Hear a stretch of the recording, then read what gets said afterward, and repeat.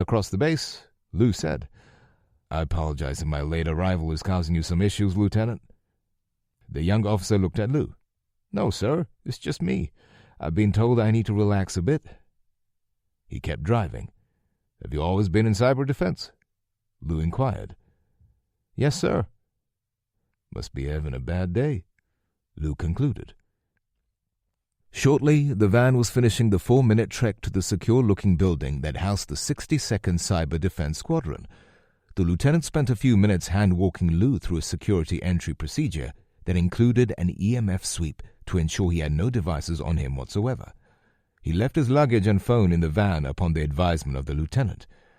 Once he had the proper visitor's credentials, Lou and the younger officer passed through a manned, secure entry into the main hub of 62nd's activities. "Sir, I'll be taking you to Lieutenant Colonel Santos's office. Is there anything else?" "Latrine?" Lou said.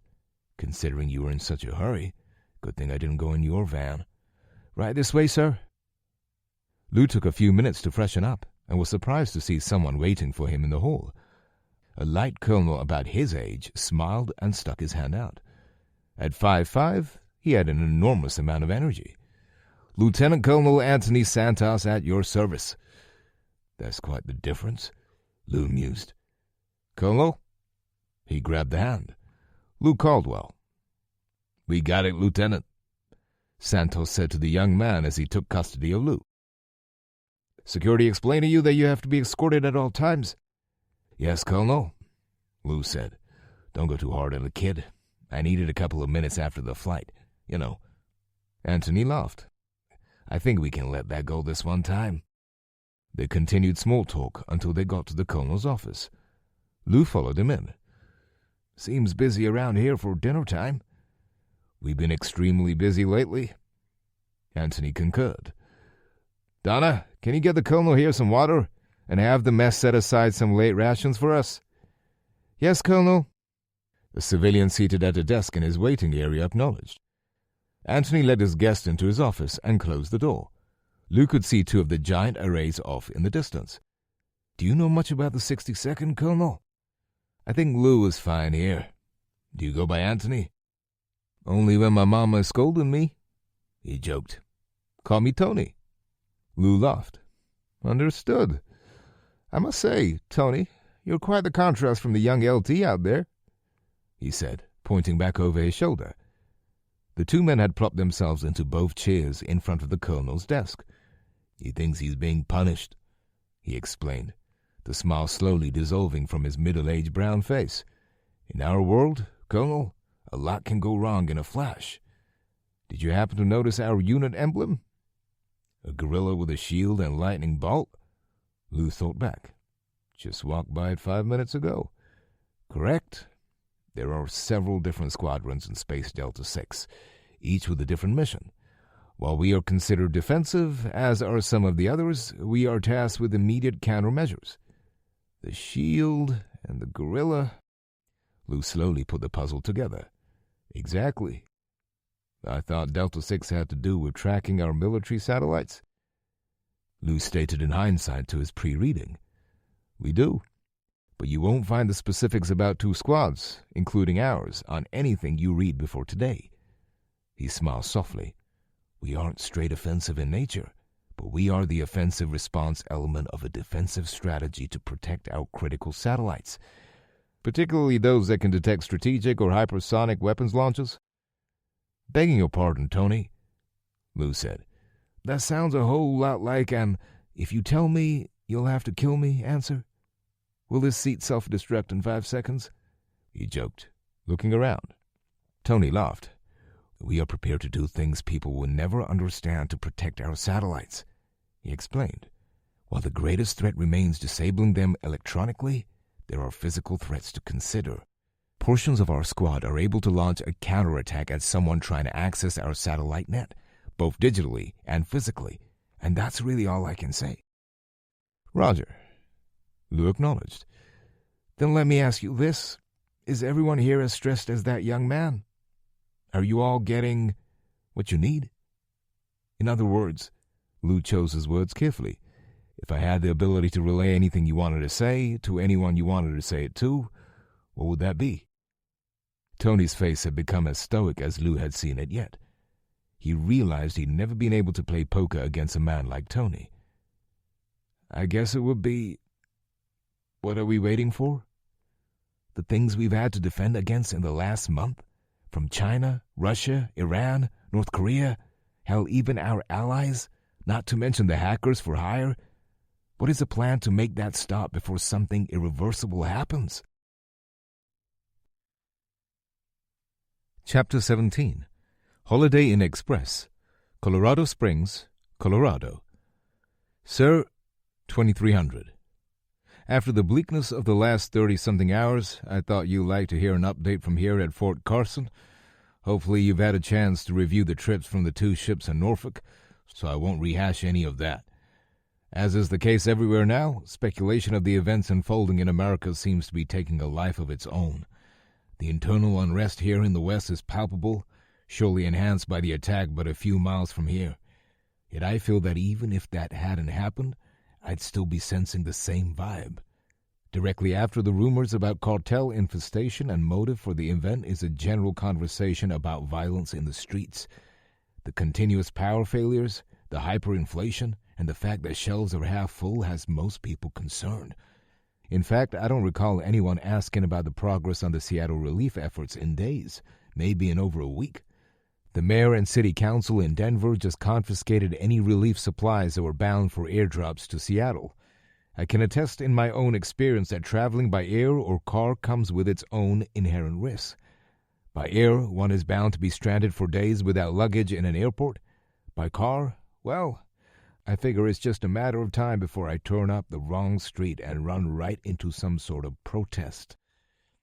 Regarding my discussion with 60 Second Cyber, I'll shoot onto base first thing in the morning and send an encrypted email. Tonight, I dined out at a local restaurant here in Colorado Springs, and I wound up in quite an in-depth conversation with a group of hunters. I should note that most of the menu was off-limits due to supply issues. Most of them are veterans and seem to have a good grasp on how the world turns. What had started out as a joke about the movie Red Dawn almost turned into a running theme for the conversation. These men and one young lady represented 3 generations of a family. They just come off a late bow season hunt and were stopping for dinner on the way back to Castle Pines. Our conversation drifted to well past 45 minutes. They were quite inquisitive as to the nature of my trip. The one underlying vibe I picked up from this particular family could be summarized as preparedness, I suppose.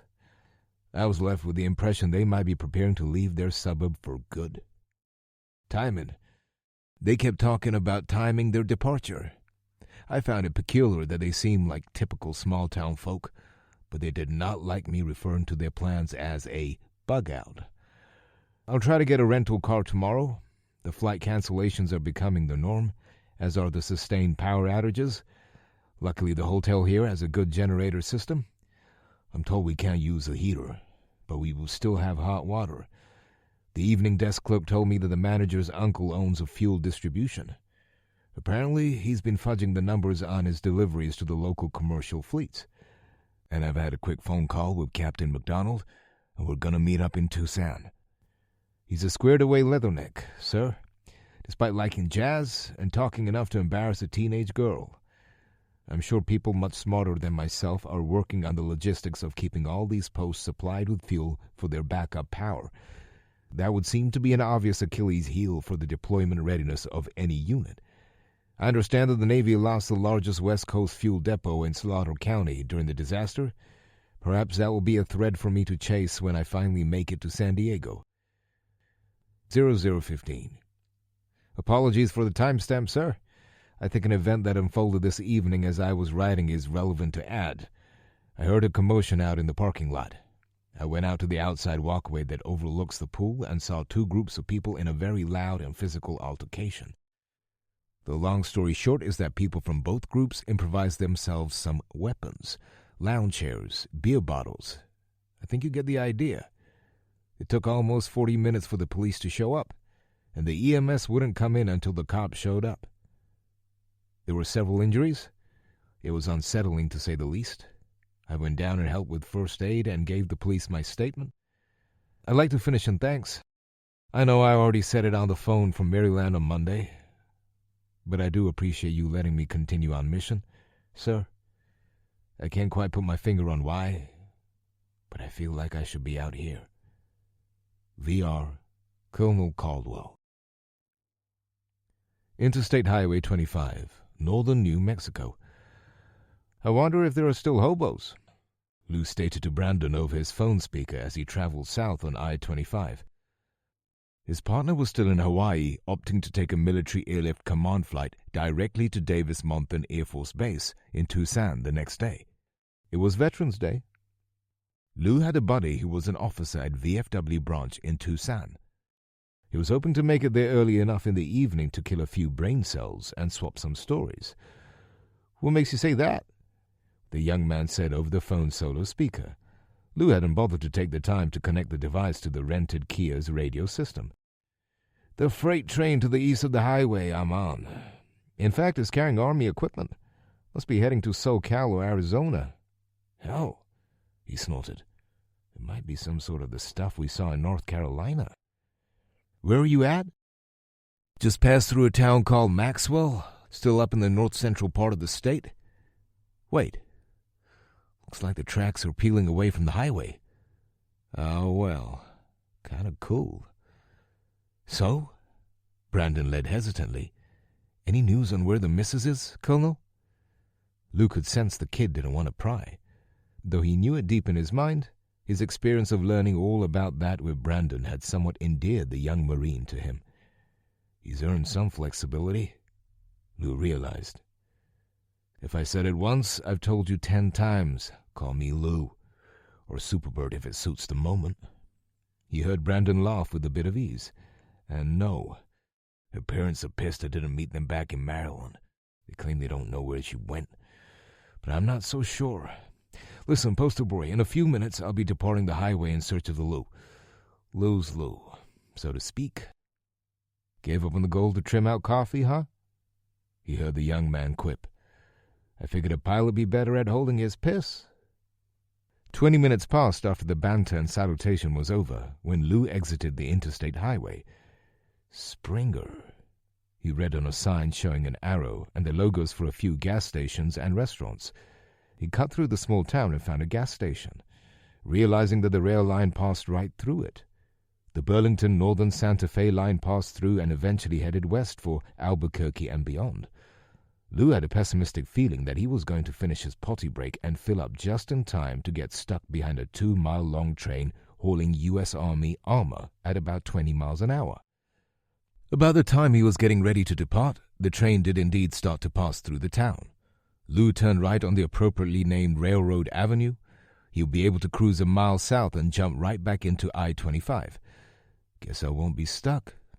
He wasn't prepared for what came next. The first 8 cars behind the 4 massive diesel engines were passenger cars.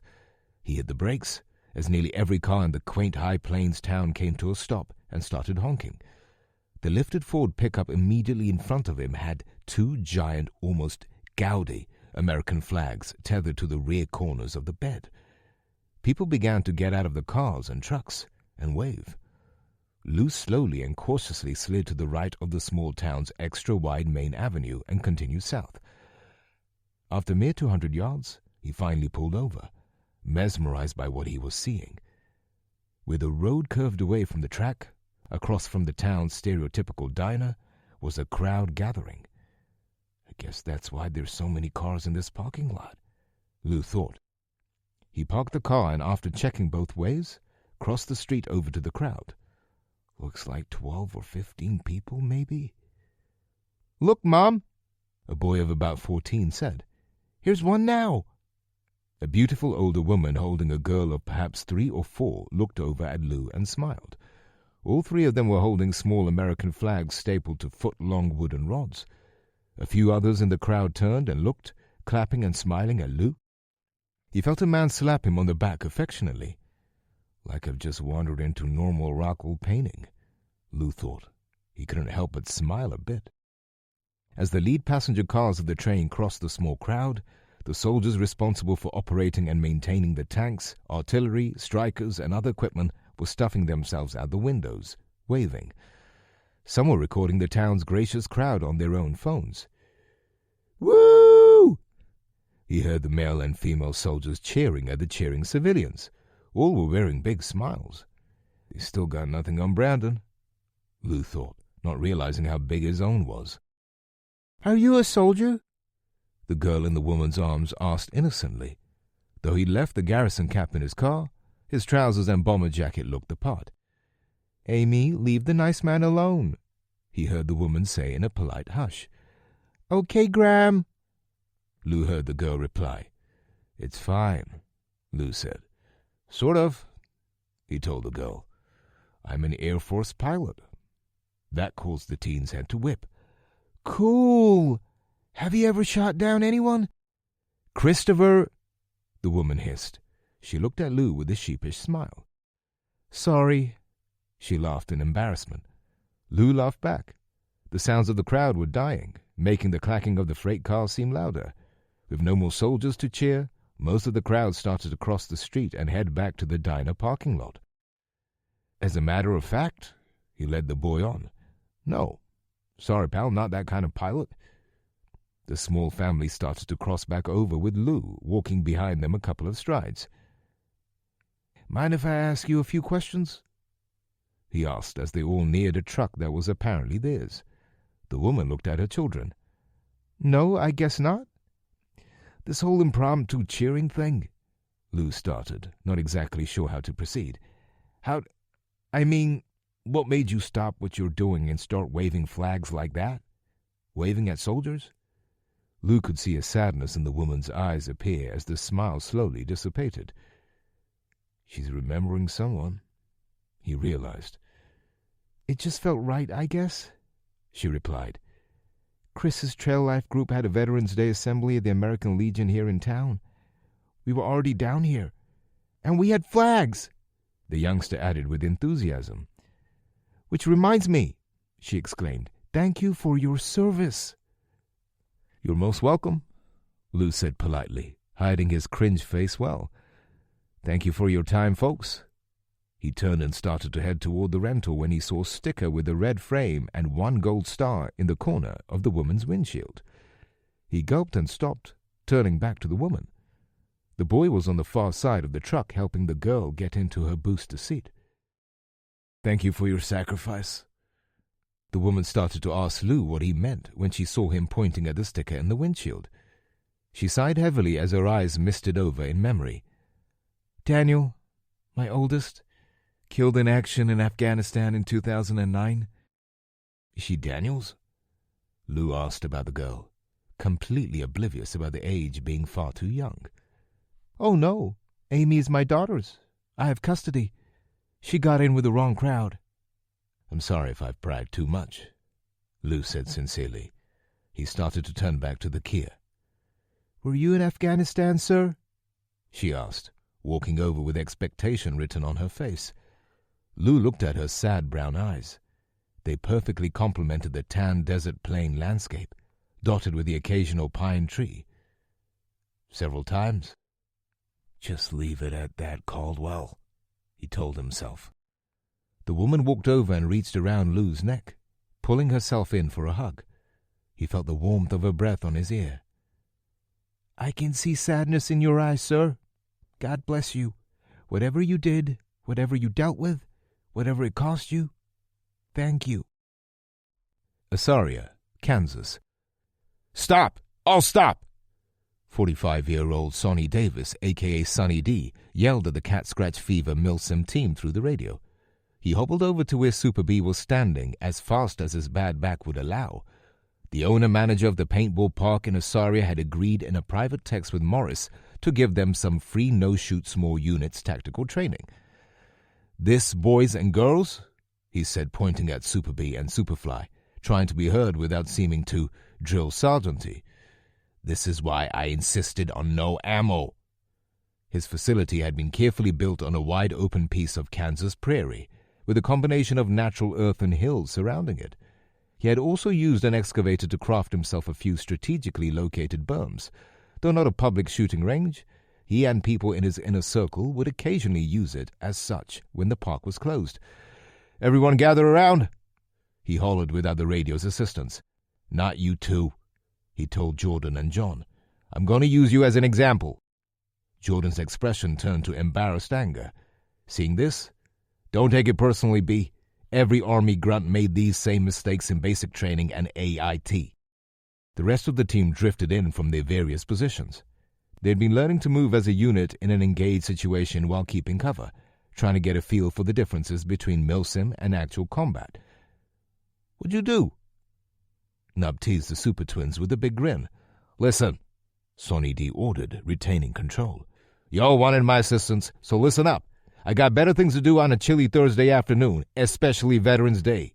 I know you're all itching to get to live fire with your shiny new guns. Baby steps. The more playing around we do now, the less time there is for real learning." "Sorry," Nub said, turning serious. Turning back to the lesson at hand, Sonny pointed to the positions of John and Jordan. "Everyone else circle around behind me. What do you see?" The team was looking at the duo stacked up behind a large inflatable airsoft prop, simulating taking some sort of ballistic cover. "John's muzzle?" Goldie asked. "Very good. Where should it be? Anyone?" "At the ground," said Morris. "Yes, and not stuck between Super B and the barricade?" Misty guessed. "Precisely. And not to pick on you two," he said to Superfly and Super B. "But John, you need to not sweep your partner with your muzzle. Do it again and I start issuing push-ups." "What?" "Huh?" John Sanchez said, confused. "Do you understand?" Sonny said firmly. "Yes, got it."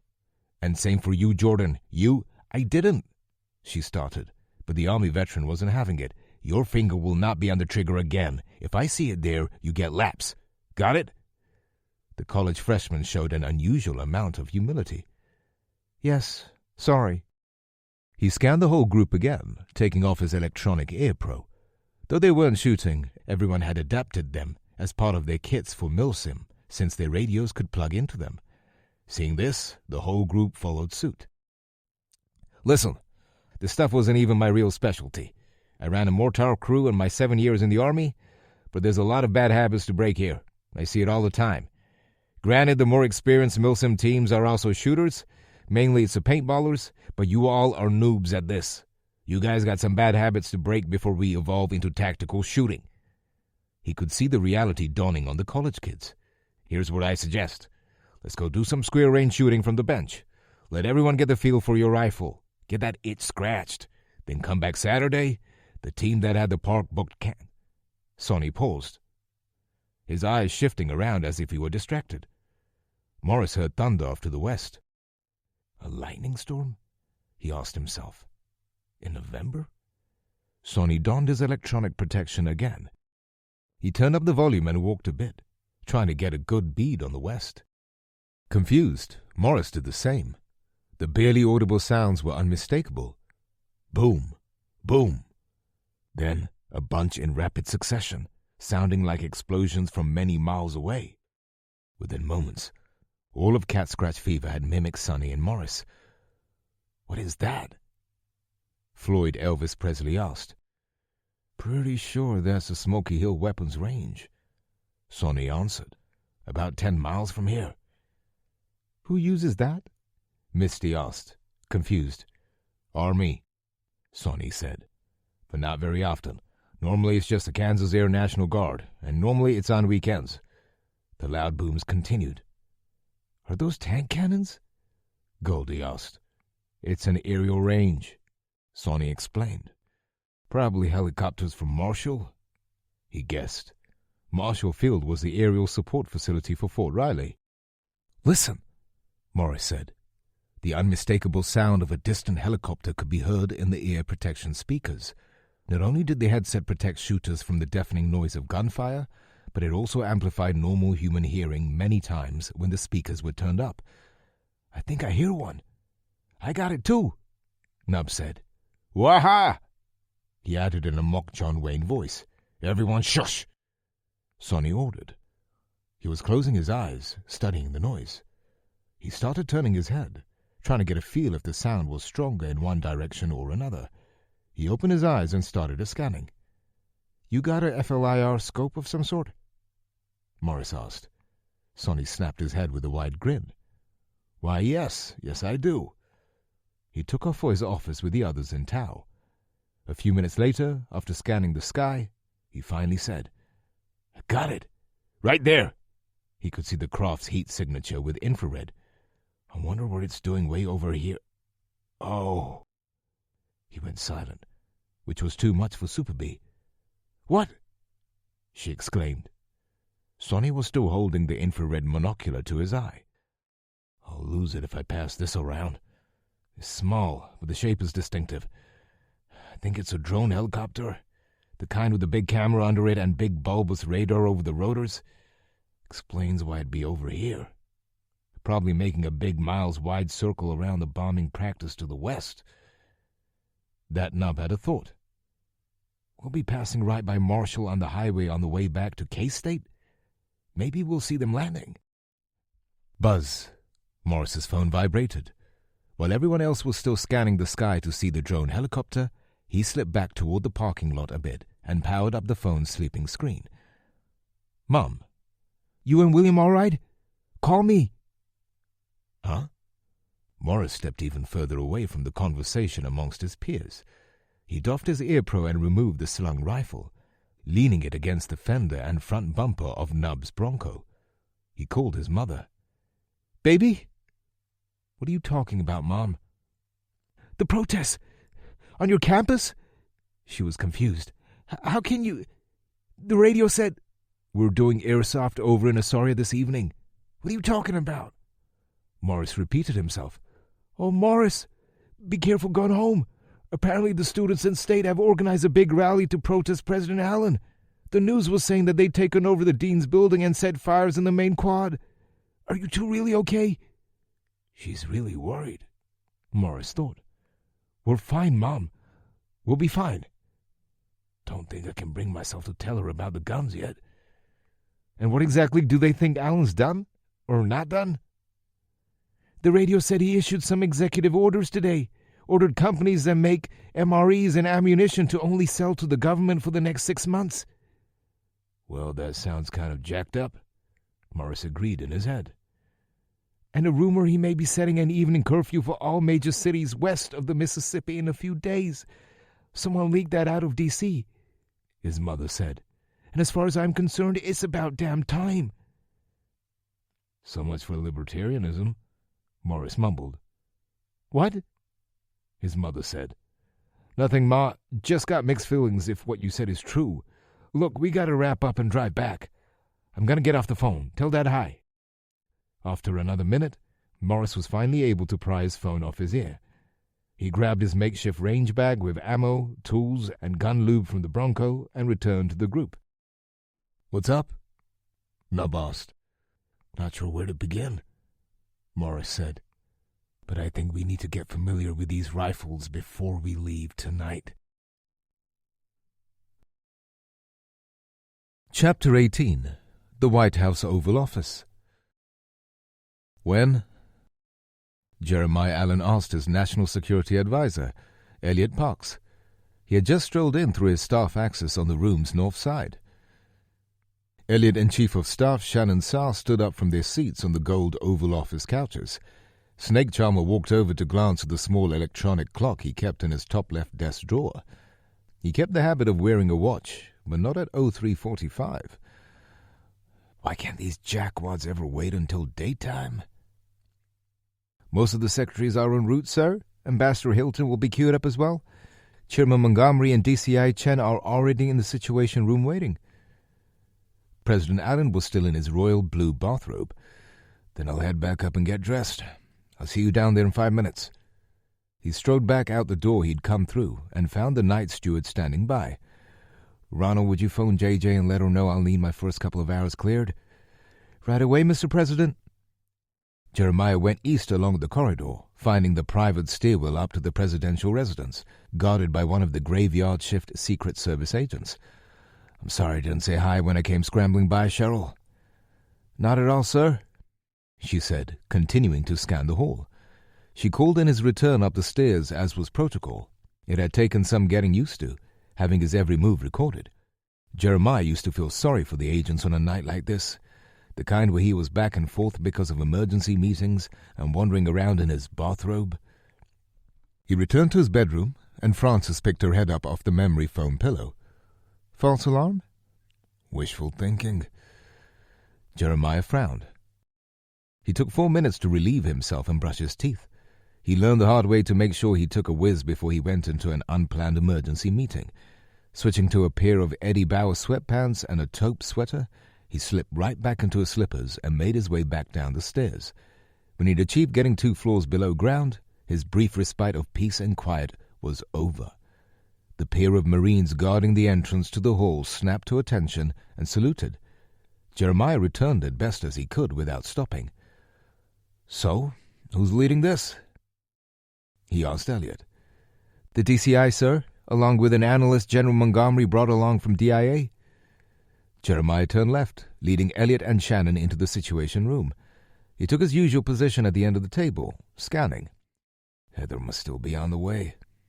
He didn't blame her, knowing the vice president would have been notified a bit later and still needed to transit over to the White House.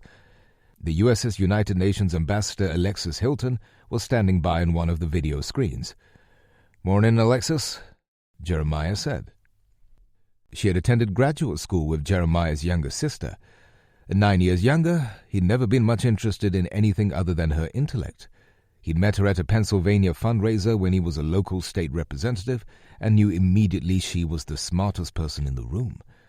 As tempting as it was to tease his sister's college friend, he'd had to learn to turn that kind of normal American behavior off. "Morning, sir. I have feelers out to Ambassador Zhu and Stoyevsky, but we've not heard back from them, nor the Security Council chairman." "Thank you, Alexis. All right, folks, where do we start?" he asked the room. "Sir, as you know," Joint Chief General Montgomery started, "DIA picked up on some chatter that we felt compelled to run through CIA.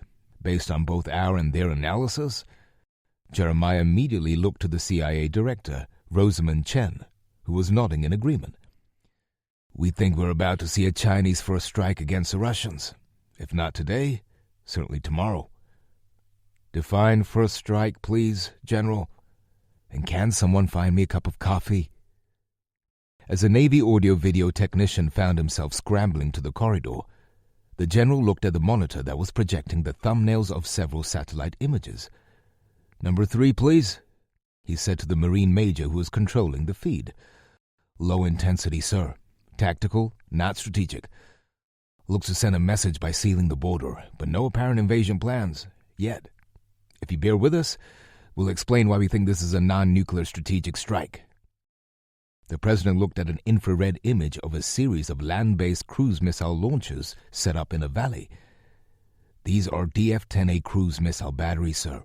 They have a 2,000-kilometer range and a 500-kilo warhead. This is just one picture of a launch facility that has sprung up in the last 2 days. This one is north of Guangqi." Jeremiah was moving his mouth as he counted. "What differentiates this from normal training, General? I see maybe a dozen launchers." "There are 8 such deployments, sir, and when we map their ranges out, it creates a bubble that perfectly overlaps their entire border with Russia." "Okay, we've been expecting this. What's new?" "Sir, the Chinese are notoriously fickle with their training budgets." Director Chen jumped in. "For one thing, they've never shipped the fueling trucks out that support these mobile launchers and the required station generators full before." Jeremiah squinted. "Okay, I'll buy those are muddy tracks, but come on. You mean laser measurement?" General Montgomery explained. "Our satellites always measure how deep their ruts are and have built tables to account for rain as a factor." "Gah." Jeremiah audibly guffawed. "You mean to tell me that the depth of a muddy tire track tells you they're about to attack?" "That's just one piece, sir," Director Chen said. "It's going to take a couple of hours to review everything in detail." She grabbed a glass of water from the set that had been placed on the table in a haste before the meeting. "Understood, Director, and I want to hear it all, but give us the Cliff Notes version, so that the ambassador is prepped when her UN co-members call her back." "Very well, sir. They are heavily reliant on fishing the Amur River and its tributaries to feed their citizens. Fishing activity has decreased by 90% in the last 2 days, along the entire 2,700 miles. We have heat blooms on their military satellites that indicate increased power consumption for highly encrypted transmissions. The power-generating stations at every one of their cyber warfare centers have been sucking their cooling ponds dry. And we can't say too much to protect the asset, but the Australians have 2 independent sources inside the staffs of the Standing Committee members that confirm it. Also, sir, the recorders our sub recovered from the floor of their 2 North Fleet bases were able to give us direct conversational intel from their fiber optic lines. General Montgomery began to add, "Someday, General, you're really going to need to read me into that program. Just how on earth can we tap undersea fiber optic cables? Nanotechnology is a hell of a thing, Mr. President." He left it at that, as both of them knew there was a reason political leaders were sheltered from knowing too much about how the intel was gathered. Point is, sir, not only do we have snaps of them loading their ships for a major sea engagement, we have phone and email conversations validating it. Aye. President Jeremiah Allen muttered in exasperation, wondering for the latest of countless times why he ran for the office in the first place. Anyone else want a coffee? Or is it just me? Tucson, Arizona. Lou woke up in the nameless highway hotel. After so many in such a short time period, he was just starting to see them as different versions of the same bad and mundane dream. He didn't make it into Tucson until after 9 p.m. A quick text with his buddy had confirmed that the VFW was closing. "We're all old-timers," he explained. "Nobody here drinks like we're bulletproof anymore." Other than his encounter with wandering into a seeming twilight zone of Americana, his only other event of the previous day with any significance was paying $25 for a paper map of New Mexico. The cost was reimbursable to him, as was his whole trip, a mere grain of sand on a 1,000-mile-long beach of U.S. taxpayer debt. My dad used to have these gazetteer books with detailed maps of all 50 states. I sure wish Foss or I had kept those when he parted his estate. As he passed through Lordsburg, New Mexico, memories came flooding back of a ski trip he and Julia had taken back when he was stationed with the 355th Wing at Davis-Monthan, his current destination. Terence had still been a twilight dream at that early point in his marriage and career.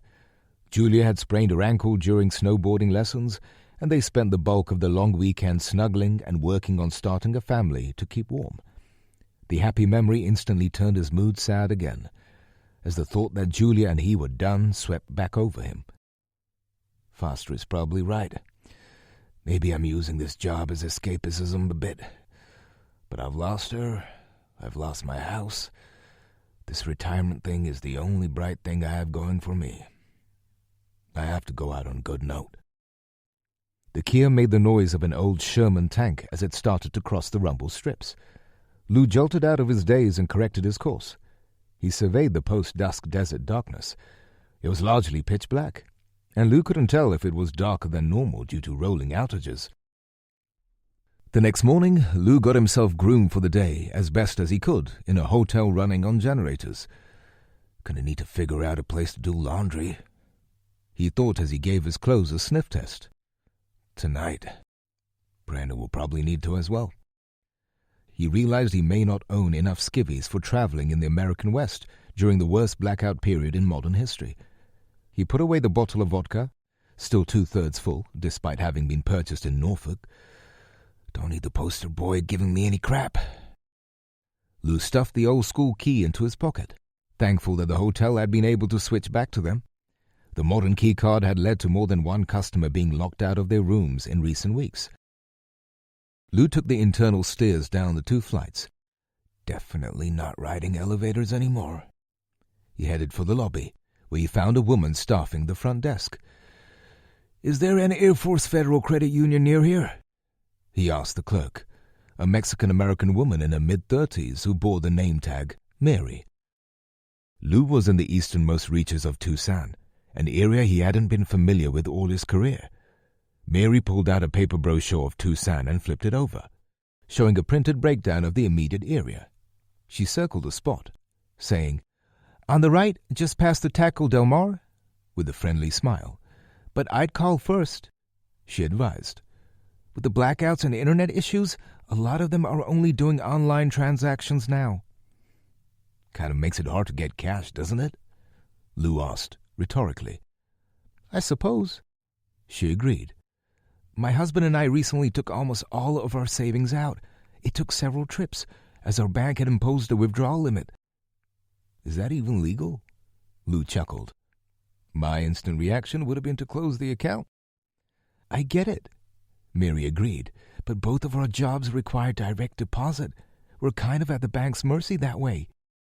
Lou thanked her and left. As he got to the car, he went to check his paper map that Mary the clerk had made for him, suddenly recalling her advice to call first. He discovered a fast, busy signal, which spurred him to drive there. Mary's guess was correct. They were closed for the afternoon. "I really don't want to run out of cash," Lou thought. He returned to the Kia and texted his old pal that he was on the way. 9 minutes later and 15 minutes early, Lou was parked at VFW Post 549. He got out of the car and heard a generator running behind the building. He wandered into the Veterans Social Club. "Looking for Mark Salem?" he asked the bartender, a pleasant-looking black woman easily in her 60s named Phyllis. "Sign in?" she half-ordered with a smirk as she pointed toward the logbook on the wall near the entrance. The room had a dark wood interior and the blinds on the windows were half open, allowing just enough light through the slivers for Lou to make it out. The back door was open, and Lou could see what he presumed was a designated smoking area out back. He could see it was covered and had very Arizona-esque gabion walls around it to shield the picnic tables from desert winds rolling off the hill behind. The walls surrounding the pool table area were covered with all too familiar pictures of A-10 Thunderbolts and other USAF craft, along with a few action photos from the other branches. In the corner of the seated dining area was the MIA homage one would find in every VFW post in the world. It was a place setting permanently established in honor of the fighting Americans who never made his or her way home. He wandered over to the book. "What the hell is my member number?" he wondered, retrieving his billfold. "Don't look now, everybody!" he heard an obnoxiously loud but familiar voice call out. "We got us a superbird in the house!" "What's happening, witch doctor?" Lou asked in a noticeably more subdued tone. He was immediately both impressed and appalled at his old friend's appearance. Retired Light Colonel Mark Salem, about 8 years senior to Lou, had been out for nearly a decade. The shorter man was wearing a Hawaiian shirt and tan cargo shorts. His balding head ended in a puffy ponytail that resembled something one might see on a fat, park-fed squirrel, if the squirrel had gray hair. Behind a pair of Coke bottle glasses were the eyes of a man who'd become accustomed to drinking VFW beer way too early most days. His 3-inch beard was what surprised Lou the most.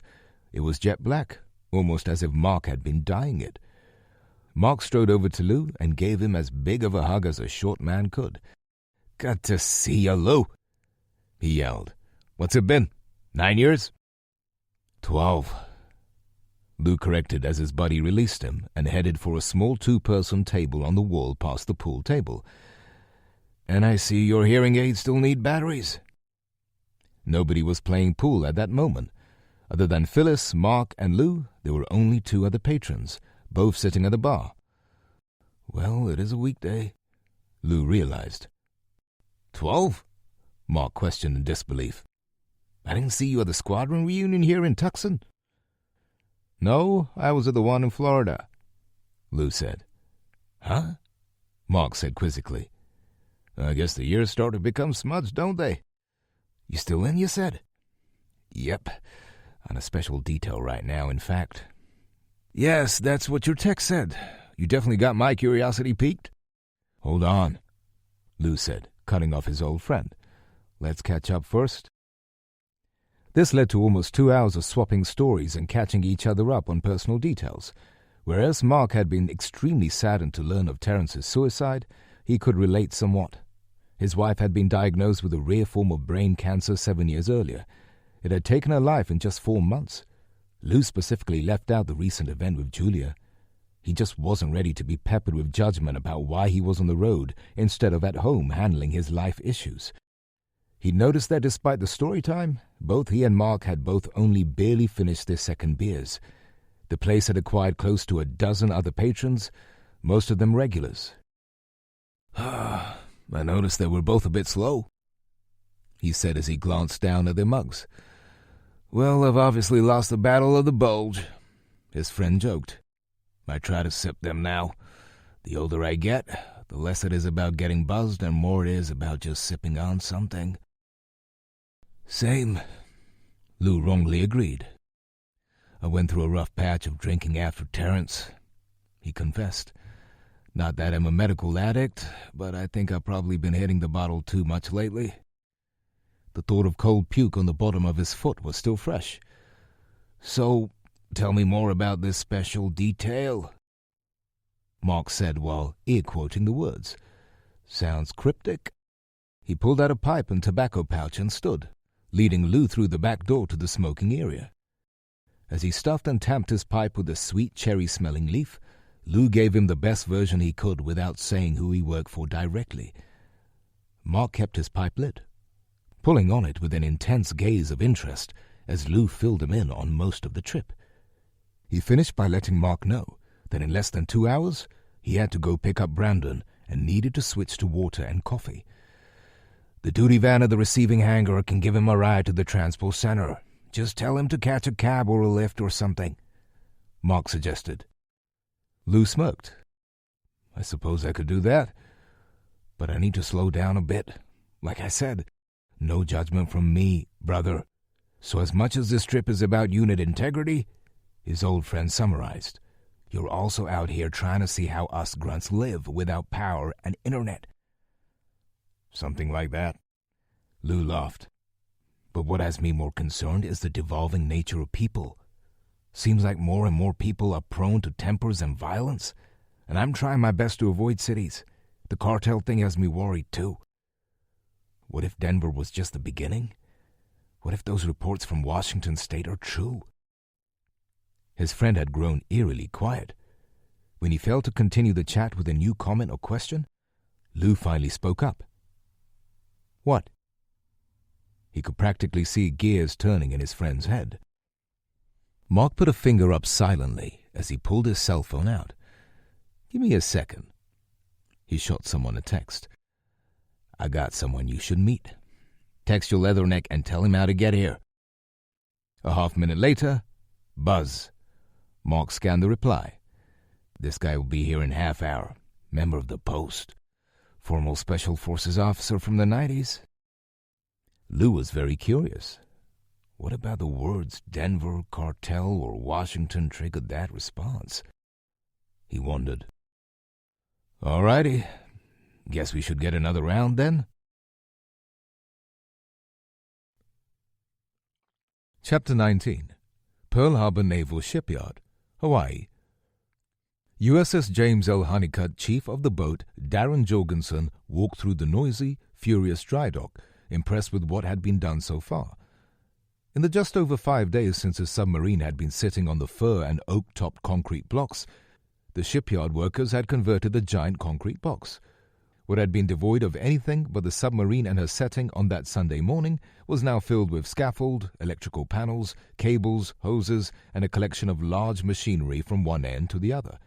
While the goal was to assess and repair damage as quickly as possible, the opportunity to perform other maintenance couldn't be lost.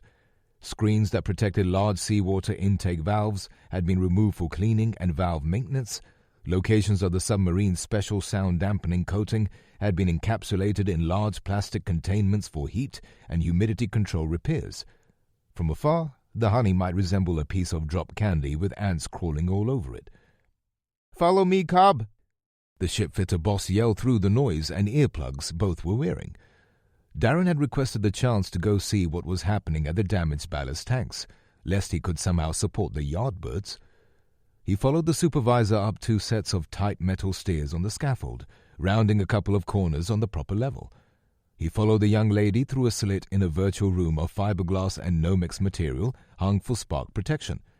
The intensity of the grinding noise amplified as Darren stepped through. He banged his hard hat on a low-hanging pipe, unable to see it due to the plastic bill on its front. "Sorry, Master Chief," she yelled. "The custom levels of scaffold in here to get us into the various pockets through the damaged metal are all over the place.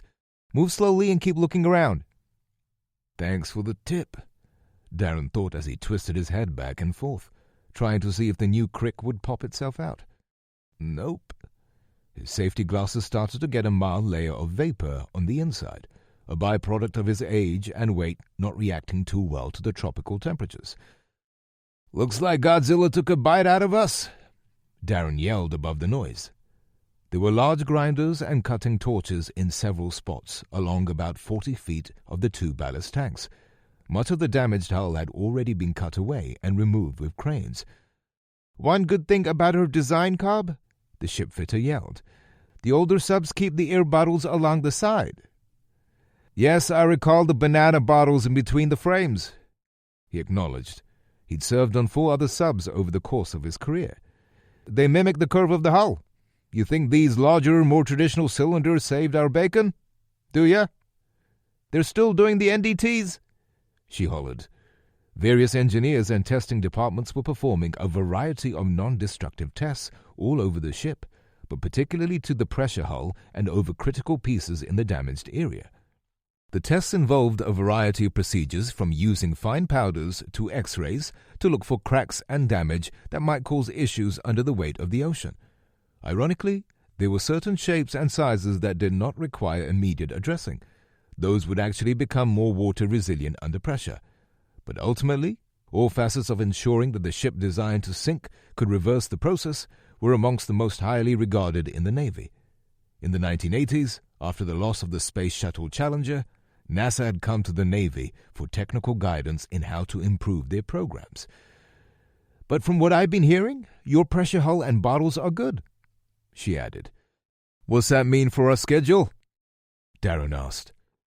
"And is there anything you can use sailors to help with? I got tons of those, and some of them could use something to take their minds off Washington State." "This noise down here goes right past the earplugs and just vibrates your bones, doesn't it?" Darren thought. "No wonder these people get paid so well." "Sure thing," she said. "I could use 3 or 4 for fire watches. That'll free a few of my folks to do other things. Swing shift, too. Can you manage that?" "No problem." "As to schedule, we still have a ton to do. See all this damaged piping? And your secondary propulsion thrusters are toast. Once it's all repaired, there'll still be a couple of weeks to test it all. The fitter shop is already lofting and building your replacement outer hull, but even when all of that's done, it takes weeks to get the outer paint and coatings installed properly. I've seen jobs like this take a year." Darren laughed, though she could only see it with the noise. "I guarantee you we don't have a year," he said. "Big Navy is going to throw everything they got at getting us back to sea." The supervisor considered that. "If there's one thing the government has taught me, it's that they can suspend, change, or cancel the rules when it suits them. Maybe with some paperwork lifted, we could get this done at a World War II pace. Would you guys hit?" she asked curiously, knowing the tight-lipped submariner wouldn't tell her. "Big frickin' mermaid!" Darren yelled, moving to exit the contained area. Once back out on the open scaffold, he didn't have to yell so loudly. He turned to see her following him. "You all have a young workforce," he commented. "We've been hiring like mad for years," she explained. "And with the loss of Washington's shipyard, we're going to be doubly busy. I've heard that the Navy is looking to reopen Long Beach and Alameda." "Long Beach? Those have been shut down longer than I've been in the Navy," Darren exclaimed. Then he thought about what he knew, about what this young lady probably knew intuitively, if not openly.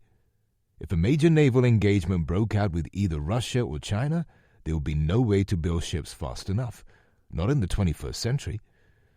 The world just moves too fast now.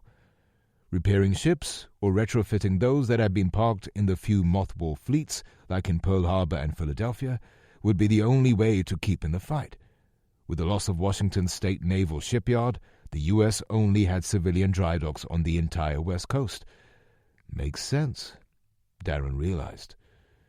"In fact," the young lady continued, I bet any and every sailor would be directly handed a DoD job when they get out, if they want it. Better pay and no going to sea. You might just see an exodus of your sailors, Master Chief. Which is why the Navy just issued a stop-loss order. Darren didn't say aloud. Motel 6 East, El Paso, Texas. Rosie had thought so long and hard about how to safely leave town for the ordered meetup that she'd waited until Friday to make a decision. Naturally, she thought with ingrained pessimism, Eddie had scheduled a booty call for Sunday. She knew she'd be able to get him to eat first. A big batch of the chili with corn tortillas he loved so much. She decided only a healthy dose of magnesium citrate would be included. A day earlier, she'd gone to the pharmacy. She'd managed to sweet-talk the grandmotherly technician into giving her the stuff normally prescribed before a colonoscopy. She bought some Vaseline and a set of adult diapers, too, and hid those under her growing pile of dirty laundry. No way will I chance making a separate batch of food for myself, she thought, scared of the mere possibility Eddie would figure it out. She decided she'd partake in the same meal on the chance he took a spoonful of her bowl once he detected a weird taste. I'll just deal with the same issues and wear the diapers to the meeting. The thought of it grossed her out, but fear of an excruciating death at the hands of the cartel was a powerful motivator. The final thing that drove her choice was that if only he got sick, he wouldn't leave. She'd need to legitimately compete for the throne to get him to go home.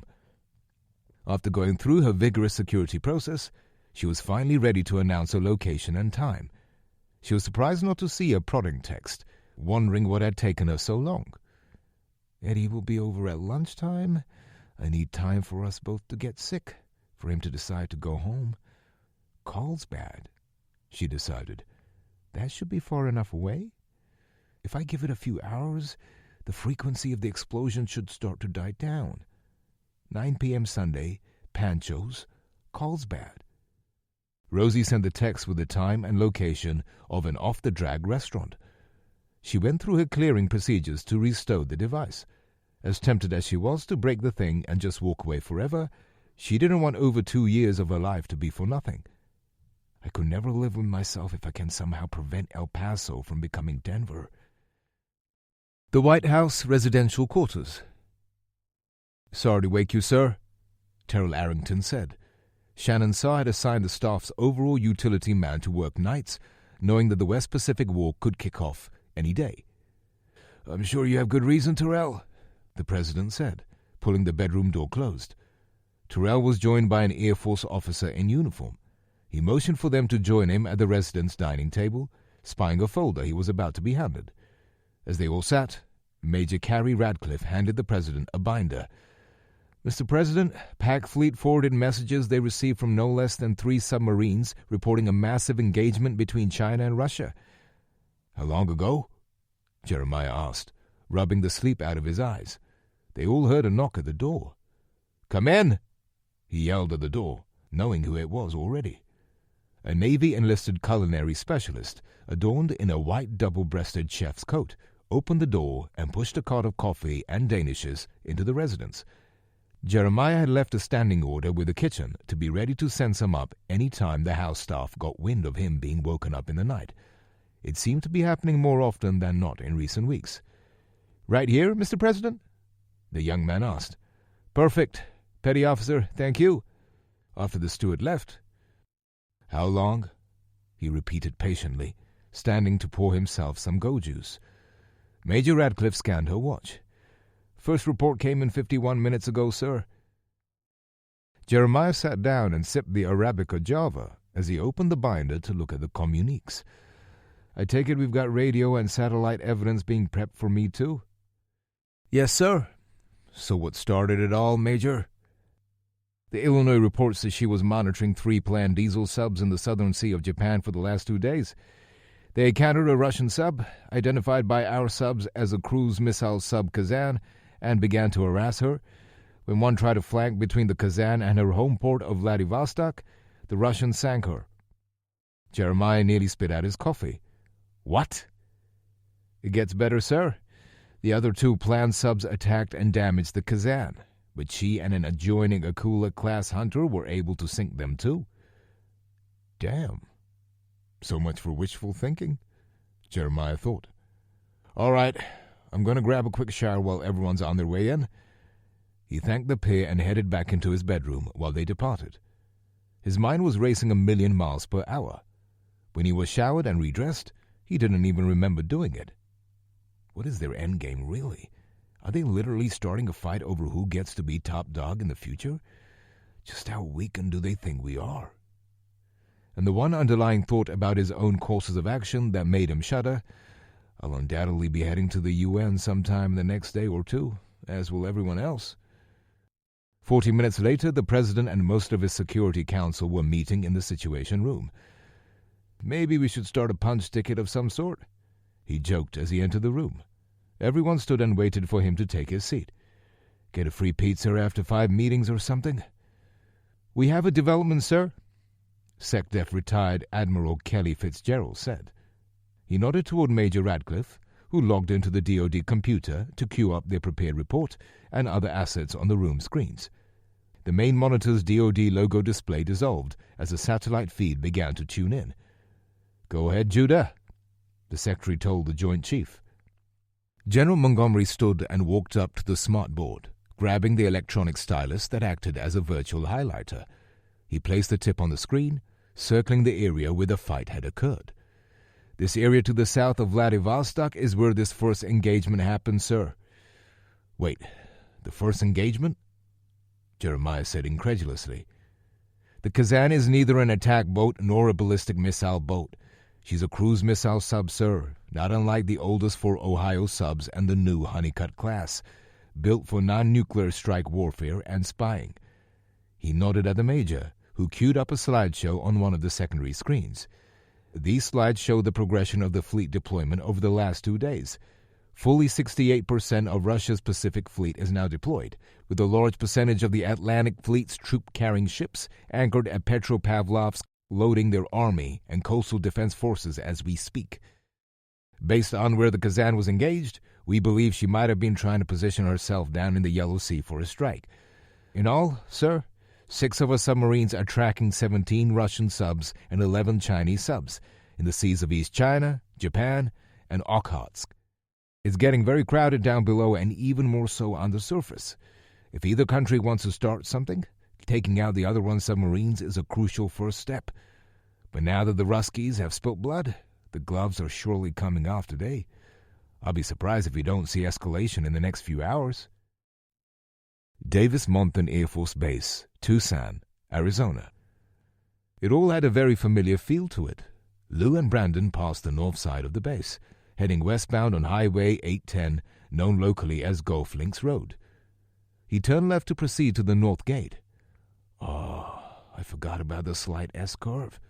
He remembered. Everything had a bit of nostalgia to it. He hadn't been here since the beginning of his career, before the life-saving, plane-destroying incident had cost him his dream job. He made the slight curve around the visitor center and saw a large group of loud but peaceful protesters. Most were screaming, and many held signs of complaint about President Allen's increasingly dictatorial response to the events unfolding in every city. F your curfew, other signs read. They pulled up to the main gate. Whoa, this looks like post-9/11 levels of security, he told Brandon. Granted, I was just starting college and ROTC in those years. It dawned on him that he had been flown onto his last base directly. He hadn't noticed a large increase in security during his one trip that follow-on morning. Yep, after Denver there was a noticeable increase at Pearl, Brandon told him. I think there's more going on than they're telling us. Lou presented his and Brandon's CAC identifications to the civilian DoD police officer, decked out in dark blue tactical jumpsuit, full-plate carrier, and Kevlar MiG helmet. Lou looked around. Both inbound lanes had a pair of security, one police officer running the ID check, and one enlisted MP providing an overwatch. They, too, were adorned in full battle complement, right down to the slung M4 rifles. You know where you're headed, Colonel? The officer asked after the scanner beeped its seal of approval. Yep, thanks, officer. Lou cruised back up to 15 miles an hour. Once through the first major intersection on base, he continued south and was immediately reminded of better days. The park. We used to love coming here. In addition to the usual playground implements, there were several defunct plane carcasses implanted permanently in concrete settings around the park. Home to the famous airplane graveyard, Davis-Monthan was primarily the home for the ground attack wing of the 15th Air Force, one of several major units that the service was broken into. Lou's old A-10 wing, the 355th, was part of the 15th, which was primarily based out of South Carolina. Though he didn't have any direct personal contacts in the 355th at this juncture in his career, his reputation had preceded him as that guy who did that thing. That had served a stiff lesson to all pilots since. Return to base when you're at bingo fuel. Senior-level officers knew he'd somehow managed to keep flying and had even redeemed himself to the point of flying POTUS's Beast limo around the world. Lou had arranged 2 meetings for the day. Their first appointment was just to scratch his itch to rub the belly of a Thunderbolt II once more. He'd spent the morning paying the toll, telling a couple of pilots and maintenance teams all about the mission in which he'd saved the bacon of a few dozen Rangers and Special Forces ODA teams in exchange for his plane.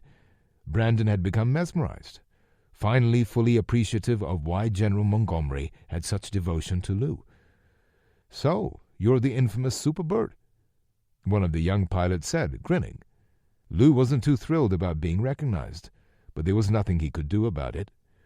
"I am, Lieutenant. What's your call?" he asked back. "Dumbo, sir," the man answered, pointing toward his large ears. "Not very original, I know, but I can relate to having a call you wish people would forget.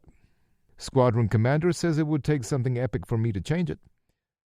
"I wish you luck with that, son," Lou said. Afterward, a pair of tech sergeants had taken them to tour a couple of the planes. Lou and Brandon learned that the wing had all been put on a leave curtailment for an unknown duration.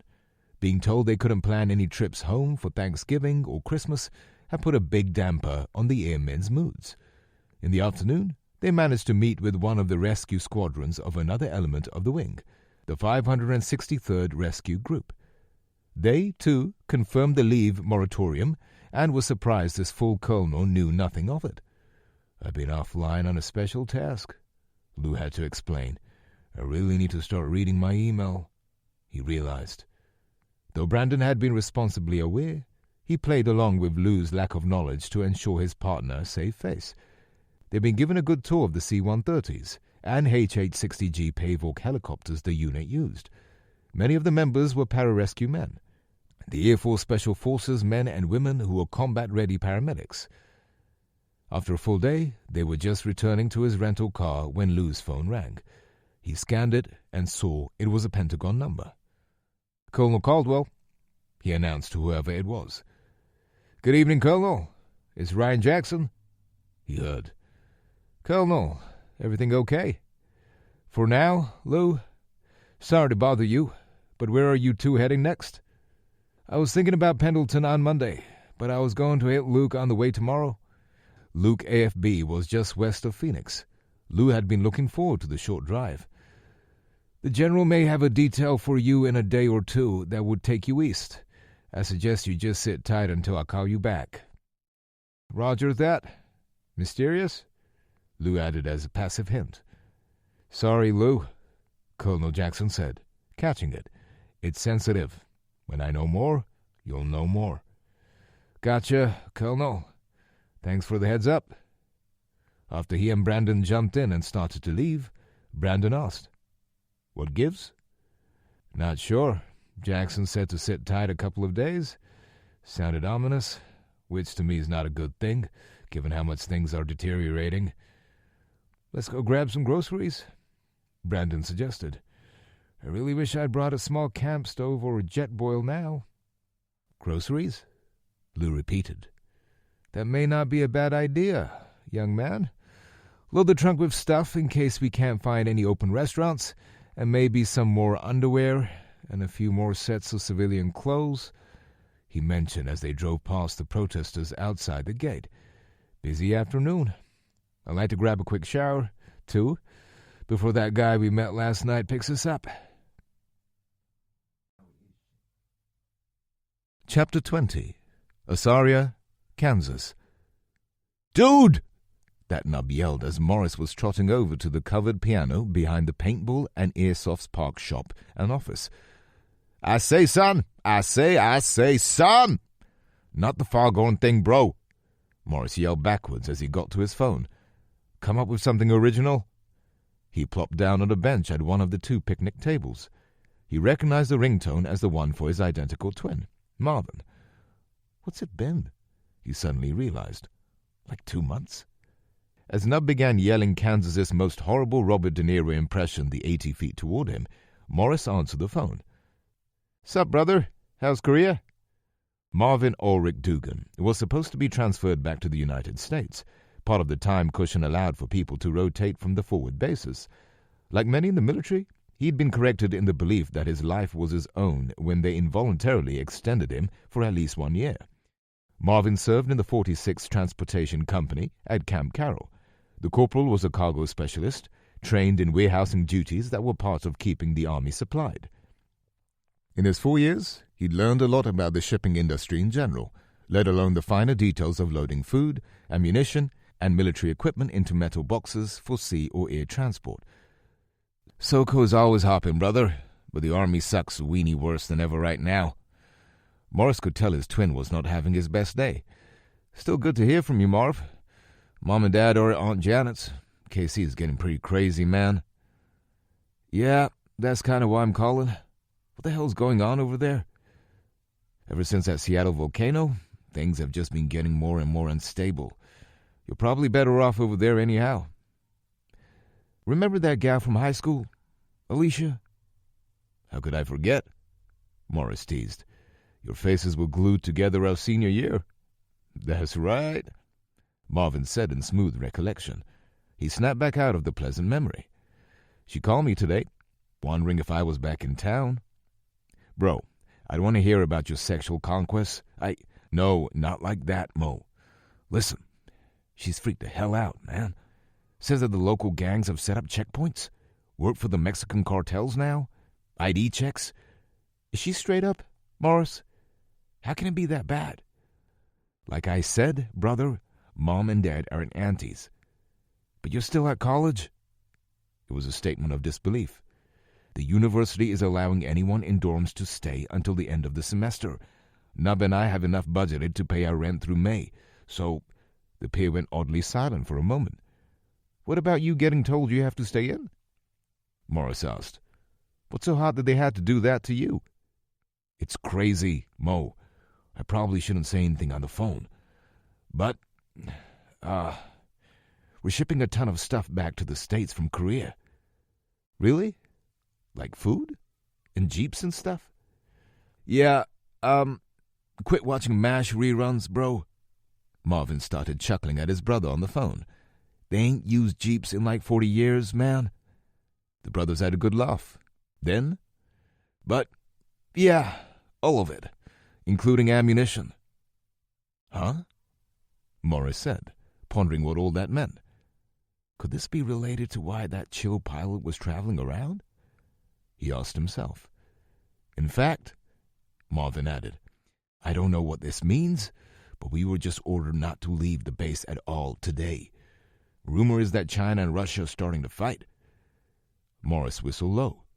After the pair talked a few more minutes, Marvin finally asked about all the gunfire in the background. Morris explained about how Cat Scratch Fever had been dabbling in learning how to shoot, move, and communicate with real firearms. After his Army twin assured him that was sick, the pair finally parted ways. Morris returned his phone to his backpack and grabbed a beanie. Sitting still for too long in the November chill made him cold. He eased his way back over to the group, minus Superfly and Misty Mina, who were both trying to run errands while the power was on for the day. Feels like snow might be coming. Sonny Sunny D. Davis called for a ceasefire, sensing something was wrong by the look on Morris's face. Everyone went through the process of clearing firearms and removing eye and ear protection and training gear. "Might as well go take a break," Sonny called out. The group slowly trickled over in ones and twos from the practice berm to the covered patio. "Everything all right?" Sonny asked Morris. "Well, for one, my ears hurt from Nub's stupid chicken hawk impression." Everyone busted out laughing. Turning more serious, "I don't know, honestly. Just heard from my brother. He's in the army in South Korea." "What's he up to?" Goldie asked. "Worried," Morris said. "First, he's been hearing from folks back in KC how jacked up it's gotten, and then he says the army is shipping most of the stuff back from South Korea." This caught Sonny by surprise. "No way. We're technically still their ally in the Korean War." "Conflict," Super B corrected. "My history professor says, don't care," Sonny said. "I don't give a hot damn about your verbal judo or your socialist history professor." "Easy, big guy," that nub said, coming to B's defense. "Not every college professor is a communist," he said, laughing. "Your foil is getting a little tight," he said in a loud and halfway decent Schwarzenegger. "Point taken," Sonny said, conceding he didn't want to get into a political debate with 5 college kids. "What does that mean, them shipping stuff back?" Goldie asked. "I guess it means the army thinks they'll need their gear and ammo over here before they'll need it in Korea," Morris said bluntly. Naval Support Facility, Thurmont, Frederick County, Maryland, Camp David. Originally built as a campground for federal employees in 1938, President Franklin D. Roosevelt converted it to a presidential retreat in 1942. Despite being secluded in the oaks of central North Maryland, it had been heavily converted into a more functional, albeit relaxing, White House. Peace accords had been made there. Many foreign leaders from around the world had woken up with quite the hangover at Camp David. It was rumored that JFK had even had a tryst with Marilyn Monroe there a couple of times. I wonder if we'll look back at this day as the start of World War III. Jeremiah Allen asked himself, will that be added to this retreat's infamous history? He stared at the 50-chair conference table. The giant mahogany monolith was the centerpiece of a red-carpeted room. Centered on the back length of the conference building, the bulk of the back wall's 120 feet of length was 8-foot-tall bulletproof glass that revealed the Maryland forest. Several Marines and Secret Service agents could be seen patrolling the patio area between the glass and the manicured lawn. Several hours earlier, when it had become apparent that he and his security council would need more room, he decided to mobilize everyone and head out there. The Situation Room at Camp David was more than twice the size of the one in D.C., allowing for more staff and technicians. Technically a military base, most of the staff were already vetted and cleared Marine Corps and Navy personnel. After the Marine One revolving diamond helicopter formation had dropped off, he and Francis, several Hueys, and Blackhawks from the 89th Wing, assisted by the Maryland National Guard, began airlifting presidential and Pentagon staff. The National Security Advisor, Secretary of Defense, the secretaries of each branch of the military, Secretary of State, Joint Chief Chairman, and top generals and admirals from each branch all dissolved into a multitude of officers upon arrival. They needed to ensure that updated data and analysis was being prepared for the main meeting room. A half hour later, they'd all converged in the conference room. "Mr. President, we have important updates coming in," Chief of Staff for the Air Force, General Brian Shadbolt said, entering the conference room and finding an open seat. The events were just running too quickly for everyone in all the chains to report the usual way. "Exactly why I moved us out here," Jeremiah thought. "Go ahead, Brian." "The People's Army had just conducted airstrikes on most of the border, sir." "Can we blind these windows and cue this up?" The president asked nobody in particular. The corner of the room contained a door to a control booth. Multiple military and State Department technicians were situated in the booth, observing the room through a two-way mirror. A Navy operations specialist entered a command on her keyboard, which triggered the thin, adhesive electrochromatic film on the windows to transform magically into an opaque gray.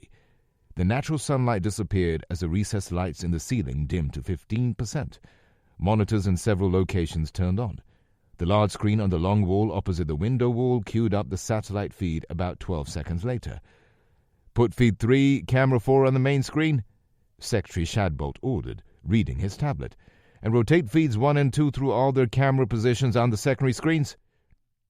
The primary screen immediately queued up a zoomed-in live video image of a smoldering bridge, the end closer to the north completely destroyed. Twisted metal could be seen dangling precariously into the river below. Fire and smoke poured off the cars and buildings closest to the Russian end. The other screens began to display similar shots in other locations. "Back the main screen out 80%, the secretary ordered. As the feed shifted to show a much wider view of both Russian and Chinese landscapes, he continued. "This is Blagoveshchensk, Mr. President. It would seem the Chinese have just destroyed almost every bridge and train trestle on the shared border. We'll need a little time to completely analyze the entire thing, sir. Aside from the naval engagements, we have not yet seen a corresponding force-on-force attack on the land yet." "What the hell?" Jeremiah Allen yelled. "Options, people. You first, Kelly." He pointed to the Secretary of Defense. "Sir, by this time, NORAD will be moving us to DEFCON 3, he started. There were 5 defense conditions. Reaching 1 meant nuclear war. "Why not 2? The President asked. "That would trigger all of our nuclear-capable forces to be at an unsustainable level of readiness, sir, considering this isn't our fight." "Gotcha," Jeremiah said, nodding. "What does moving to 3 get us?" "To start, it solidifies some of the actions we'd already started, canceling approved leave and vacations, enacting the stop-loss of anyone due to discharge honorably. It also puts all units into a more rigid training cycle and requires a more rapid deployability readiness. Moving to 3 will release some of my budget automatically. It also binds the various branches into a more frequent and thorough information sharing schedule with non-military agencies like CIA and FBI. That's the short version, Mr. President." "Good. D," Jeremiah said, moving along. The Secretary of State looked at 2 of his staffers seated farther down the table, who were busy reading an instruction from her on their tablets. "We're reaching out to my counterpart on Premier Chu's staff at this moment, sir." "Good," Jeremiah concurred. "Send me up a call with him for as soon as they'll agree. And the same with Nikolaev, obviously." He continued. "What is China's next move, General Montgomery?" "Mr. President, the chiefs and I all concurred that given their history, they'll be conducting an increase in their already massive cyber attacks on Russia. And us, probably, for several days from here forth. Not just to disrupt our flow of intelligence, but to cause panic in our markets. Also, and this is not analyzed yet, I want everyone to understand that we see them prepping to launch space-bound rockets. Not, I repeat, not ICBMs." "What do we think are in them?" Jeremiah asked. "It has to be satellites or weapons, right?" "Most likely, sir. Perhaps Director Chen's team has something solid," he suggested, looking at the head of the CIA. "Mr. President, as the General has said, we're still trying to confirm our information, but we know they've been testing microwave directional EMP weapons that will be satellite-based. It is possible they're pushing those into activity." "Directional EMP weapons?" the President asked, hardly believing it. "As in, they can be focused for tactical targeting?" "It's not that far-fetched, sir," Kelly Fitzgerald said. "Wait, are you saying we have those, and I don't even know about it?"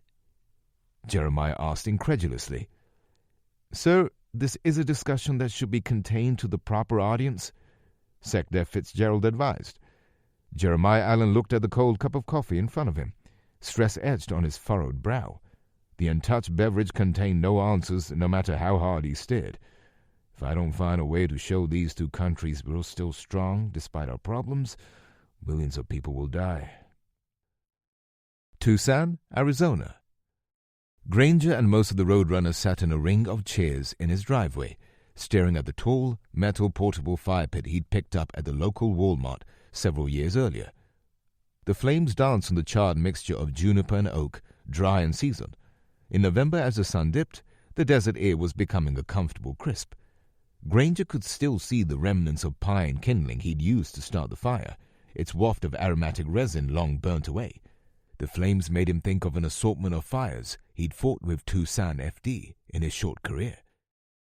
He tried not to dwell on the one that had nearly cost him his life too much. He'd been part of the RIT on that call, the Rapid Intervention Team. He and one Proby, just 4 months out of the academy, had been designated to stand by at the incident command post, ready to deploy directly to a brother or sister who was in trouble. On small structure fires, like single-story homes, such an assignment tended to be somewhat boring. On the night of that warehouse fire, though? "Grange," he heard Bob Salvage say as he felt Bob's cane bump him in the shin. The old ranger, a veteran of both major ops in the 80s, Grenada and Panama, recognized a slow creep of PTSD crawling across his friend's face. "I'm good, brother," Granger replied, clearing his throat. All 5 men heard the throaty diesel of Dave Wolf's nearly new Ram 3500 pull through the neighborhood. "Who are these cats Wolf's bringing again?" Claude asked. "Is this part of the training others thing we discussed?" "No," Granger said casually. All 5 men watched Wolf's giant truck park right across the end of the crowded driveway. The twilight reflections kept them from seeing the passengers. "Some dudes from the Pentagon he met at the VFW last night. Thinks we should hear them out, or the other way around. Not sure which." "I trust Dave's instincts," Mick chimed in, as he turned to go grab a beer from the garage fridge. Granger saw a nondescript man descend out of the passenger seat of Wolf's lifted truck, slowly using the Nerf bar step to plant his feet on the ground one at a time. The man's thinning light brown hair and ever so small office job bump over his belt buckle made him somewhat forgettable in Granger's mind. Like most former operators, he tended to size men up on their apparent lethality subconsciously. He was still a student of the adage that men couldn't truly be peaceful unless they could first be deadly. This average-looking colonel looked harmless, not peaceful. Then he saw Brandon. Whoa, Marine? Hoorah! I'll never get sick of seeing chiseled warriors with high-end tights. What an odd pairing. Navy vet Tracy Rogers was the first to wander over to the pier as Wolf made his way around the truck to drag his guest through the cars. "Evening, bro," he said, giving Wolf a quick one-handed bro hug. "I'm Tracy," he said, shaking hands first with Lou and then Brandon. "Freeman Caldwell," Lou replied with a slight grin. "I go by Lou." The trio wandered up through the 2 rows of vehicles to the fire pit, set just about 8 feet from the eave of the garage's roof. The men went through the procession of introductions. As a pilot, Lou had mastered the art of rapid memorization in his tenure, a necessity for complex cockpits. Remembering the names would be no problem. Granger pulled 2 more folding chairs from the garage and inserted them into the ring of seats around the fire pit. "Wolf says you used to fly here at Davis?" he asked Lou. "Still need to learn to trust you myself first," he thought. "Affirmative," Lou said. "I switched platforms after my first tour in Afghanistan. I made a bad call, flew a Thunderbolt into the ground when I shouldn't have. I had curried the favor of someone important, so it didn't end my career entirely." Now that's honesty, Granger thought, immediately impressed. "What year was that?" he asked with direct respect. "07," Lou answered, understanding that he'd have to play this game to get deeper into what Dave Wolf had started educating him about a full day earlier. "And you have corpse written all over you," Granger said to Brandon. He nodded toward Mick. "Mick and I are both Marines. He was a sniper. I was Force Recon back when they called it that." "Hurrah!" Brandon said. "Before D.C., I was a platoon commander for 1st LAR Battalion at Pendleton." Lou asked the Roadrunners. "Did any of you make it to the sandbox?" Granger started. "I made 2 deployments in the early years, both OEF," he said, referring to Operation Enduring Freedom in Afghanistan. "I was burnt out after 12 years. Came here to Tucson for a job." "I was there in 05 and 06, Mick Oakley answered. 6 years and out." Claude laughed. "Bob and I were already farting dust by then," the old man joked. "But we both have Army experience enough to be the Roadrunners support team." After a few more minutes of swapping stories, Lou finally broke the ice on why they were there. "So, I know I have to give a little to get a little," he said matter-of-factly. "I'm going to give you all the skinny on who we're working for, and in exchange, I'm hoping you'll let us know in full what it is Dave here was hinting about last night. All I know is that you all spend time watching the border for traffickers, but I'd like to hear more." Granger thought. "We've been burned by the CBP enough times that we have some trust issues, Colonel," he said. He added the title to remind Lou they weren't old buddies yet. "How much we share will depend on what you share. We have a legit OPSEC concern. We all have families that would become real targets if the cartels ever find out about us." "I'm hearing ya," Lou said. He took a pull on his water bottle. "Our cover is that we're collecting feel-good stories for military morale as they shuffle troops around the country. I'm sure you men understand better than most what's happening in the cities." A couple of heads nodded. "There's more to it than that. The stage is being set for a war between China and Russia, but if you really analyze it, their motive has nothing to do with their hemisphere and everything to do with ours." He left that hanging. Granger was listening intently. "Go on," he urged in his head. "Nobody knows who Brandon and I report directly to, so we're trusting you guys." Lou looked around to make eye contact with anyone looking at him. "In a fashion similar to the trust you require, we report directly to the Joint Chief, Judah Montgomery." "No way," Tracy said. Wolf shot a look. "Really?" He was under the impression it had been some low-level general. Lou continued. "We travel at our own discretion, set up most of our appointments ourselves, keep our profiles low. Otherwise, the troops would tell us what they think we want to hear." He looked at Brandon to see if he wanted to add anything. "That's it, guys," Brandon added. "Before this assignment, I was already on the General's direct staff.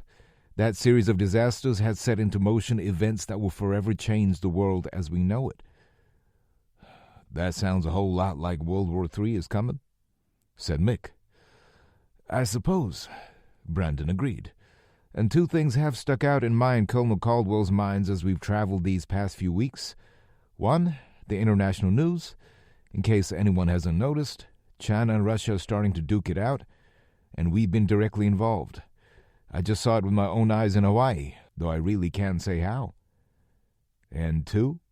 Granger asked. "The state of decay in the cities we're seeing. There are still good people waving flags in this country, but they're hard to find." "Makes sense," Bob said, nodding. "But there's more?" Granger guessed. "Very good," Lou said as he took over the talk once more.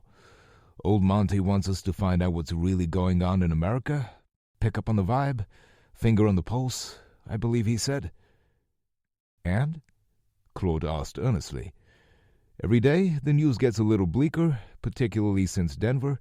There is obviously a movement on many fronts to shift America. Any news that crosses our feeds is worse than the day before." "What feeds?" Tracy mocked, referring to the infrastructural issues. "I've started getting all my news from a few newsletters geared specifically toward making people aware."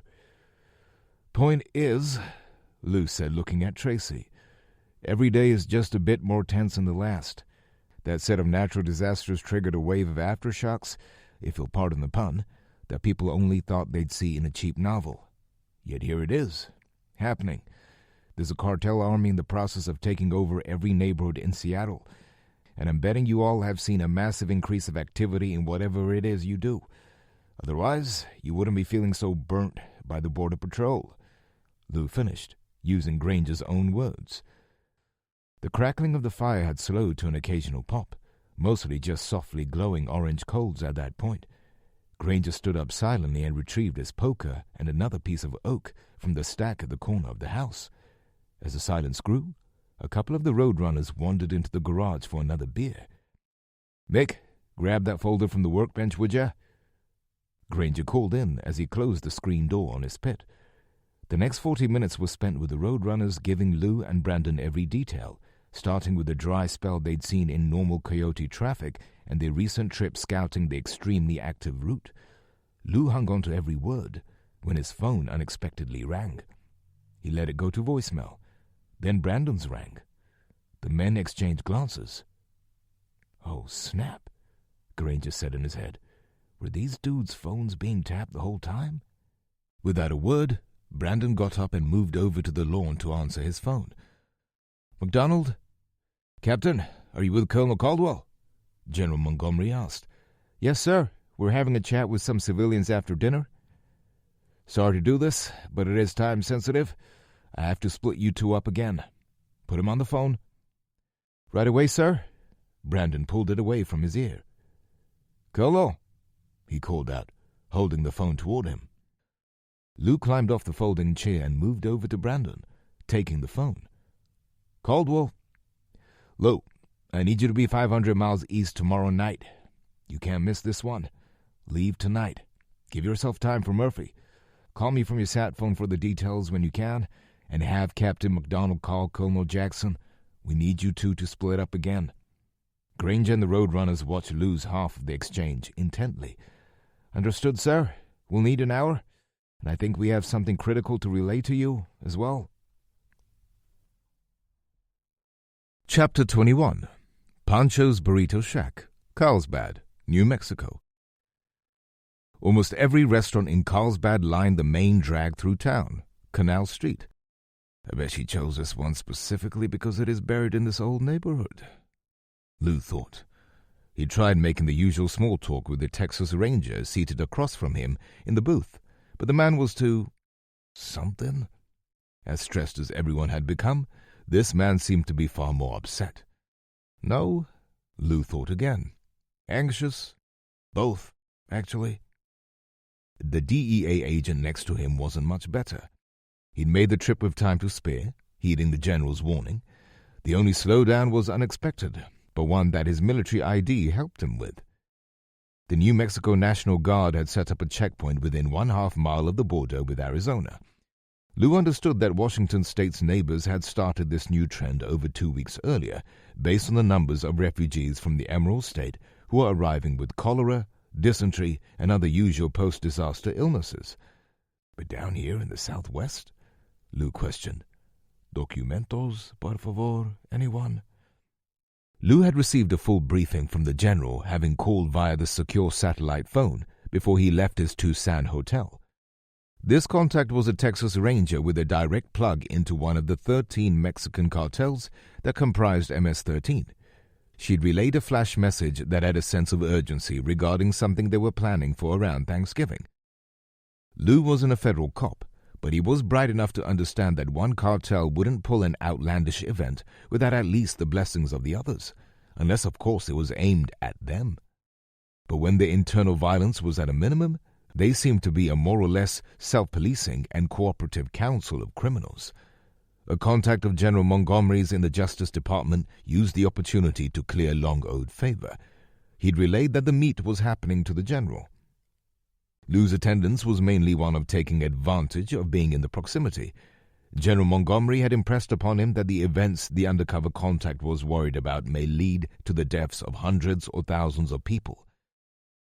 "I'm going to scan the parking lot again," Texas Ranger Jared Kroll announced as he slid out of his side of the booth. It was past the evening rush for the small restaurant. A young waitress stepped up to the table to refill their iced teas. "Still waiting on your friend?"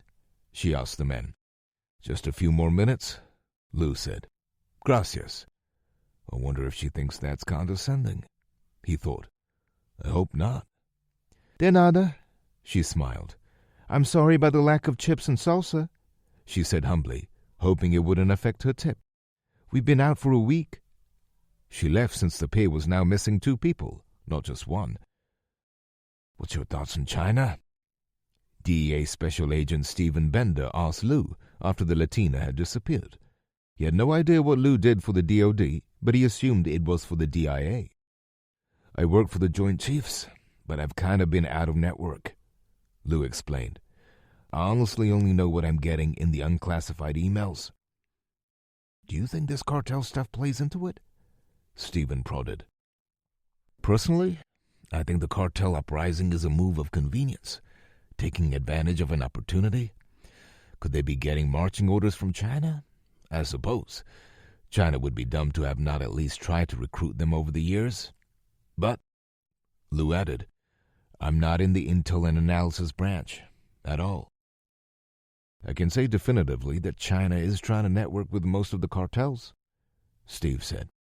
To what extent is classified, but the fact that they have a symbiotic relationship is well known. What concerns me is the timing of it all. The Seattle horde is inspiring the rest of them to start acting out.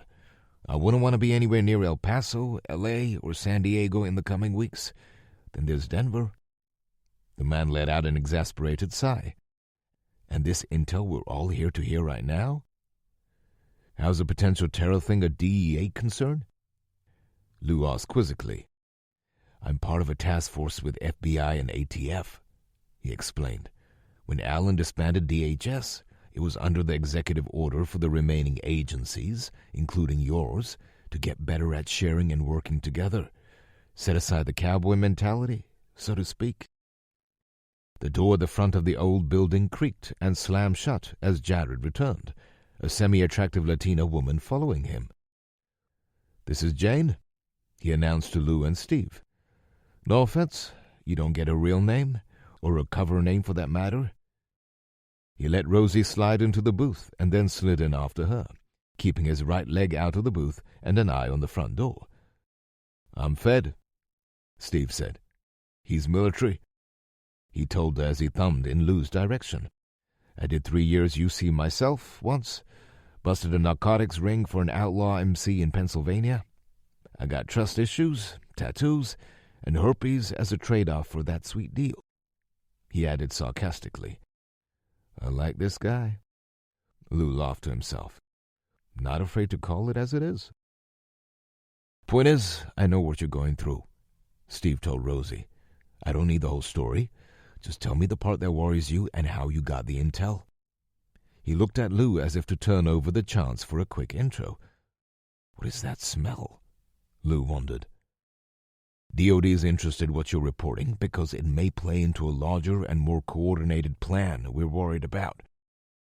He left it at that. She looks nervous. She looks a bit sick. Poor lady.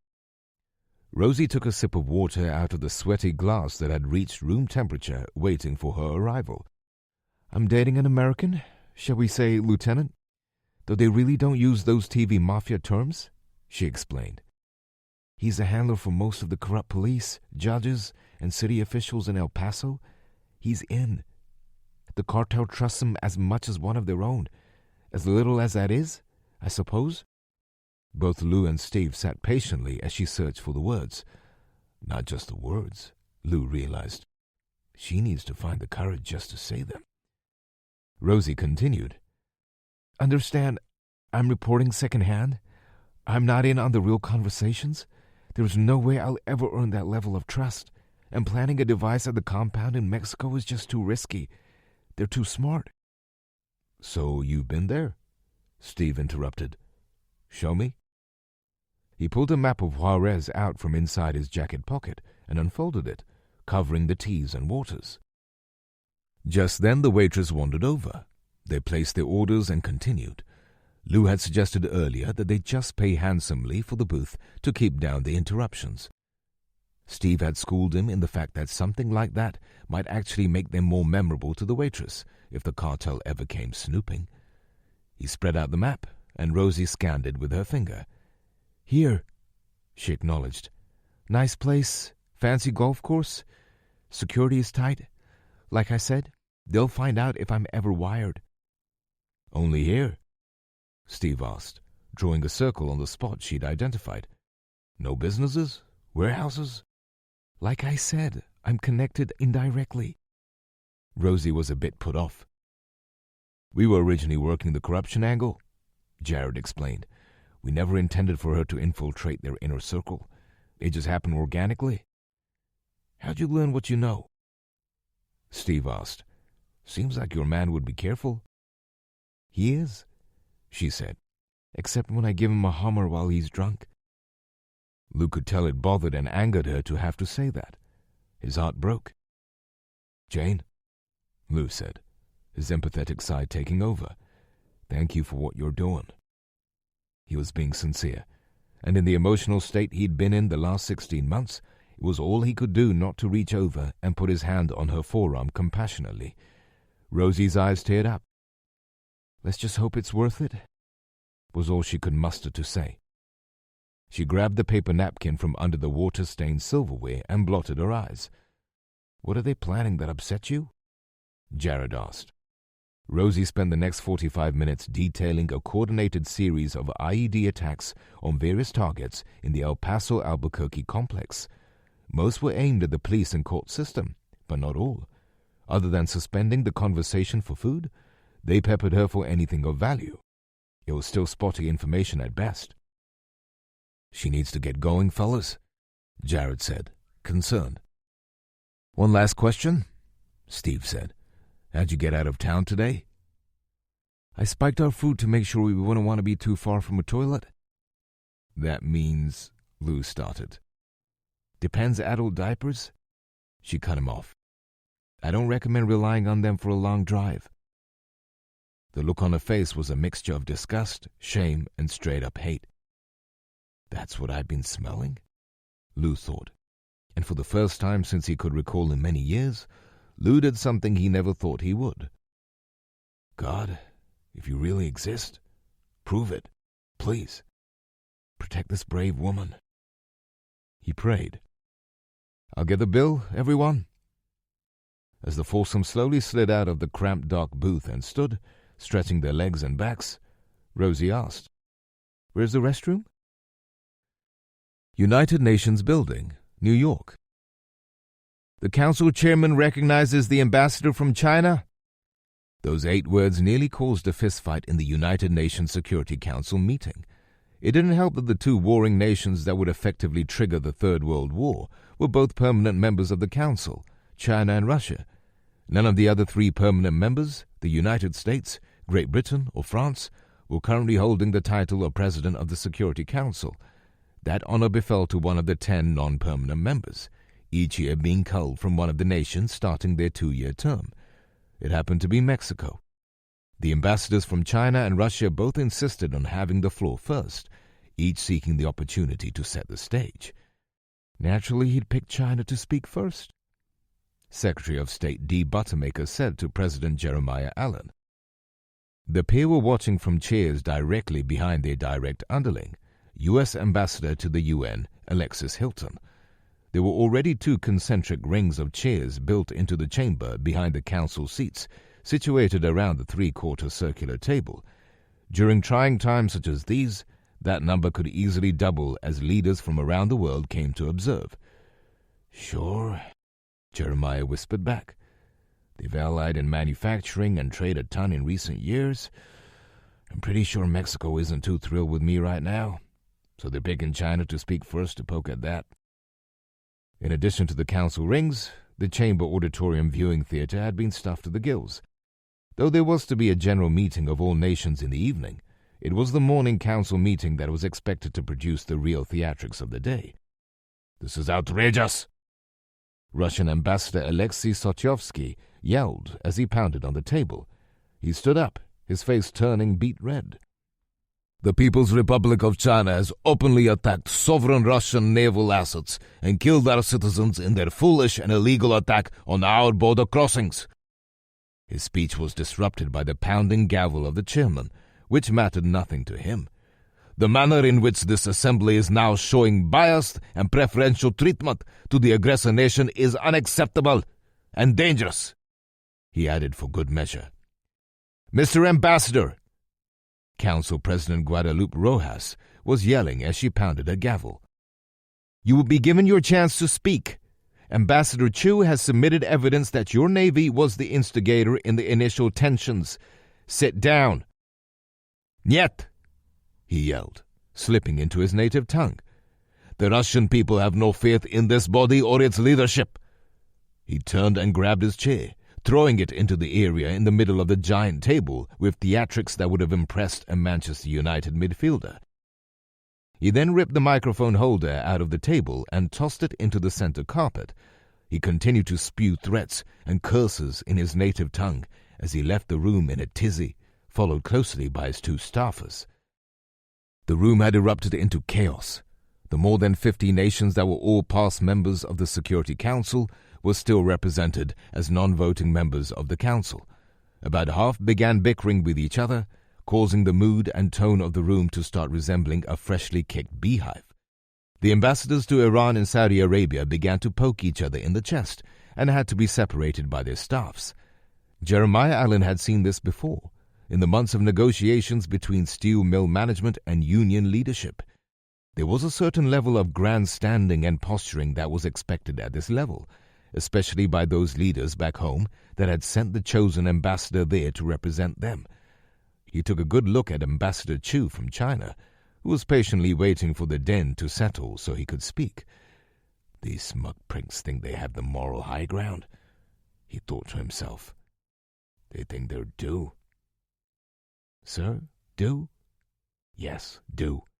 They think the world owes them something. Just look at the arrogance on his face. There's the look of a 4,500-year-old culture finally getting its turn on the world stage. But there's still only an 80-year-old system of government. And if I didn't know any better, I'd say that they have their eyes set past Russia already. Well, we've known this day was coming for 30 years, Dee whispered back. Yep. And how long until I'm the one throwing a chair into the center? Jeremiah asked himself. U.S.-Mexico border, Arizona. Mick. Definitely the exit? Small finger over here in this dell that runs to the northwest. Would have missed it if we hadn't moved right to the edge and looked down. Granger. Please clarify. You can see them active now? Mick. Affirm. 8 males moving crates into back of Ford Ram. No sign of HX. HX was the Roadrunner's lingo for trafficked humans. The team had moved back out on Monday, setting themselves up before dusk. Granger had a gut feeling that the worse American society unraveled, the bolder these smugglers would become at using this route.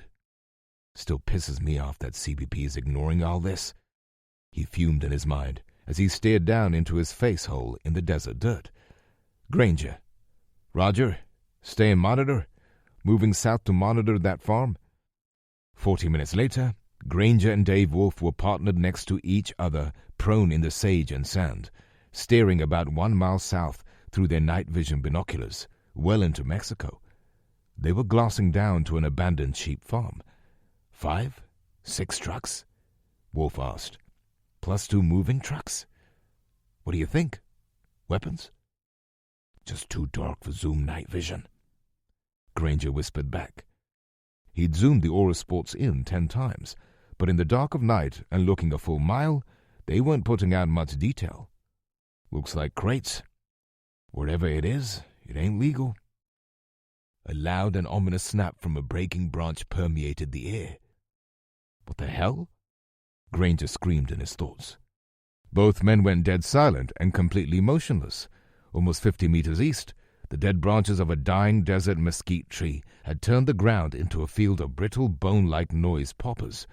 Another snap. The second time it was not as loud, but it was twice as alarming. Both men knew it wasn't a fluke. And though it might have been a coyote or some small game, there had been none of the other telltale signs of that. Granger slowly moved his head left, trying to scan that direction. A piece of desert brush blocked his view. Damn. Slowly he raised his torso from lying prone on his shooter's mat to prop himself up on his right elbow. There was a light breeze coming from that direction. He thought he could make out some Spanish. In the night, the word was unmistakable. Whoever was over there had just launched a good-sized, 4-bladed drone and was hovering it at about 20 feet above the ground while they checked their camera settings. The glow of an electronic screen showed the face of at least 2 people like a beacon at sea. No lights on the drone? Granger realized. Taped over or disabled? While each member of the Roadrunners had a set of specially designed thermal blocking top and bottom they could don over their tactical clothing, they never did. Granger was suddenly filling his head with the F-bombs of 2020 hindsight. If this thing is wired for IR, we're toast. The little device shot skyward. Almost immediately he lost sight of it in the black of night. He lost the noise about 15 seconds later. Granger heard his phone vibrate below him. He resealed his face to his communication hole. Wolf. Contact. Drone headed your way." It was Dave warning Mick and Tracy. "Granger, be ready. We may be compromised." Chapter 22. Quick Easthards Laundromat, El Paso, Texas. Lou had spent the Monday following the secretive meeting traveling to El Paso, intent on checking out the activities of the 1st Armored Division at Fort Hood the next day. The drive had been much shorter than anticipated. A quick phone call to Brandon had confirmed he was checking out something specific in San Diego. He didn't want to say what over the open phone, but he'd alluded to Lou that it had something to do with the high volume of fleet shifts. First, there was the loss of home ports in Washington state. Secondly, there was the incoming vessels from the East Coast. Lastly, the dangerous escalation in the Western Pacific was forcing ships in that part of the world to stay in the region longer than anticipated. That meant a rapid increase in training and qualification cycles for the ships slated to replace them. He would be traveling to Camp Pendleton by the end of the week, which was where the pair were to meet. Lou took advantage of the short travel day with a long overdue nap, enhanced by finishing off the bottle of vodka. He'd set an alarm for 6 p.m. with the intention of finally getting around to doing his laundry.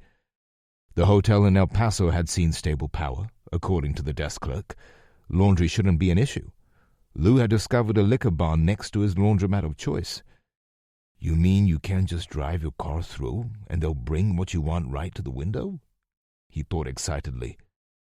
"Never see these in Maryland."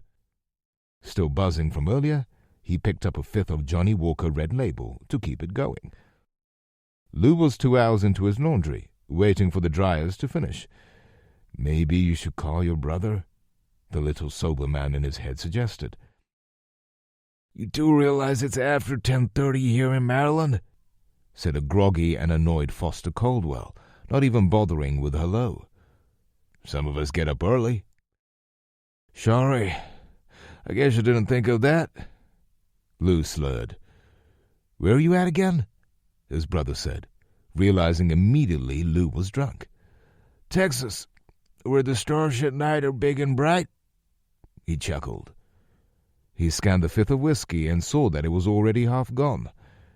"You realize you're not even feeling all of that yet, right?" the little sober man in his head asked. "Stop!" Lou grabbed the bottle and threw it into the back seat in response. "Where are you?" Foster asked. "It sounds weird." "I'm doing laundry, sitting in the car." "Whatever you're drinking, you need to stop, little brother." "Yes, Mom." "I'm serious," barked Foster. "You're walking a tightrope, Lewis. The world took a big dump on you. Accept it and move on. It is the only path that doesn't lead to a hospital, prison, or a grave." "I just called to see how the insurance thing was going," Lou reasoned. "I don't need a lecture." "Call back tomorrow," Foster ordered and hung up. Well, Lou thought, how about that? He decided to check on his laundry. After stumbling out of the car, he reached into the back seat and found the duffel bags. He staggered into the laundromat and found his dryers showed they still had 4 minutes. He left his duffels in front of the machines and wandered over to an aquarium on the front counter, oblivious to the stares he was getting from others. One of the men looked particularly angry. There was a disinterested employee scrolling the screen on his phone, trying to ignore Lou's presence. Lou studied the fish. Just goldfish, huh? The employee slowly looked up, annoyed. You need change or something? Nope, just looking at your fish while my load finishes up. One of them's dead, Lou said matter-of-factly. After slowly figuring out the employee was ignoring him, he moved back over to his machines and opened them. The clothing warmed his face as he stuffed his laundry back into the 2 bags. The clippity-clop of the one with the wobbly wheel suddenly stopped as the wheel broke off and shot under a chair. The young attractive woman sitting in it was in heels and a pink mini-skirt. She had her legs crossed over the lap of the man next to her, the same man who had been eyeing Lou with an angry scowl. Oh, hell, Lou said as he stumbled in front of the people. "Sorry, I lost my wheel. It's under her." "Leave it," the man in his mid-20s ordered. His clothing and body language was a clear indicator he shouldn't be trifled with, at least to anyone sober. "I'll just be a second," Lou said as he started to bend over. His equilibrium shot. He started to fall forward and wound up catching himself right on the bare legs of the young woman. "Hey!" she screamed, pulling her legs off her boyfriend. As a flurry of Spanish cursing began to spew from her, the boyfriend shot up with lightning speed and grabbed Lou. He spun him around and ran him directly into the wall-mounted dryers face first. A dull, loud thud echoed off the machine's metal surface for all to hear. All other conversations stopped. Several people began to record with their phones. Lou fell back and crumpled to the floor, fresh red blood shooting from both nostrils. "Ah!" he yelled through the drunk, trying to put his hands on his nose to assess the damage. Before he could, he felt himself being crushed under the weight of the man, who straddled Lou, pinning him to his back. Hard punches with both hands right into Lou's face. Every time Lou tried to block, the man would knock his hands out of the way and keep punching. As if that wasn't enough, the woman kicked off her high heels and started kicking Lou in the head with the top of her foot.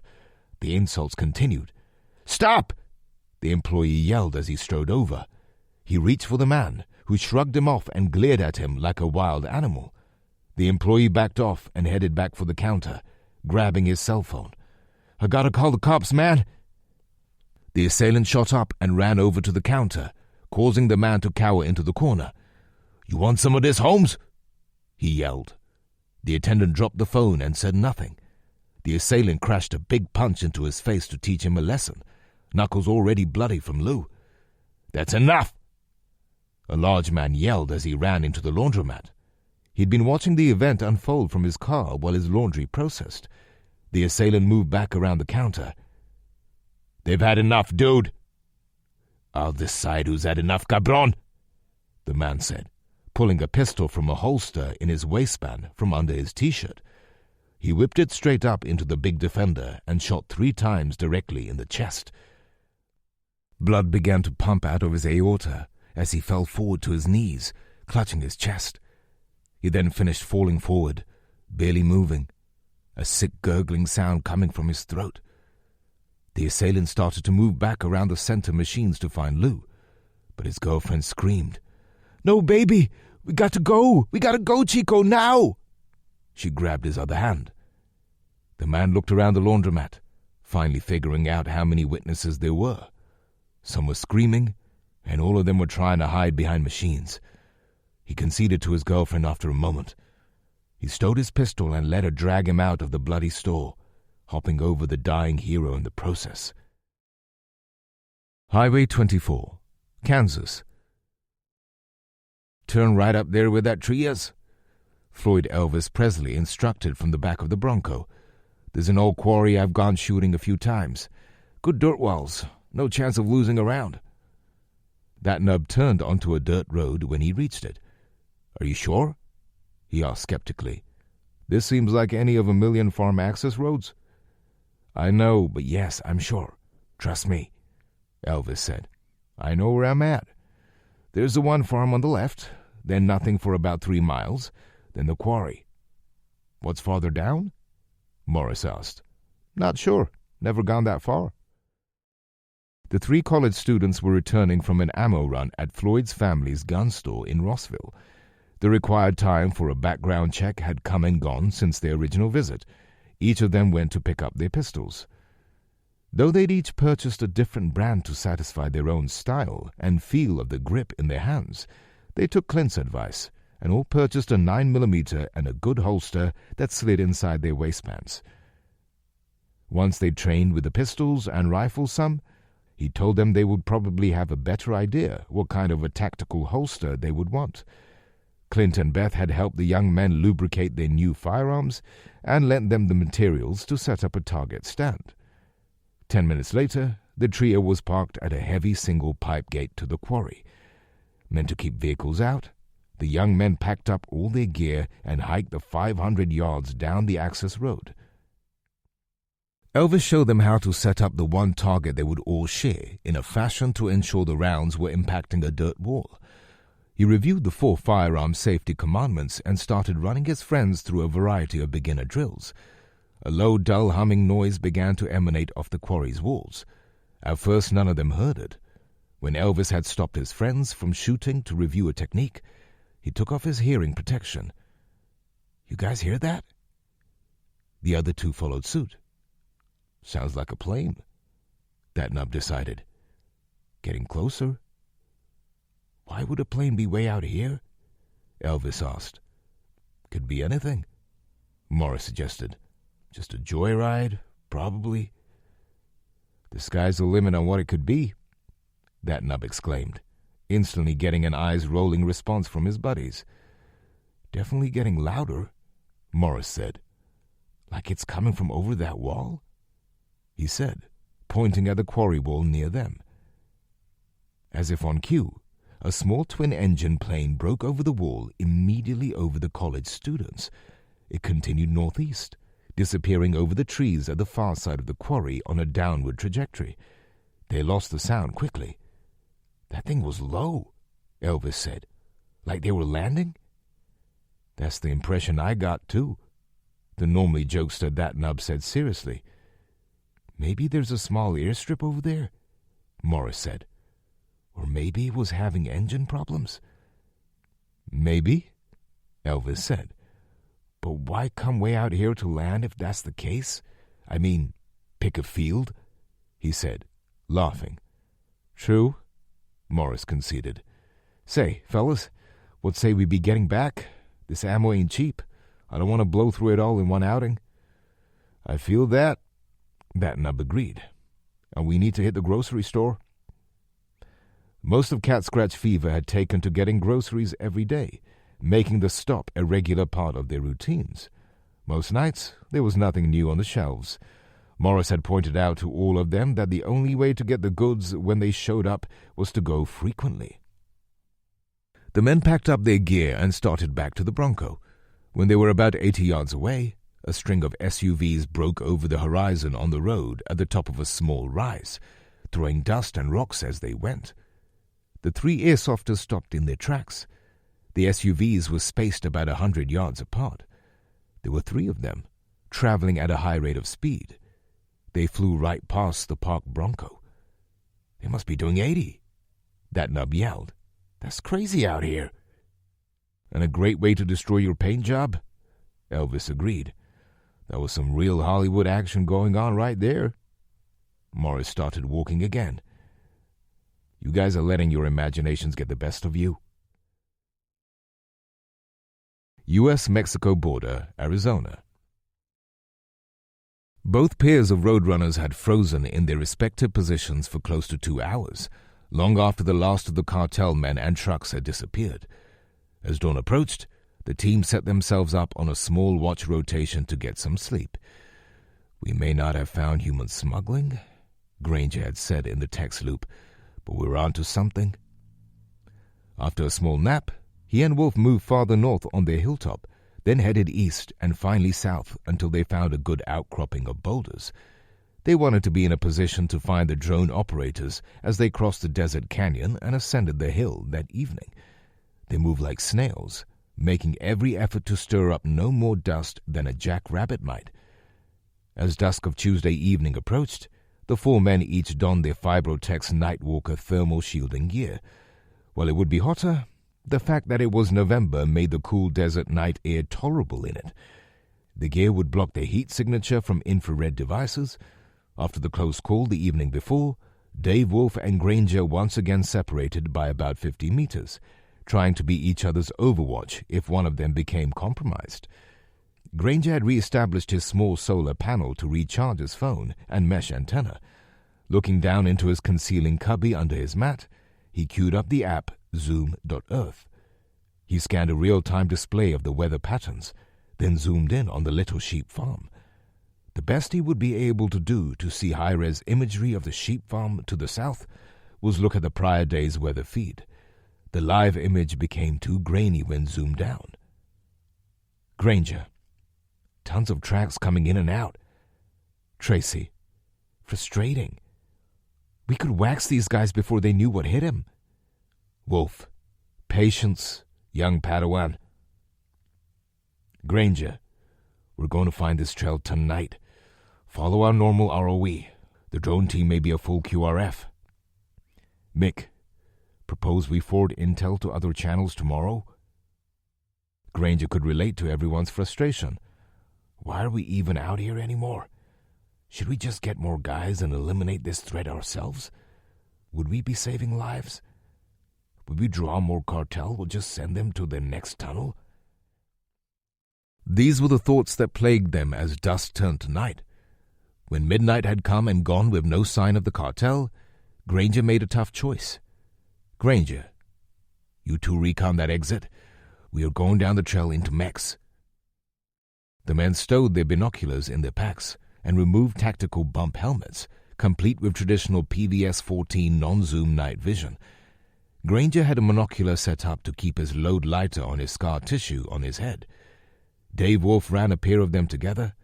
Granger and Wolf formed up and moved out with a 10-meter spacing. They headed west to the mesquite tree that had been the dead giveaway of their quarry the night before. About 20 meters out from it, Granger put his hand up over his shoulder, palm closed. Both men took a knee in the dirt near a small grove of cacti, looking, listening, smelling. Then he saw it. That must be the path, he thought, as he spied a small divot along the rocky terrain to his left. He slowly stood and crouched as he approached it. At 3 feet out, he could tell that the path descended the face of the hill along a natural shelf in the rocks. He stared down the path, following as far as one electronic eye could see. After 30 seconds, he looked back at Dave, who shrugged. It took most of an hour for the men to descend the roughly 300 feet in elevation, as they traveled slowly and stopped frequently to counter-surveil for an ambush. Once the ground leveled out, both men removed their compasses and took a bearing on the small grain and water towers of the sheep ranch, some 1,600 meters to the south. After verifying the range with a laser rangefinder, Granger whispered to Wolf, "Counting the distance up to the other guys, this should be a record setter. I think that one near San Diego was less, far less." "If that's true, we need to watch for features," Wolf said. "Ventilation screens, emergency exits, stuff like that. That one in Sand Dog had lights, power, a rail system for carts. Pretty elaborate, if I recall." Granger nodded. "Why don't you take point since your nods are doubled up? It's over 3 clicks there and back to this point. We need to move faster than I'm comfortable with if we're gonna get this scouted before dawn." With that, the two veterans headed out into the black night of the Mexican desert, looking to collect anything that could compel someone, anyone, to take some sort of action.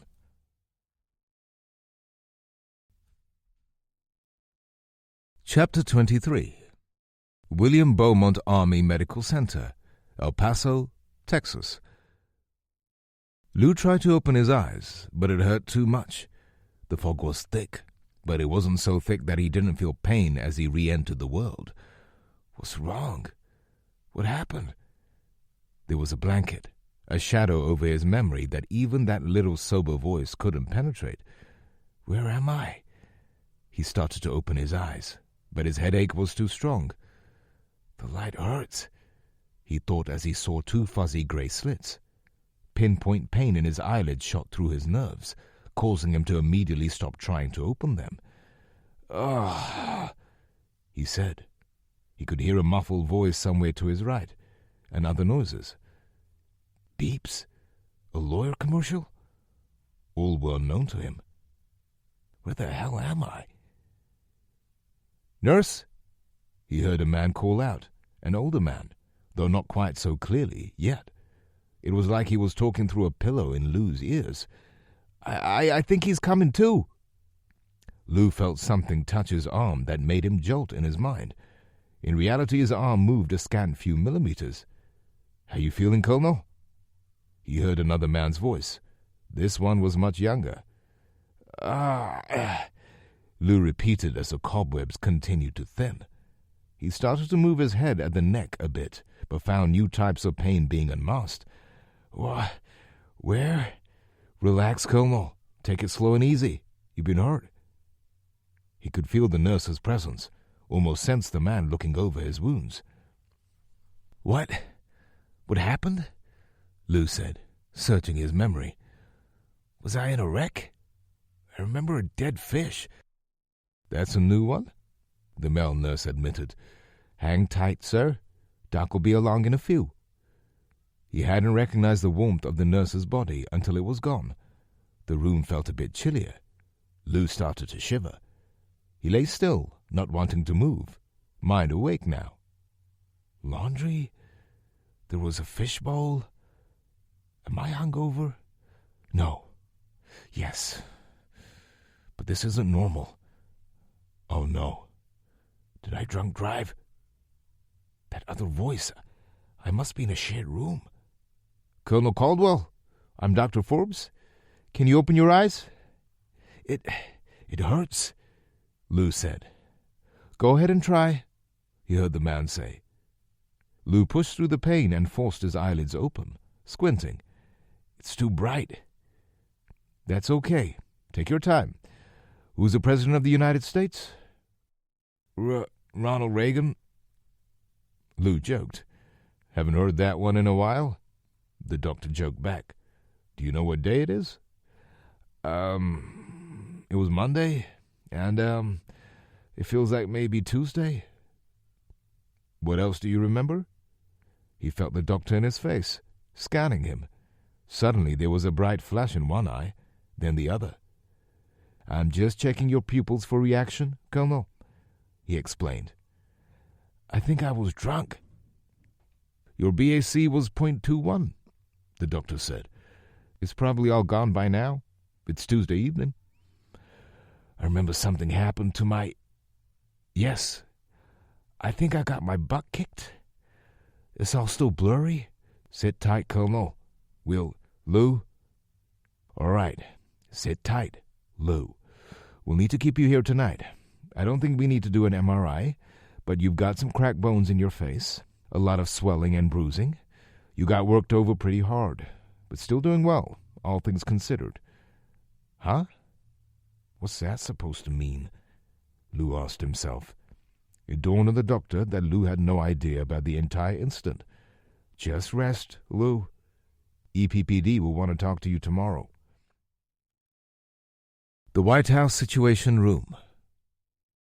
The room was tense, as indicated by President Jeremiah Allen's chew-spit bottle. The smokeless nicotine addiction had come back in full force in the preceding 5 days, courtesy of a Navy cook with which the president had spotted the familiar ring in his pocket. Never a fan of smoking, Allen had taken to chew on his fishing trips. As his life became more public, it became harder to hide. "To hell with it," he thought, as he politely asked the sailor for a chew. "I'm done caring if people care about my chew habits." As much as he wanted to stay at the camp indefinitely, the polls showed he was hiding. Back to D.C. they went.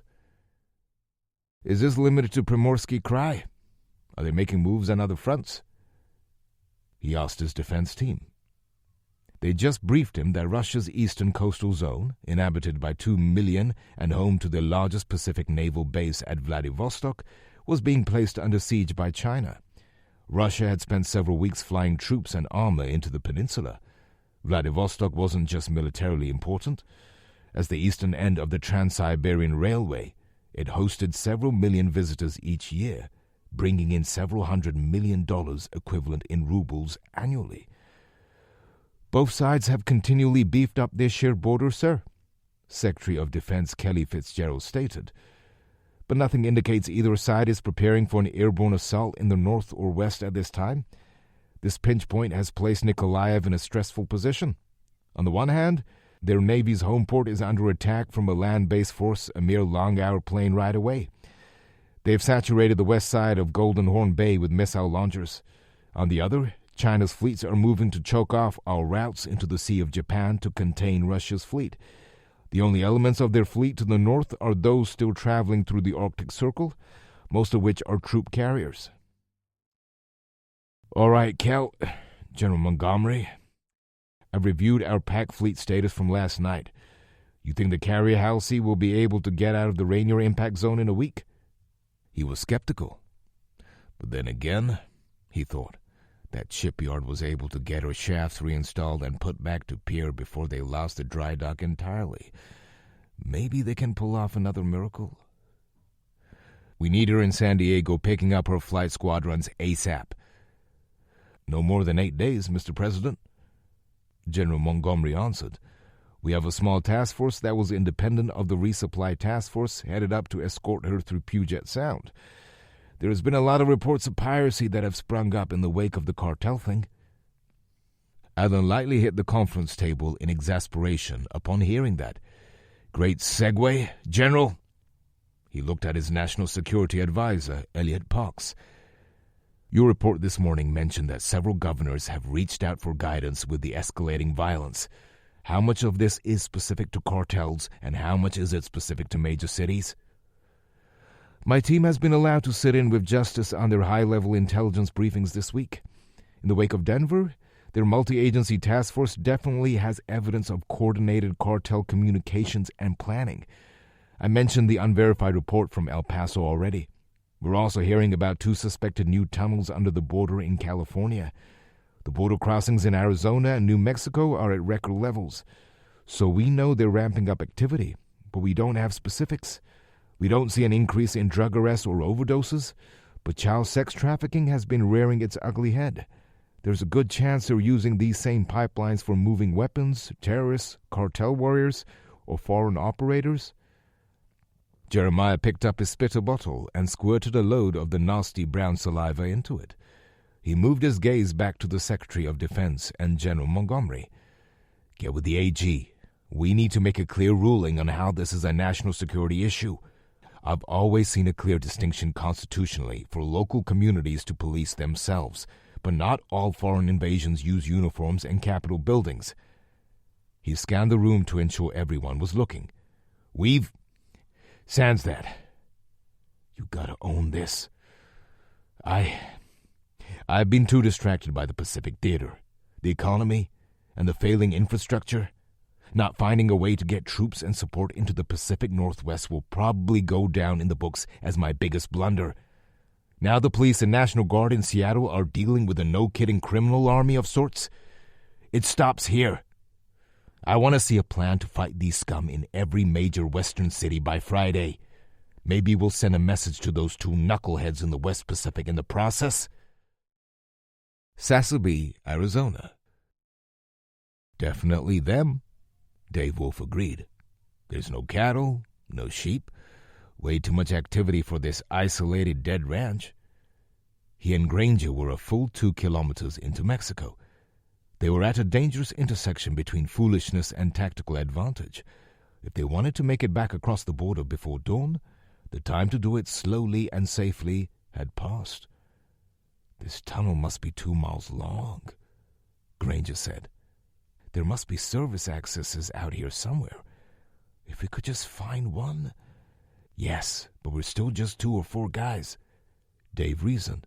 Your thought that we need to start recruiting and training is spot on. Patience is a virtue. By the time we do that, Granger argued, the supply line will be dead and buried. I disagree. Wolf whispered back. They've spent months and a fortune building this thing. They won't abandon it until some sort of big fight forces them to. You might be right, Granger agreed. Let's get home and get everyone in on the conversation. Westbound Interstate 10, southern New Mexico. Lou needed out of El Paso badly. No offense to those who live here, he thought as he plunged west through the Wednesday southwestern dust. But it'll be a cold day in hell before I step foot in that place again. His swollen face hurt. It was all he could do to let it distract him from driving. He was taking nothing but Motrin, not wanting to wind up in a wreck thanks to something stronger. His destination was anywhere but not there. Though he hadn't yet worked out a game plan with Brandon, his goal was to go find his partner. That morning, he'd had his interview with the El Paso Police Department. Yes, I'd been drinking, No, I don't remember anything. The news that a man had perished trying to save him felt unreal. Lou didn't recall anything else from the rest of the 15-minute interview after that. Something about if they catch him and will be called as a witness. To him it was all surreal, in a nightmare way. After the detectives left, he pressed the doctor for a discharge. An enlisted staffer gave Lou a ride to the private impound yard that the laundromat owners had his rental car towed to. The power had been out. The company had no intention of releasing the car to Lou without cash on the barrelhead. A trip to the rental car's trunk had convinced the slimy attendant to change his mind. Inflation had taken a firm root since the hammer had fallen on America 5 weeks earlier, as had a broken supply chain. The man let Lou take the car in exchange for the entire supply. An hour later, Lou had grabbed all his items from the hotel and beat feet for the interstate. He jumped on the phone with Colonel Jackson, who had held his cards closely. He already holds me in contempt, Lou thought. But if he truly detests me now, he's hiding it well. The colonel had advised Lou to make his way east. Lou pled his case, stating that if anything, the violence he'd retrieved had proven why Captain MacDonald shouldn't be alone in his travels. He was given a short leash, informed that they'd be ordered home soon. "Be cautious, Lou," Ryan Jackson advised. "You might think about using small highways around the major cities. There's a storm coming." "Storm, Colonel?" Lou asked. "The weather has been fairly mild." "I'm not referring to weather, Colonel." In the 2 hours since, Lou had been alone with his thoughts, wanting a drink and hating himself for the thought. If I'd been sober, a man would still be alive, he remembered. As he drove, with nothing to do but to talk to himself, that was the one phrase that kept repeating itself. A man would still be alive. Why? What caused this man to step in and help? Didn't he know that people don't do that anymore? Didn't he have a family that would need him, miss him? Lou began to tear up. Did I cause this man's children to forever not have their father? Why wasn't I the one to die? He felt his face get red with anger, embarrassment, shame. I have to make this right, but I can't. I'll never be able to right this wrong. The healing waters began to flow. Lou started sobbing as he drove, squeezing the tears out of his eyes, trying to keep them clear and on the road.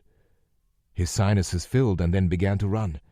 He reached into the armrest cubby, grabbing the supply of fast food napkins Brandon had stuffed in there to blow his nose.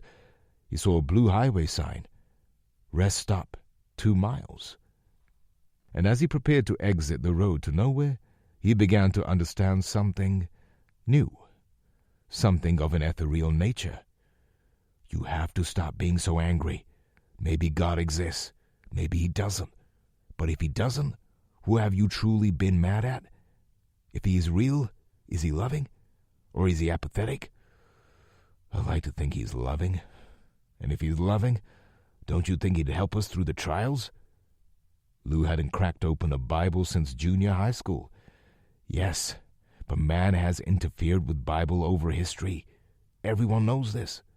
But if he created the entire universe, couldn't he still speak to us? Guide us? In our minds? While also protecting the intent of the Bible from puny mankind? Lou exited and passed several semi-trucks and the rest area service building, parking in the middle of several open spots. He shut the engine down and blew his nose once more, using his sleeve to wipe his eyes. The pain of his bruised and swollen face came flooding back, but it bothered him less. It'll take 10 minutes to calm down before going to the bathroom. He sat in the driver's seat and watched a family, 2 parents and 4 children, as they packed up their evening food from a rest area picnic table and proceeded to throw away their trash and head for their minivan. An idea was born. Lou got out and opened the rear door, feeling around for the partial bottle. Without even looking at it, he took the cap off and appended the alcohol over the grass as he walked to the picnic table trash can. I don't know if God is real or if heaven is real, But I do know that my beautiful baby Terrence wouldn't want me to destroy my life like this. Chapter 24. Naval Air Station North Island, Coronado, California. Thanks again, Lieutenant Duluth, Brandon McDonald told the Navy lieutenant, who had just spent 2 hours walking him through the Osprey and its role in naval aviation. I told you, Marine, call me Annette. She smiled. The pilot with VRM-30 was one of the Navy's Osprey tilt-rotor magicians, able to fly the half-plane, half-helicopters out to aircraft carriers and amphibious craft to deliver people, parts, and other supplies. The maritime versions were beefier than their land warfare cousins, upgraded for extended range, heavier payload, and easier transportation of non-combatant personnel. Sorry, Brandon said with his charismatic smile. He scanned the hangar bay as they walked through it back to the parking area. You all sure are busy. It's not a secret that things are afoot in D.C., he commented, taking the conversation to a more serious nature. So I have a few questions for you. Are you getting everything you need in the form of training, repairs, etc.? And how is morale? I mean, the civil unrest downtown must be bothering some of your folks that live off base, right? I think we're about the same as usual for status, she said. We tend to run about 20% short on our listed staffing level. From what I gather, that's the norm in Navy anyhow. And I think with the carrier Halsey up in Washington getting ready to get to sea, we're able to focus on that to keep our minds off what's happening in town. I mean, the power outages are lasting 2 or 3 days at a shot now, but everyone here is a lot more wary of what's happening between Russia and China than we are of getting mugged at 7-Eleven. You all making runs to Halsey once she's on the ocean? That's what I'm hearing, yes. But we have to wait for her to get halfway down here. She has nothing to refuel us with. Brandon continued to chat with her for a few more minutes, then excused himself. He'd gotten a text from Lou to meet him at the Navy Lodge in San Diego. It was just past noon, so the base traffic between the two pieces of land was moderate. Brandon cruised back over the long semicircular bay bridge in his own rental car and met up with Lou 10 minutes later. "Oh, ouch," was all he could blurt out when he saw his partner's face as Lou opened his room door. Brandon instantly regretted it when he saw Lou's face sadden. "Sorry, Lou. I didn't mean to upset you." Lou uncharacteristically gave the younger, taller Marine a hug, sending a big look of shock across his face. "It's okay, Brandon. There's more to it than I told you on the phone. Did you get my text about finding us some vending machine goods before you left the base?" Brandon held up his backpack as an answer. He looked around. "You want to go eat outside? It's kind of stuffy in here." "That'll work. I need to charge my laptop anyhow. Jackson has made it clear we're probably getting called home any day now. I'd like to show you an email I'm drafting. Get your thoughts?" A short while later, having dined on vending machine trail mix and expensive flavored water in Brandon's car, Lou opened up. "I find it funny they're billing this as diet water," he complained, staring at the bottle. "It's because they flavor it," Brandon said. "Stupid, I know." He could sense Lou was stalling. He gave the older mentor a concerned look. "What is it you wanted to show me, Lou?" Lou picked up on his friend's worry. "To start, get that girly look off your face. I'm fine." Brandon broke into a thin smile. "You sure?" Lou's smile dissipated a bit. "I will be." He told Brandon the entire story of his ordeal in El Paso, including weighing his friend down with how much guilt he was carrying over the would-be Good Samaritan's death. Lou could see it was bringing the usual chipper officer's mood down. "Listen, I'm okay, really. I dumped the sauce out yesterday." "That's not what I'm worried about," Brandon admitted. "I really don't want to have a big talk about God, Brandon," Lou said. "I'm thinking about that topic in my own mind and on my own terms. I get it. I can still be concerned, though." "I'll admit it," Lou said. "My mind has gone to some dark places lately. I can't comprehend what Terrence was feeling when he took his own life. But if I could ask him, I bet he wouldn't want me to follow suit. That's the thing that gets me out of bed every day. But listen, we got time to discuss life and death on the road. I want to run this letter to Montgomery past you before I hit send. San Diego, California. Sir, I have an inkling of an idea what is in motion, thanks to Colonel Jackson. This final email is specifically about the ambiguous side mission you gave us, to find Americans and their concerns and report them to you.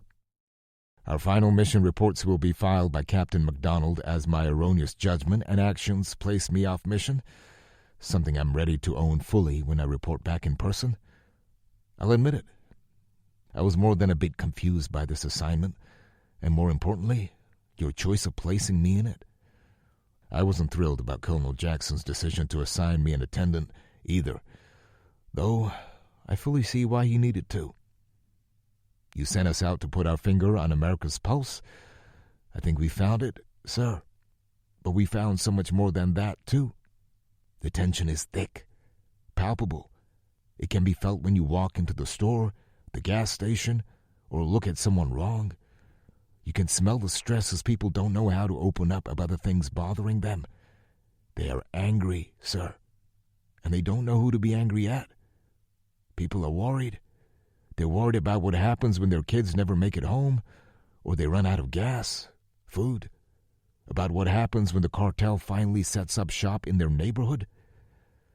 I found angst, and I found hope. I found despair, and I found faith. I found confusion, and I found clarity. I found tension, and I found flexibility.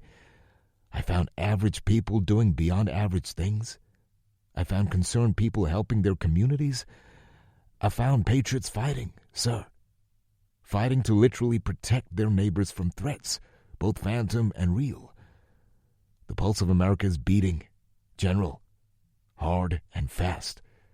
Her citizens are clinging to the life raft, searching, waiting, desperately hoping for the light to shine, for someone to say, "Hold on," to say, "We're coming, be strong."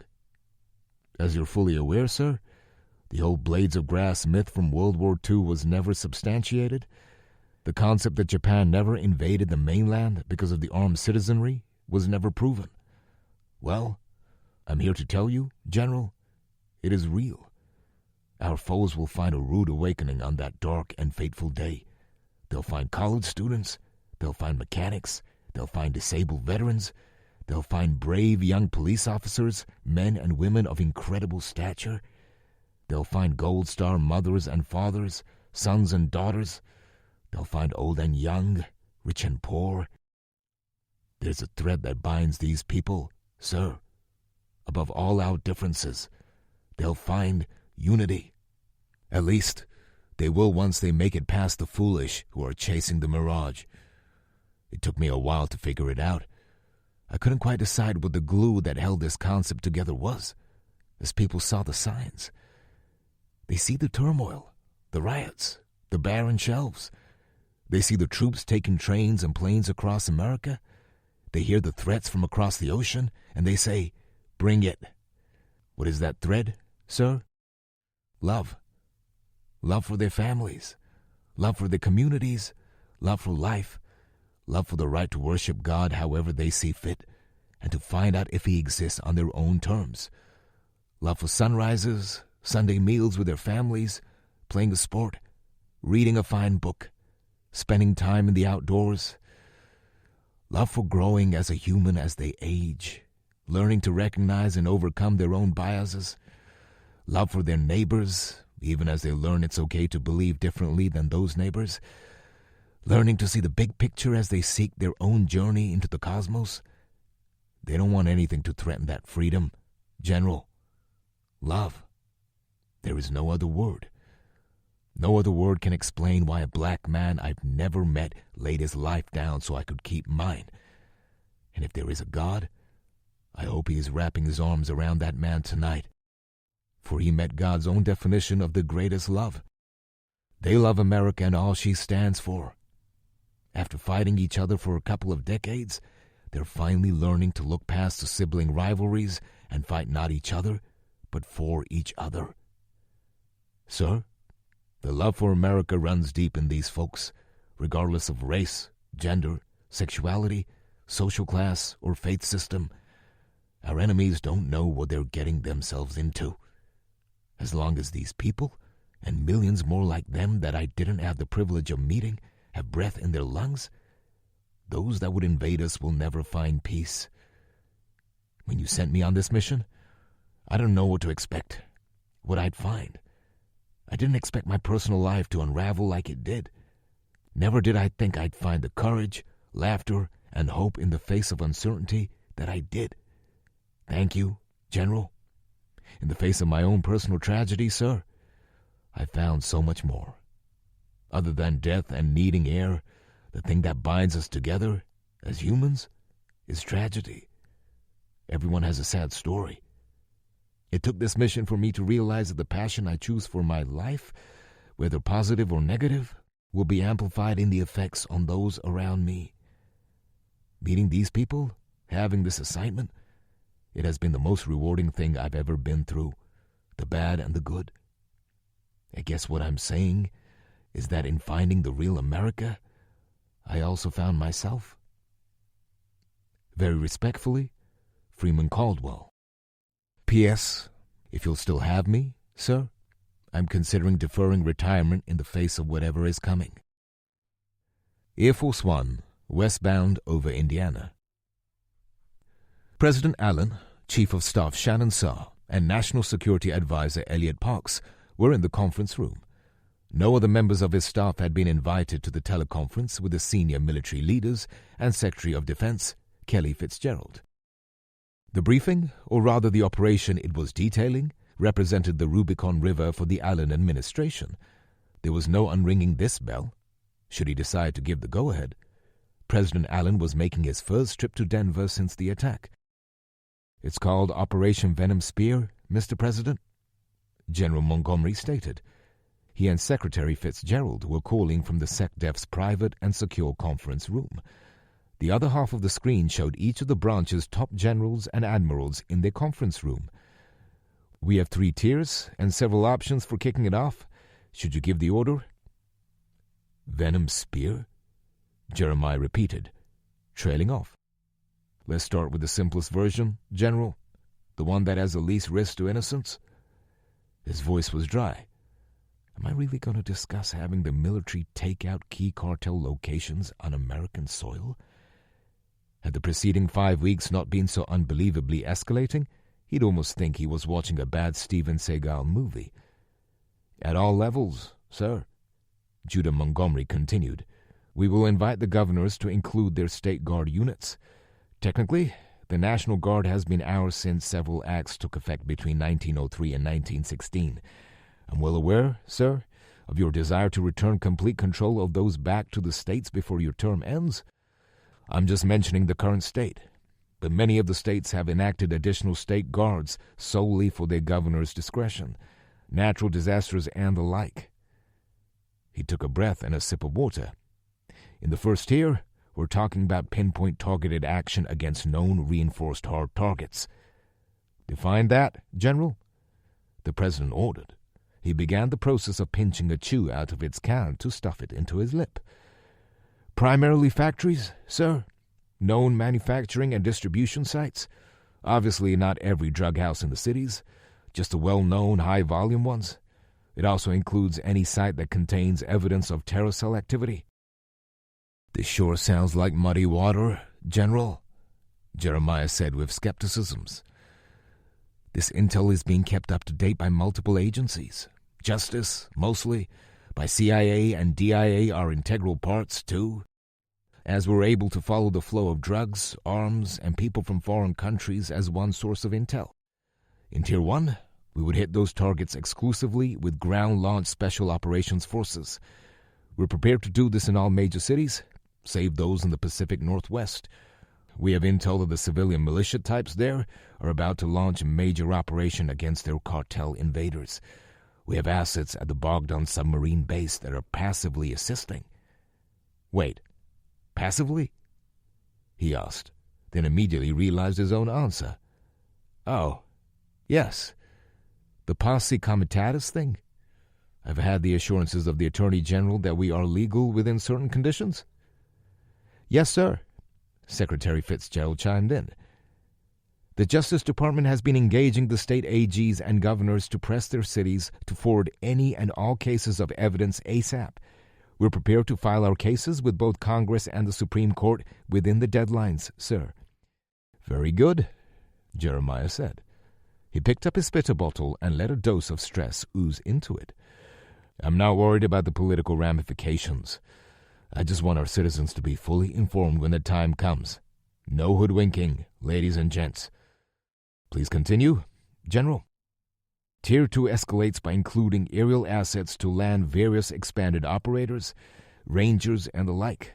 It expands the target packages to include those known cartel locations that have a smaller volume of business, mostly homes of the local cartel leaders with well-known documented and lengthy rap sheets, or those locations that the cartel members from other nations are known to be staying. The air units will include gunships as a show of force. Some of these gangs have RPGs and possibly shoulder-launched guided missiles. This is the minimum level I recommend, sir. Jeremiah hung his head, staring down at the stack of papers and photos that were prep work for this call. He sighed. Keep going. Tier 3 expands both ground and air operations. We include regular infantry to help the local guard and police with everything from arresting and corraling to clearing buildings to setting up large-scale detainment centers. This has the largest visibility to the most populace. It is the slippery slope you're wanting to avoid. We activate jets to expand the show of force. We expand the number of drones being used for keeping tabs on escaping cartel members. We activate special units intended to use electronic countermeasures against any of their drones, less lethal force, things like that. And though we don't expect to need this, technically we have other units on standby. Dare I ask? The President said, head still staring at the table. Cyber teams to knock out their communications, armed drones, heavy armor. Armor? Jeremiah asked, perking up. We can't have tanks rolling down the streets of L.A., General.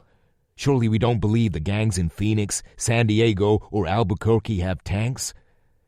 I understand it is unlikely, Mr. President, but there is one scenario that has plausibility. They have heavily infiltrated the Mexican army through bribery, violent coercion, and just plain old enlistment. Our wargaming taught us that we have to be prepared for a scenario that includes those units acting rogue.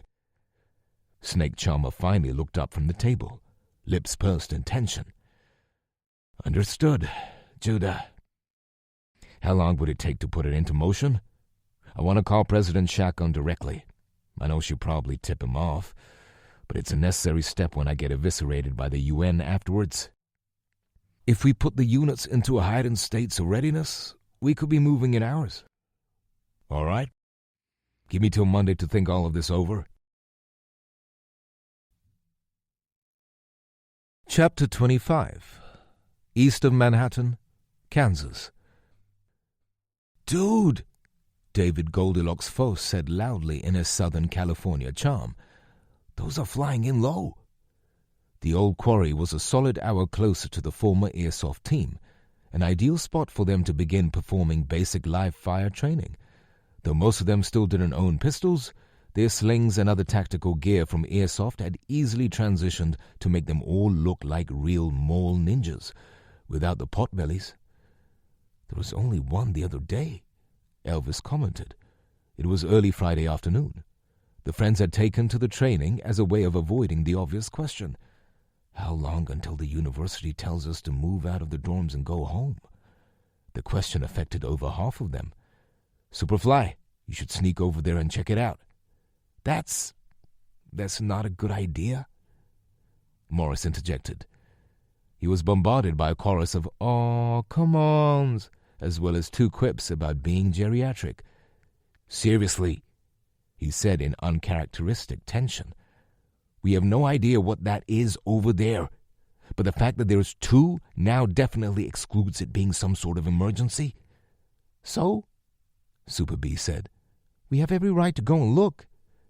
It's okay. John Sanchez said over the bickering friends. "I want to go. B, you're the tiniest. Hop on back and go with me," he said as he headed for his Enduro motorcycle. "I'll go slow, and you can wear my helmet." The freshman excitedly accepted and followed her teammate to his bike, which had easily made it past the gate the rest had to walk from. Morris turned in exasperation toward the rest of them. Seriously? They should just stay here. He was hoping to get enough peer pressure to get the whole team involved. Nothing. He looked at that nub. Not even you? I kinda wanna know, bro. Sorry. Morris looked back at the peer preparing to depart. Maybe I should go instead of her. Nope. She'd never let that go. I'd forever be a sexist in her eyes. He just worried about his friend. He grabbed their rifles from laying on top of their cases. "Wait!" he yelled as he ran over. "What?" yelled Jordan, half expecting Morris to pull a stunt. "Take these. Keep your speed low so they won't hear you. Keep hidden in a low spot." "We got it, Grandpa," she said, taking the 2 rifles from Morris and holding them tightly against her body when she dropped the slings over her neck. John slowly left the quarry and headed north. Tucson, Arizona. Which means the only real question is, what do we do with this information? Granger finished. "I just want to be sure what I'm hearing." Claude Moses said, "You guys have found basically what you've described as a superhighway of cartel smuggling?" "Affirmative," Dave Wolf acknowledged. "Look," Claude said, "I know I don't got no dog in this hunt, being support crew and all, but I think we should get whatever photos and GPS points you all collected to CBP. Give him another shot." "Oh, man, not them again," Tracy complained. "They already tried to tell us to step back as it is." "I'm with Tracy," Mick said, guarding his spotter's position on the matter. "With him and Wolf sniping instead of spotting, we could wax every one of those pedo-pushing dirtbags before they know what happened." "Really?" Dave Wolf challenged. "You gonna shoot their drones down too? It'd be nothing for their reinforcements to just truck right up to the vehicle bars, blow a hole through it, and QRF for those guys with about 30 criminals?" He referred to the fact that out in those few spots of isolated desert that had a border barrier, it tended to be implanted posts meant only to stop vehicles. "Well, then what do you suggest?" Mick said with a frustrated tone. "Men," Bob Salvage said, "everyone take a breath and think. Going after each other's throats ain't the answer." "I get that," Tracy said, "but what's the point if we can't do anything?" "Then let's identify every option," Granger suggested. "We know one, direct action. There's a 90+% chance we'd kill a dozen of them before the other unknown number killed us. What else?" "The other obvious," Mick said. "Passing info to a bureaucracy that will do nothing with it." "What else?"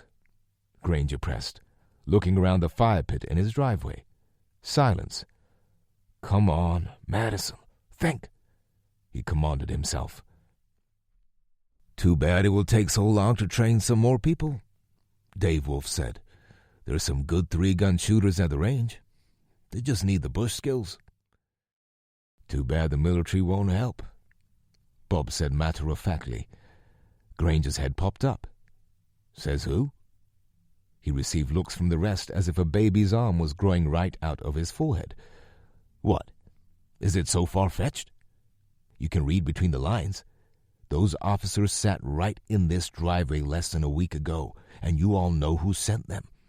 That's called putting out the feelers, boys. You really think passing the intel onto that colonel would do something?" Tracy asked skeptically. "As opposed to what?"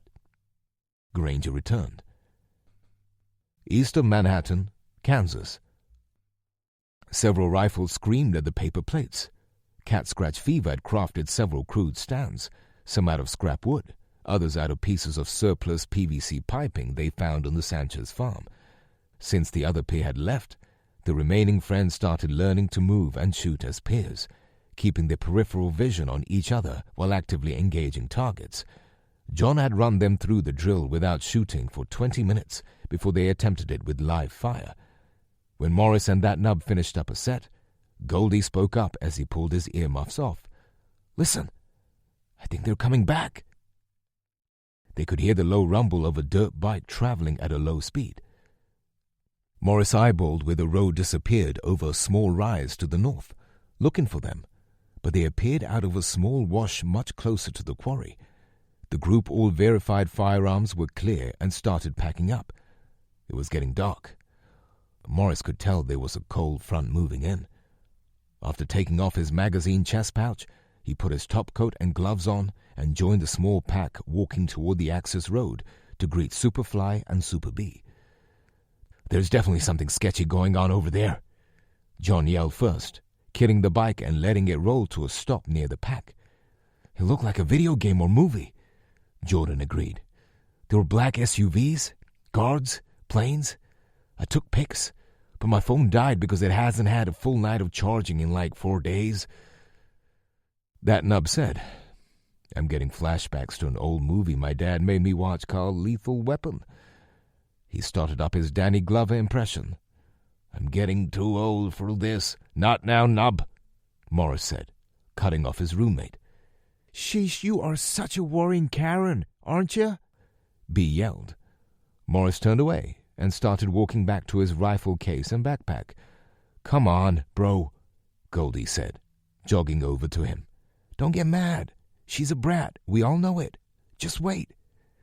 Morris stopped and looked at the surfer. He turned back toward the rest of the team. "You all have no idea. The gangs have taken over my old hood.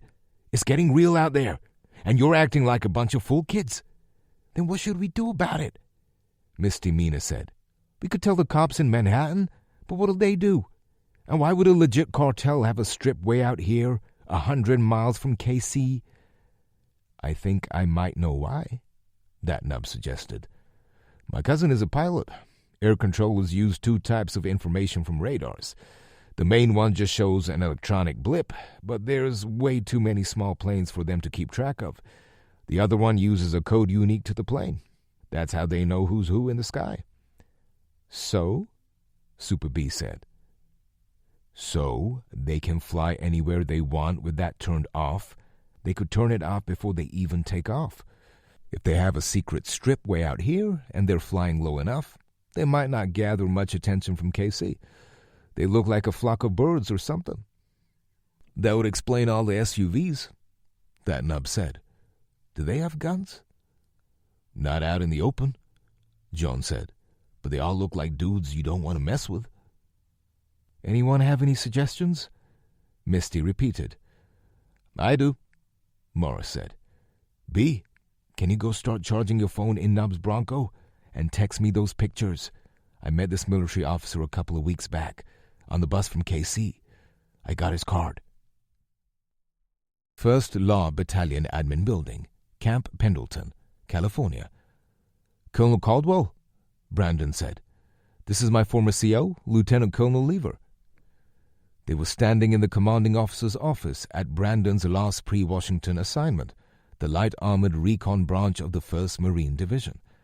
The battalion's Marines specialized in high-speed reconnaissance in 8-wheeled amphibious vessels. The battalion, and sometimes only certain companies of it, would be assigned to various regiments in the division based on the needs of a particular deployment. The senior Marine grinned as he came around his desk with hand extended to greet Lou. Like the Navy, Marines didn't salute indoors. "Colonel, pleased to meet you. Please just call me Scott." "Very well, Scott. And I go by Lou. This is just a boondoggle, nothing formal."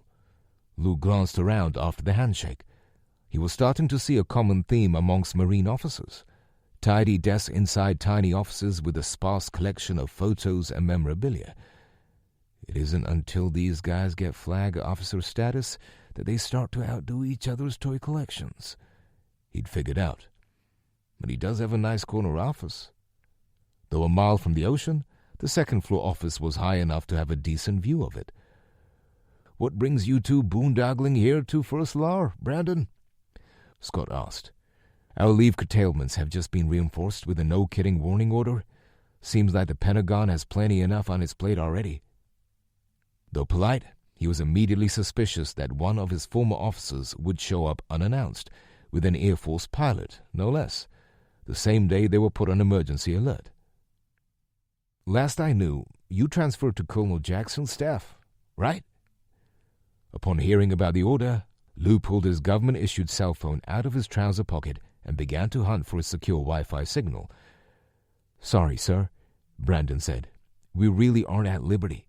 Respectfully, we—" "Captain," Lou said, looking up, "I think we can level with the colonel at this point. The general knows all he needs to by now." He went back to his phone. "Roger that, sir," Brandon told Lou. "You're correct. We report to Colonel Jackson, and even directly to General Montgomery at times." Scott let out a low whistle as he reached for his water bottle and took a sip. "We've been on the road, mostly traveling at large, assessing unit integrity and readiness." Lou interjected when he glanced up quickly and pointed to his face. "As you can see, the road has been a bit rough." Scott grimaced a bit. "Yeah, I didn't want to say anything. But, Scott, you got anyone who can help me log on to your command net and check secure emails?" "Oh, sure. Just ask the Marine you first checked in with when you got up here to my office." Lou excused himself and made tracks for the outer office. He passed by a few junior officers who eyed him with great suspicion. His brown bomber jacket and blue garrison cap flat against his hip, standing out like a fat kid at the all-you-can-eat buffet. He found a lance corporal sitting at the front desk. After 5 minutes of tedious minutiae, Lou had managed to securely log his phone into their system. He saw 4 chairs and a table that comprised what could be called a small waiting area, so he set himself down there to do a quick scan. He found the email he was looking for. "Wowzers," he thought as he read. "All combat units on emergency stand-down? Suspend training cycles in progress and RTB? Suspend scheduled maintenance cycles on all ground-based equipment? Cancel all non-critical events?" Lou read for 3 more minutes, noting specific units at some bases had been made exempt. He recognized a few of them as units that he and Brandon reported may be light on people or had a high number of equipment pieces in a state of repair. "I wonder if we actually gave the old man data he could use." He kept reading, and the last few sentences almost took his breath away. "Ensure all personnel have current wills and life insurance paperwork in order? This is not a drill." Lou almost jumped when his phone rang as he was staring at it and thinking about that last sentence. Damn it! That made my skin crawl. "Colonel Caldwell," he said sharply. He did not recognize the area code. "Hello? Yes, this is Morris Dugan. I think we met a couple of weeks ago." Dugan? He sounds young. "I'll need a bit more, son. I've handed out about 50 business cards in the last month. We were on a bus. I told you about airsoft at college." "Oh, Thumper," Lou said. "I didn't expect you to actually call. Kind of surprised me. What can I do for you?" "That is the question, isn't it?" "Well, shoot.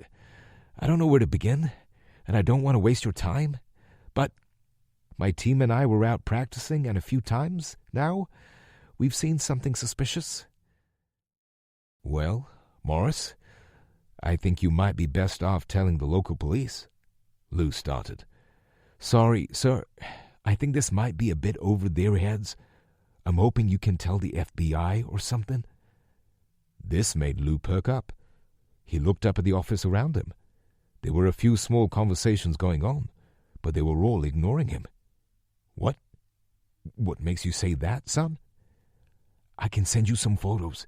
It looks like a drug movie or something. Planes and cars, thugs, all meeting in the middle of nowhere, more than once." "Did you say planes?" Lou double-checked. "Like small private planes?" "Yeah. Yes. Yes, sir." "I can take a look and forward them, Morris. After that, it is out of my hands. And I can't emphasize this enough, but you all need to not go back anymore. If it is who you think it is, they won't be afraid to hurt you, slowly and permanently." "So, you'll look at it, then?" Morris asked in disbelief. "I said I would, son. Send him. You caught me at the perfect time for me to forward them places securely." Thank you, Colonel Caldwell. Remember, Thumper, tell your friends to stay away from the area." "I will." After they ended the call, Lou just sat and stared at the little phone. It began to buzz. That was fast, he thought. He opened a text from a number, not recognizing that it was completely different than the one that had called 4 minutes earlier. Sender unknown. "Sorry to bother you, Air Force. This is the Tucson Drive-A Fireplace speaking. Please call when you get a moment. We have intel you need to send to whoever needs to see it, ASAP." Chapter 26. El Paso, Texas. "What are they doing here?" Rosie screamed in her head. She had just yanked her eye away from the peephole on her apartment door. Two of Inocencio Delgado's scarier and more recognizable henchmen were standing on the landing outside her front door. The thumping on her door was loud and obnoxious. "We know you're in there, Carmela. Eddie's been hurt. We need you to come with us, please," she heard the younger one saying. "Damn, Rosie. Today's the day you die." She ran across the small apartment, stopping near the bathroom. "I just sat down on the toilet," she yelled. "Give me a minute. Sheesh." Rosie threw herself into the bedroom closet and ripped the carpet up from the right rear corner. She found a small cut in the plywood and yanked the temporary patch up, revealing a standard black Glock 26 with no extra magazines. It was in a lady's cummerbund-style girdle with a slot for a pistol. She chose to wear it high, hoping that getting the Glock as close to her cleavage as possible might help her conceal it. She put on an additional baggy sweatshirt and made her way to the door. "What's with all the banging?" she feigned, followed by a string of Spanish cussing. "Sorry, Carmela," the older one explained, the tattoos at the bottom of his jawline stretching every bit as much as his words. "Eduardo was injured. It doesn't look so good. He's begging to see you. El Jefe would consider this a great favor if you would come to Ciudad Juarez to comfort him." "What happened?" Rosie asked, stalling. "It was a horrible car accident. The hospital says he's too unstable to send over to El Paso. Please, we must hurry." Rosie knew she was being lied to, and they knew she knew. It mattered not. If she resisted, they would do horrible things to her, both before and after they knocked her out. The end result would be the same, a one-way trip to Mexico. Her training had reinforced one core principle in such a situation. Stick to your lies if you suspect your cover is blown. Stick to them until the very end. Admitting them will guarantee slow death. She grabbed her phone and purse and was warned off it. "No, miss, we must go. Now. Time is critical." The older one had an expression that was cold like a northern wind. It said not to challenge him. Rosie found herself between the two men. Life almost felt like a dream state to her at that moment. Maybe it's true. Maybe they haven't found out. She was bargaining, and she knew it. The older man drove the King cab pickup. Rosie got in on one side, being shoved into the wall of a third man on the far side of the passenger bench, forced to be the middle by the younger one behind her. Nobody said a word. Not through El Paso, not at the border or across the bridge, and not into Juarez. She had no idea where the hospital was in this city, though she didn't expect to be going to it. Rosie tried to memorize landmarks, count seconds between turns, listen for noise both on and off the road that might help later. Maybe they're driving in loops on purpose, she thought. After a full 40 minutes of driving through Juarez, the truck pulled into a rundown factory sector of town. They took a left into a collection of dingy gray sheet metal buildings. Rosie began to cry. East of Manhattan, Kansas. "This is so stupid," Morris screamed in his head. "We got no business being out here, and it feels like snow is coming on top of everything else." He'd only agreed to tag along because he couldn't stand the thought of haggling for hyper-inflated mac and cheese at the grocery store once again. He'd spent the morning working on any other long-term preparations he could think of. Mad he hadn't taken the modern prepper movement just a tad more seriously, he filled all the containers he'd been collecting and saving in the preceding weeks with water. He'd also discovered that the one Walmart in the area was out of almost all camping supplies. On a whim and a hunch, he found a caterer in town that was willing to sell him sterno candles, normally used for keeping big pans of food warm at weddings. At least we'll have some sort of fuel to cook with if the power goes out and just never comes back, he thought. That afternoon, the team had all drifted to his apartment to find out if the colonel had replied. "He hasn't," Morris told them. "I told you he probably won't." One thing led to another, and eventually Elvis busted out a paper map of the area. "See this road here? Runs north, too, but it's about 4 miles closer to town. If we take this ranch power line access feeder here, we can cut across the fields relatively unhindered. Tell him the best part, John." "What?" Misdemeanor asked.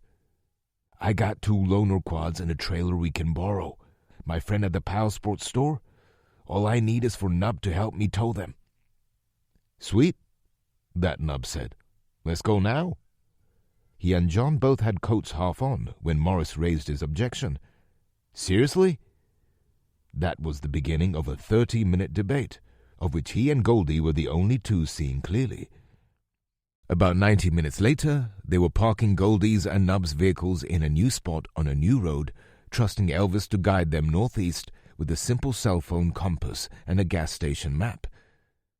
The rolling slopes of cut field were easy enough to traverse, and with the quads and motorcycle doubled, they were able to make quick time. Goldie volunteered to stay back at the vehicles, leaving a traveling team of 6. They'd progressed at a cautious crawl of about 10 miles per hour for over a half hour. John and B would ride ahead, and each time they were close to cresting a small rise, they would dismount and scout the downslope and next valley. "We found it!" he whispered excitedly as the slow quads cruised up. Morris and that Nub killed the engines. "Really?" Misdemeanor said, sliding off the back of Morris's quad. Elvis slid off the other one and stooped as he crept past the motorcycle. He got down to his palms and balls of his feet, high-crawling up to Superfly and Super B. "Nobody found binoculars for sale yet, huh?" "Try this," John the Superfly said, handing him a cell phone with a little zoom attachment over the camera. When combined with the smartphone's electronic zoom, it magnified up to 48 times. "Whoa, that is pretty slick, if you can hold it still." He was looking at one small building and a nearly 1,500-foot stretch of grass that had been mowed down to dirt repeatedly. They were perpendicular to it, about 800 yards away. The crest they were laying on ran at an angle to the makeshift runway, with it passing the small building end of the runway within 80 yards. The building wasn't permanent, but a wooden shed kit from a chain home improvement store. It looked like it might be 10 by 15 feet in size. The runway at the far north end came to a stop just shy of a grove of trees lining a stream. "Yeah," John said. "I have a little tiny tripod with flexible legs I'll bring next time." "Next time?" Morris thought, looking once again at the cold gray overcast. "This is super fun and all," he said sarcastically, "but my weather app shows snow coming down tonight. It feels like the temp is dropping. We came, we saw, now let's get out of here." "Chill, Grandpa," Super B said. She giggled at her own pun. That Nub low-crawled back to Morris, who was still standing lower down the slope next to the bike and quads. "Seriously, Mo, what gives? Isn't this why we started doing real tactical stuff?" Morris almost choked on his own tongue, guffawing. "What? You can't be serious. We're doing that in case, I don't know, a mob tries to burn down the grocery store or something?" He pointed past his buddy at his friends. "We aren't cops or special forces, Nub. We got no business coming out here to play G.I. Joe. It feels like Goldie and I are the only two to get that." William Datnub Easton turned about as serious as Morris had ever heard him. Mobs? Riots? Gangs back in KC? And this? He pointed east. Also, a cartel landing strip, and nobody knows about it but us? Maybe this is exactly what we've been training for?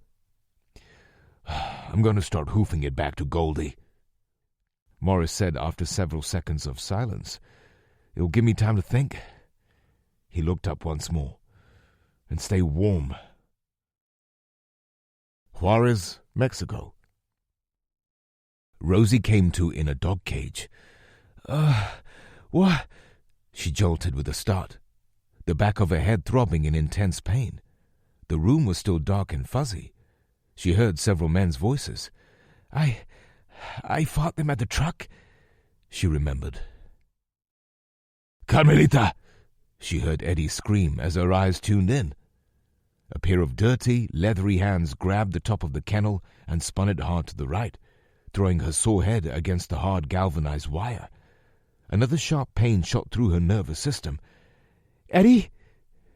She screamed, seeing the bloody beaten pulp on his knees 6 feet in front of the cage.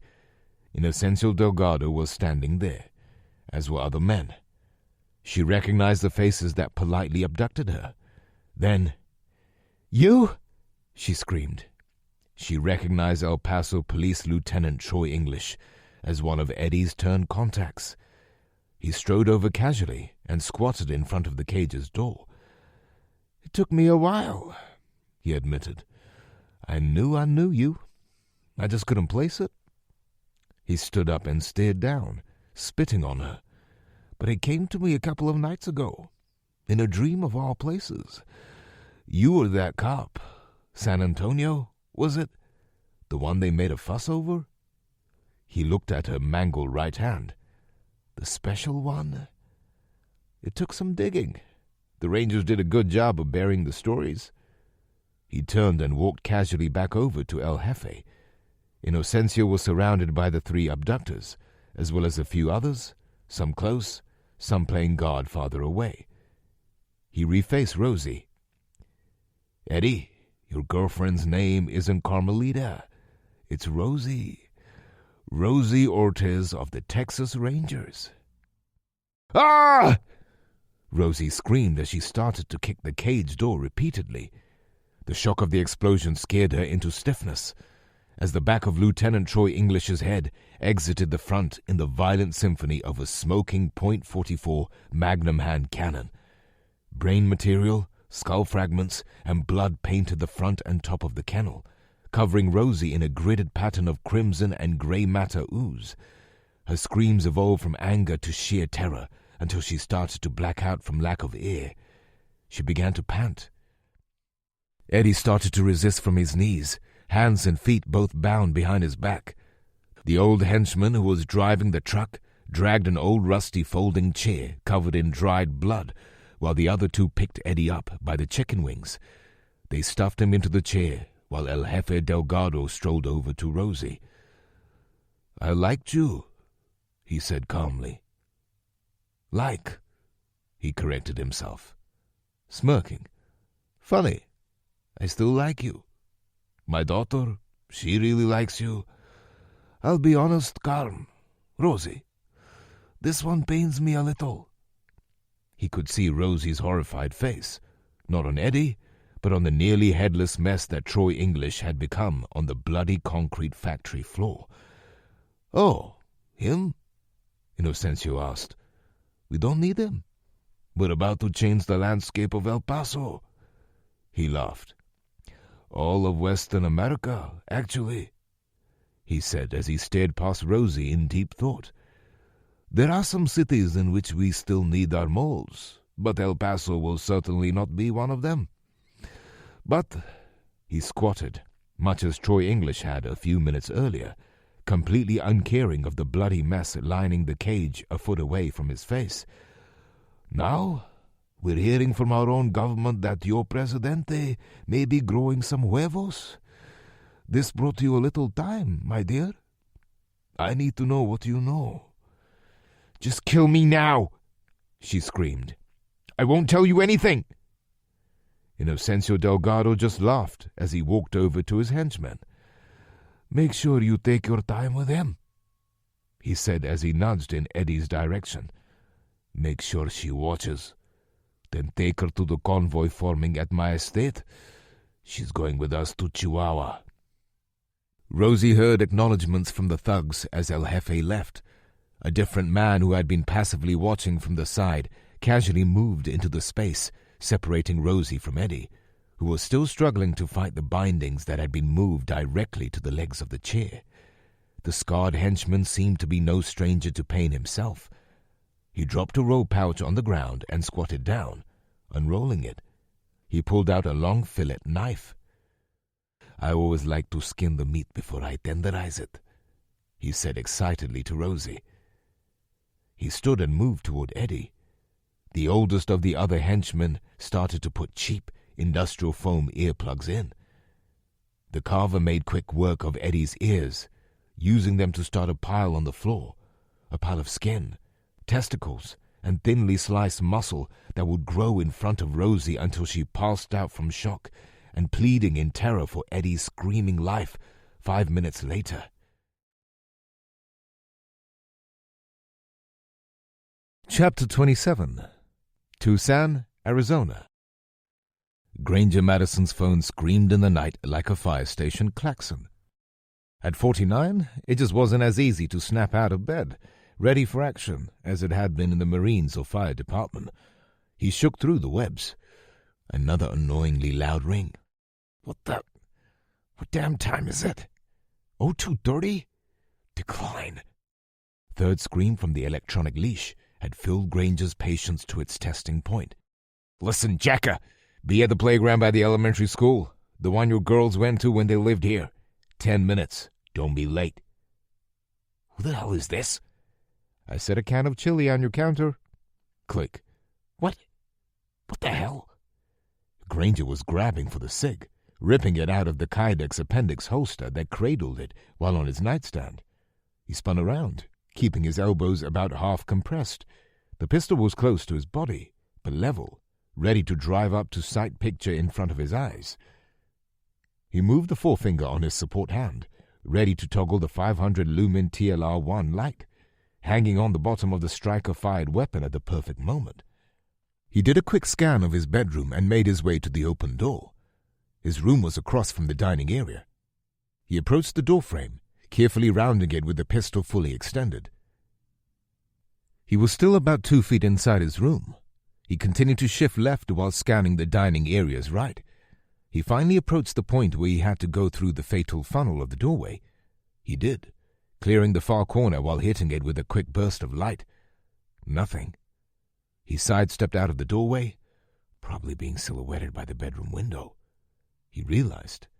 He continued to scan the dining and visible parts of the kitchen and hall. Then he saw it. Sitting right on the end of the counter that divided the kitchen from the breakfast nook was a can of stag chili. He knew instantly he would find nothing clearing the rest of the house. This whole exercise was to tell me he could have killed me? He acknowledged.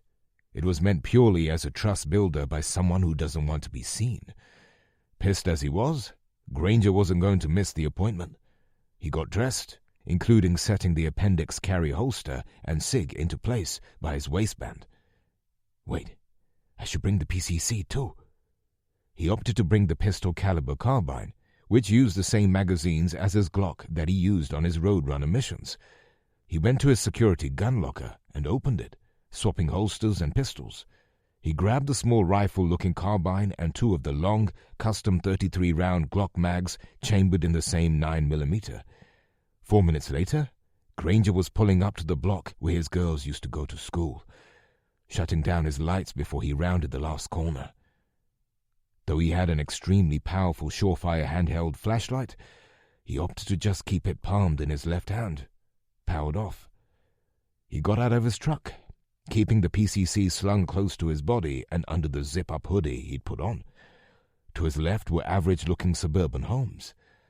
He walked around the pickup and to its right, heading onto the school property, heading directly for the jungle gym area.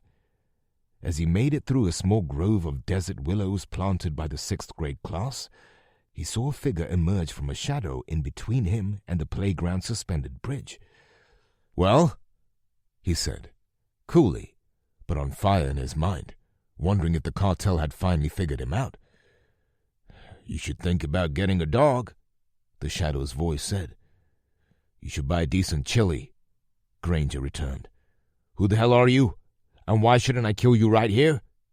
"Easy, Granger," the discernible black American man's voice said. "We're on the same side." Granger took a moment. "The fact you were in my house ain't lost on me, pal. It doesn't mean I ain't pissed right now." "Good," the voice said. The man slowly crept forward out of the shadow, trying to let Granger see him without either of them being in striking distance of the other. "You should be, and you should be scared. I know you all think you cover your tracks, but once we were told who you were, we ran a clean comparison. It took our hacker 4 hours to figure out who you all were, based on a cross-sectional search of cell tower usage and one satellite photo of the Suburban that infills and exfills your team." Granger was silent. He's obviously government. But who? "Finally, you have my attention. Who are we?" "Good. It's good that vets like you and yours are involved. We just need you to know how vulnerable you are. If the cartel gets an inkling you're out there, I know. Besides impressing me with your hacker's ability, what's your point?" Granger asked just a bit testily. "Have you found tunnel service ports yet?" "I ain't telling you jack squat until I know who I'm talking to." The man stepped a bit closer. There was a sliver of moonlight coming through the trees. A peaceful, deadly man, Granger assessed immediately. "Spec Ops." "Delta," he finally said. "How'd Delta get hold of my operation?" He cut himself off before he finished. That colonel? Maybe there was more to him than meets the eye after all. "It all getting clear for you now?" the man asked. It was much too dark to see many details. Even at probably 5'11", he could see the man was stout, not someone to be taken lightly. "1 or 2. If we had explosives, it would be easy to collapse it." "Roger that," the man acknowledged. "We need all 4 of you to set up in that valley by dark this coming night. Find yourselves a new OP, something close to the border. I'll have 1 other with me. Whatever you do, don't effing shoot. You won't hear us coming. We'll say stag. You'll say chili. Clear?" "Stag, chili. Got it? What's this all about? You've obviously read my file." The man sighed. "Something big." He started to walk back into the shadows, then turned. "And tell your team to get your family somewhere safe." He disappeared into the dark. As if that exists anymore, Granger thought pessimistically. The White House Situation Room. "What do we know?" Jeremiah asked. The room was filled with the usual defense and security team, plus key admirals and Space Force generals. "Satellites detected a missile launch out of China." Chief of Space Operations General George Overton scanned his watch. 43 minutes ago. It was a boost glide weapon, sir. Most likely an inertial guided solid tungsten projectile." "So, not nuclear?" the president asked. "No, sir. Its low altitude and rapid decay rate showed us it wasn't meant for strategic orbit. Cue up the feed." The general ordered the room's junior officers manning the control center. A disturbing image in infrared showed up. "It's a noon night in the Northwest Pacific." "What the?" Jeremiah looked on in shock. "Is that a crater?" "It's in the Kronotsky Nature Reserve on the Kamchatka Peninsula," the general replied. "What the hell did they hit?" Jeremiah demanded. "Nothing of any value, sir," Secretary Fitzgerald interjected. "They shot into a remote part of the peninsula as a Russian fleet of troop carriers is sailing by less than 200 kilometers away." "Is there any chance they missed?" the president tested, angry at no particular person. "None, Mr. President," Joint Chief General Judah Montgomery said. "They've never missed one of these tests by more than 10 kilometers. It's a message. Well, I'm hearing it, loud and damn clear, Jeremiah said excitedly. Just wait till they try to sink one of our carriers with one of those things. Or take out our silos. What is the end game? Jeremiah wondered. We need to figure out how to stop them from taking drastic measures before this starts a world war. What are we doing to shore ourselves up right now? Sir, with your permission, I'd like to keep us in DEFCON 3 and begin the checklist for DEFCON 2, General Montgomery stated.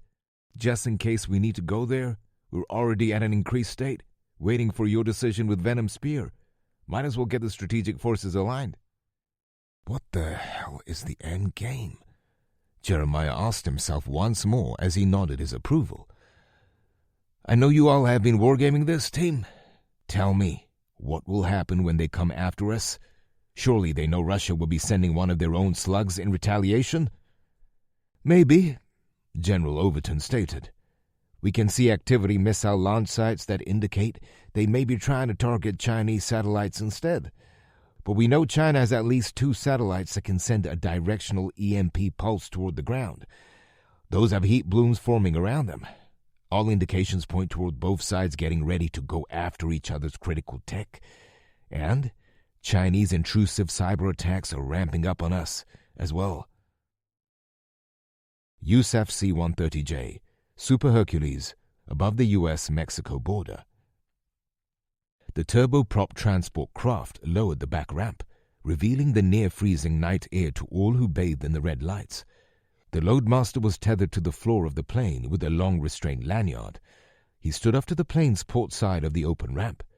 The Operational Detachment Delta Special Operations soldier, acting as jump master, bent down and got on his knees, eyeing the dark desert and scant lights of Yuma, Arizona, to the west. The majority of their 40-minute flight from Tucson had nothing to do with gaining distance. It was about getting the altitude needed for the combined halo and hey-ho jumps. From the 30,000-foot height, the jumpers would use both methods to land safely at their destinations. The first 2 men, destined for a spot nearly under the craft, would descend in a freefall to a height of only 2,000 feet over the desert hill they were aiming for, the low opening of the halo jump. The sergeant major and his other 3 team members would open their special airfoil wings a scant few seconds after starting their freefall. This was the high open evolution, which would allow them to glide close to 40 miles. They were bound for a different mission, one that required a stealthy insertion near the small city of Nogales. 3 other C-130s had been flying this pattern for 3 hours and would continue for 2 more. The craft would fly about 17 minutes farther east than the jump point and then turn northwest to repeat the loop. Even if the Mexican military or cartels had been monitoring what was happening, they would have little chance of knowing exactly when or where any operators had deployed. The jump master stood back up with assistance from the load master, part of the plane's regular crew. The parachutes, combat gear, and breathing apparatus, necessary due to the extreme height of the jump, amassed to an astounding 150 extra pounds of weight on the soldier. He looked back up at the small LED box just as the red one lit up. 30 seconds to the drop zone. The pilot was communicating. "Stand by!" the sergeant major yelled above the roar of the wind. He stepped up to his men and participated as they all began one last check of each other. Equipment had to be tethered tightly. There was no room for error. The first 2 men, destined for a hard and fast flight to the desert floor, turned on the electric infrared lamps secured to the tops of their combat helmets.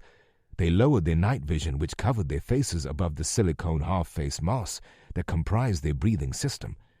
The duration of their freefall made the likelihood of a fatal impact very high. The IR strobes and night vision would help them avoid that. The other 4 wore breathing helmets that included an entire face piece, necessary to keep their skin covered. They would be hanging in the cold air, taking over an hour to glide to their destination. They would space themselves in their jumps and shoot deployments and track each other only with cheap lime green disposable glow sticks until the final stage of their landing. The jump light turned green. "Go!" the sergeant major yelled as he pointed at the pair of men. They ran out of the plane in tight formation, leaning into tight missiles for the first few seconds and eventually flattening their bodies out with a familiar drag, using the angles of their hands and feet to stay on course with micro-adjustments. Down in Buenos Aires National Wildlife Refuge, 4 U.S. military veterans, 2 Marines, 1 Army, 1 Navy, had planted themselves in a new observation post on the hilltop directly north of the border, almost 500 meters to the northwest of the men who called themselves the Roadrunners. Across a small valley, a band of cartel coyotes were loading 2 vans full of explosives and weapons. Neither group was aware of the sky activity above them, as 2 of America's most experienced members of Delta Force descended upon the canyon under black canopies.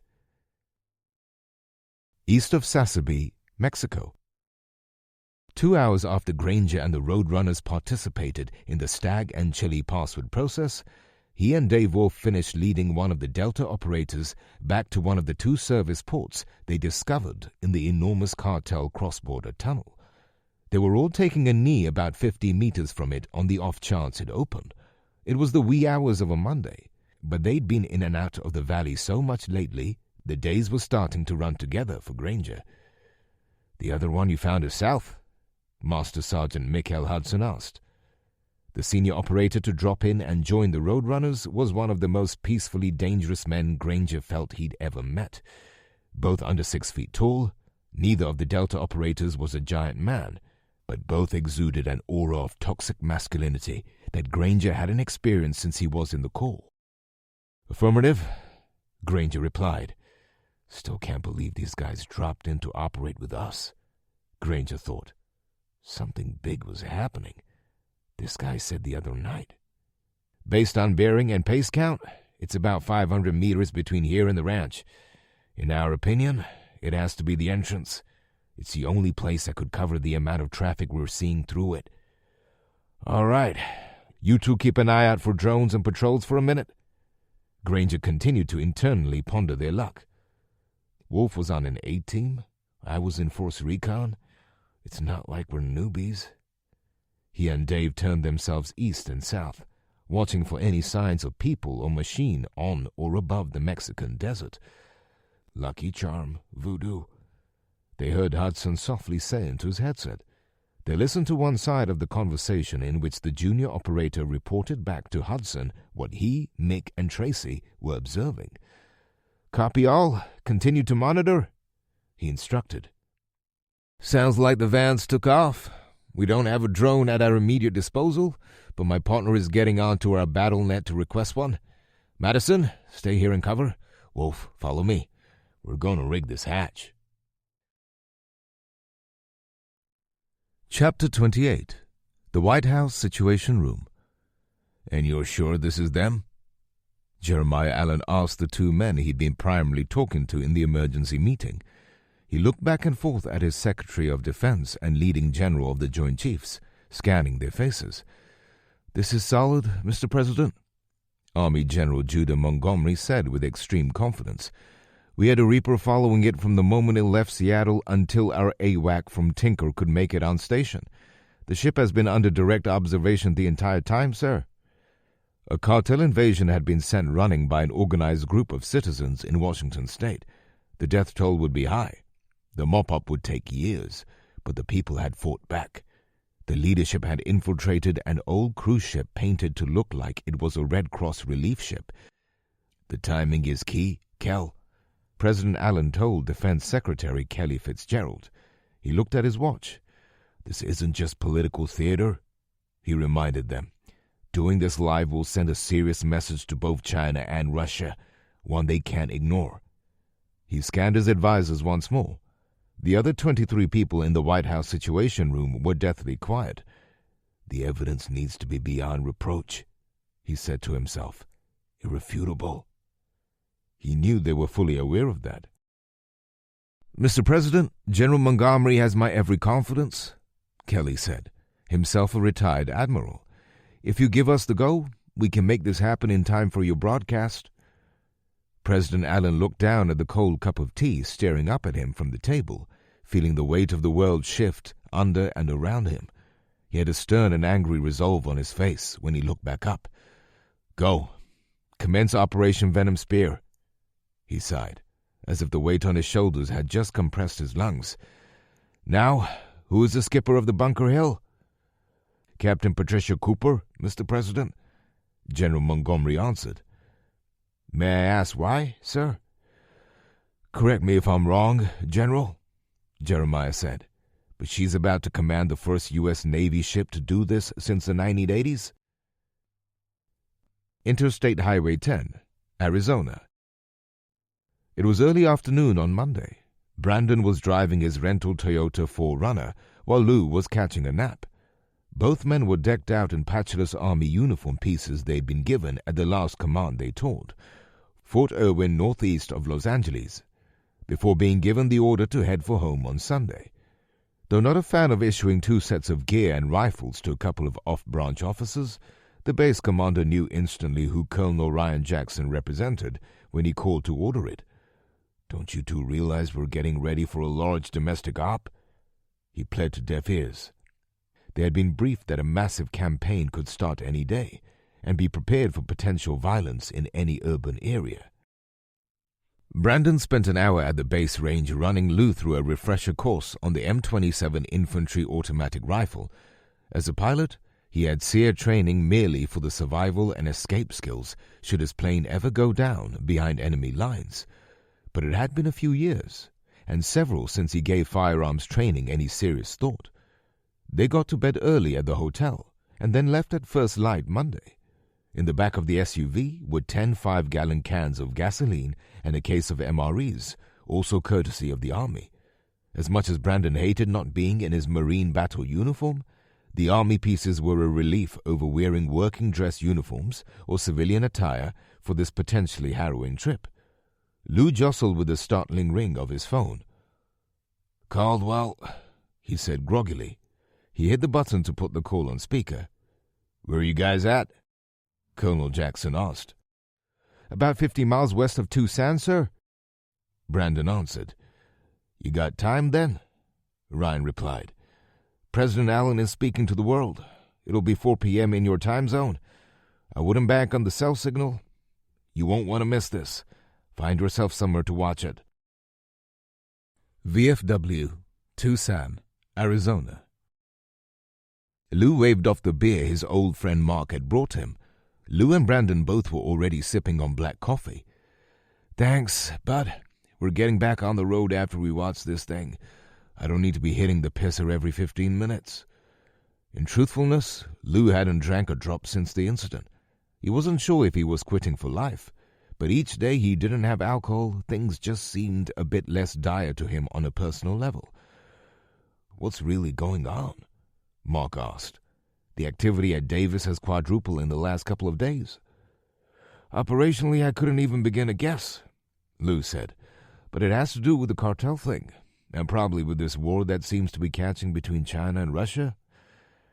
After 10 more minutes of listening to several conversations buzz throughout the VFW, the club's television over the bar changed from a muted talking head to the presidential seal. Mark got up and strode behind the bar.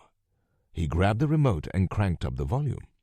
The conversation started to lower a bit, but it wasn't until Jeremiah's flushed face could be seen sitting at his desk did people shut up to listen. "My fellow Americans," the president began, "I come to you tonight with a grave message, vital to our nation's, and really, the world's well-being. Thanks to the wonders of modern technology, I'll be able to show you diplomacy in action. You see, there are actors who have been trying to weaken and destroy our nation. Actors in bad faith, actors without morals, or any purpose other than one of greed, hatred, and pushing suffering onto others." As he spoke, a feed popped up over the president's shoulder. It was gray and hard to see at first. It appeared to be the deck of a ship and waves. Suddenly the feed expanded, letting the viewers see the entire front end of a U.S. Navy Ticonderoga-class cruiser in the foreground of the screen and some sort of merchant vessel in the background, perhaps 6 miles ahead of and to the port side of the Navy ship. Though nobody knew it from looking, the feed was being transmitted from the camera of a MQ-8 Fire Scout helicopter drone. The USS Bunker Hill was carrying one of the 24-foot-long surveillance tools as part of its ship's equipment. The operators had programmed it to match the ship's speed perfectly, sending an image of both ships from an elevation of 300 feet. The VFW was church mouse quiet. Lou sat up in his chair. Like everyone else, he was staring intently at the screen. President Allen continued, "And what I mean by actors are snakes." He started to get a little heated. Snakes who have been striking fear into the hearts of Americans in almost every city west of the Mississippi.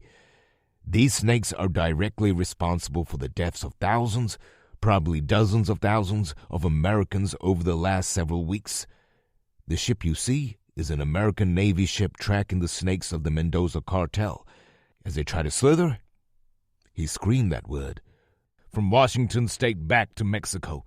Don't be fooled by the red cross on the side. That's what snakes do. They pretend to help you as they bite. He paused briefly. "Captain, are you there?"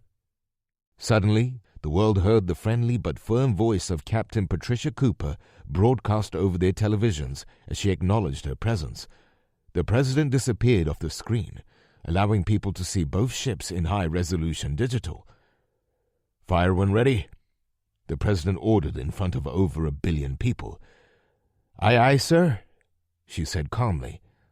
Lou thought he heard a few gasps in the VFW as the screen showed the ship's large barrel swing and point nearly directly at the fleeing ship to its port forward sector. There was no sound coming from the feed. The world watched the 5-inch diameter shells explode out of the barrel every 2.5 seconds. 10 76-pound shells sailed. 10 large powder casings ejected out of the big, automated gun mount and clattered to the ship's deck. As the 7th shell was firing, the first was reaching the ship 7 miles upstream. The first 2 shells airburst over their prey, ripping steel apart at the seams, exposing the interior and spilling fuel out of piping. 8 more shells exploded with impact fuses, demolishing the ship in a maelstrom of fire and carnage. It began to break apart in front of the world. Eventually, the feed dissolved into a shot of Jeremiah Allen once more. He was red with rage. "Let this be a lesson to all aggressors and agitators who are lobbying for their chance to strike at the United States while we're wounded. At this moment, throughout every major American western city aside from Seattle, the U.S. Armed Forces are engaging in Operation Venom Spear, reinstilling law and order by actively engaging and eliminating the drug cartels. Whether it be the snakes of the Mexican cartels, the bear of the Ural Mountains, or the dragon by the Yellow Sea, be warned. Behind every blade of grass is an American who will kill your ass." President Jeremiah Allen stood at his desk in the Oval Office, ripped the wireless mic off his tie, throwing the battery pack on the desk, and stormed out of shot. The presidential seal screen popped back up, showing the words, "End transmission." The sound of helicopters reverberated throughout the VFW. Lou and Brandon sprinted outside, followed by Mark and several others. In the sky, over the north end of Tucson, they could see 24 Black Hawk helicopters flying in formation. They slowly split apart. Some would eventually deploy their infantry in fairgrounds, others in Parkway Terrace. All were headed to locations that had been deemed inherently dangerous to the health and welfare of American citizens. Houses and commercial buildings known to cater to the cartels or suspected terrorists. Lou scanned the light blue fall sky to the south. "What does that look like to you?" he asked Brandon. "Planes?" the young man said. "But where are they headed? Surely they wouldn't hit a target on that side of the border, would they?" Lou looked at his young counterpart. "I suggest we hit the latrine and get back on the road. Pronto." Buenos Aires National Wildlife Refuge, Arizona. The Roadrunners started to receive texts from Bob and Claude, learning of what was happening at home. "What's happening in Tucson?" Granger asked Master Sergeant Mikhail Hudson. "This has something to do with why you all are out here." "It's called Venom Spear. POTUS is declaring war on the cartel." He was very calm, almost nonchalant, the result of a life of combat. All 6 men had buried themselves in concealment at the high ridge, near the trailhead they'd taken down into Mexico. They were fully alert and keeping a close eye and ear on the trail, watching for any cartel trying to send up drones.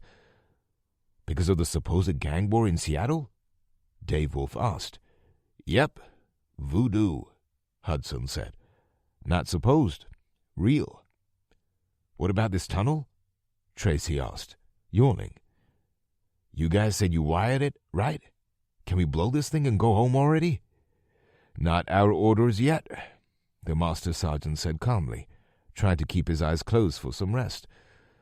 What are you guys so itching for a fight for? We've been out here without any ability to act for years, pal, Granger said. Delta or not, you're not the only operator out here, he thought. We're just curious as to why we rigged those hatches if we ain't gonna blow them. All in due time, gents, Master Sergeant Mikhail Hudson said. We're waiting to see what fruit that, he pointed back toward Tucson, produces any results here. Manhattan, Kansas.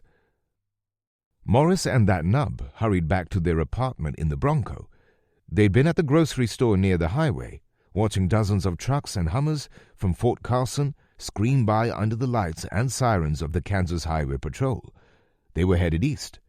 It wasn't until Black Hawks and Apaches flew by that the two young men spurred themselves to take action. There was 4 inches of snow on the ground, a bare dusting to any decent Kansan, but more was expected in the coming evening. Bro, what do you think that's about? Morris asked his friend as Nub turned onto Westward Road, heading north toward their apartment. There was a flurry of cars heading the other way. He snapped his head to look. Looks like everyone's heading to the store or the gas station. Weird. Something big. Maybe the Chinese are attacking? Nub guessed. He pulled up to a red light. It had been deactivated and turned into a 4-way stop 2 weeks earlier to make life easier in the new yo-yo power system. He made his way north again. Just as he started through the intersection, he looked left and romped on the gas pedal, throwing Morris into the seat. Hold on! Nub yelled as a Bronco fishtailed. They barely cleared the way when a BMW flew through the intersection with a local cop pursuing it. Nice driving, Nub! Morris yelled when it became apparent they were clear.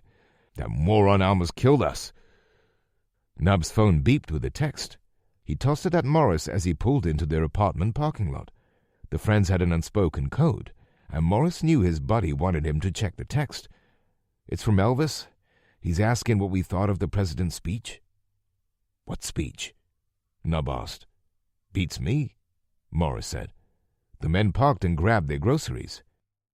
As they started up the stairs of the 3-story building, a pair of men came out of one of the other apartments and started heading down.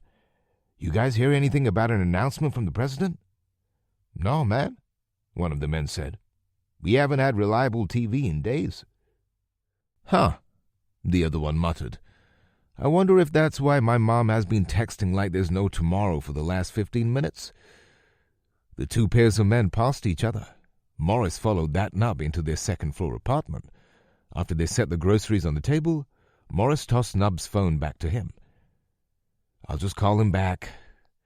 Morris looked at his phone, intending on calling his parents. Dead? Crap. He had no idea how long it had been dead. Keep forgetting to charge it when we go out. He grabbed Nub's keys off the counter and went back down to the old Bronco.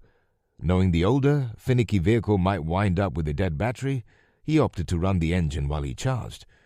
What a waste of gas, he scolded himself. 3 minutes later, he tried to power up the device and managed to get it to boot up. Soon his phone was blowing up with texts.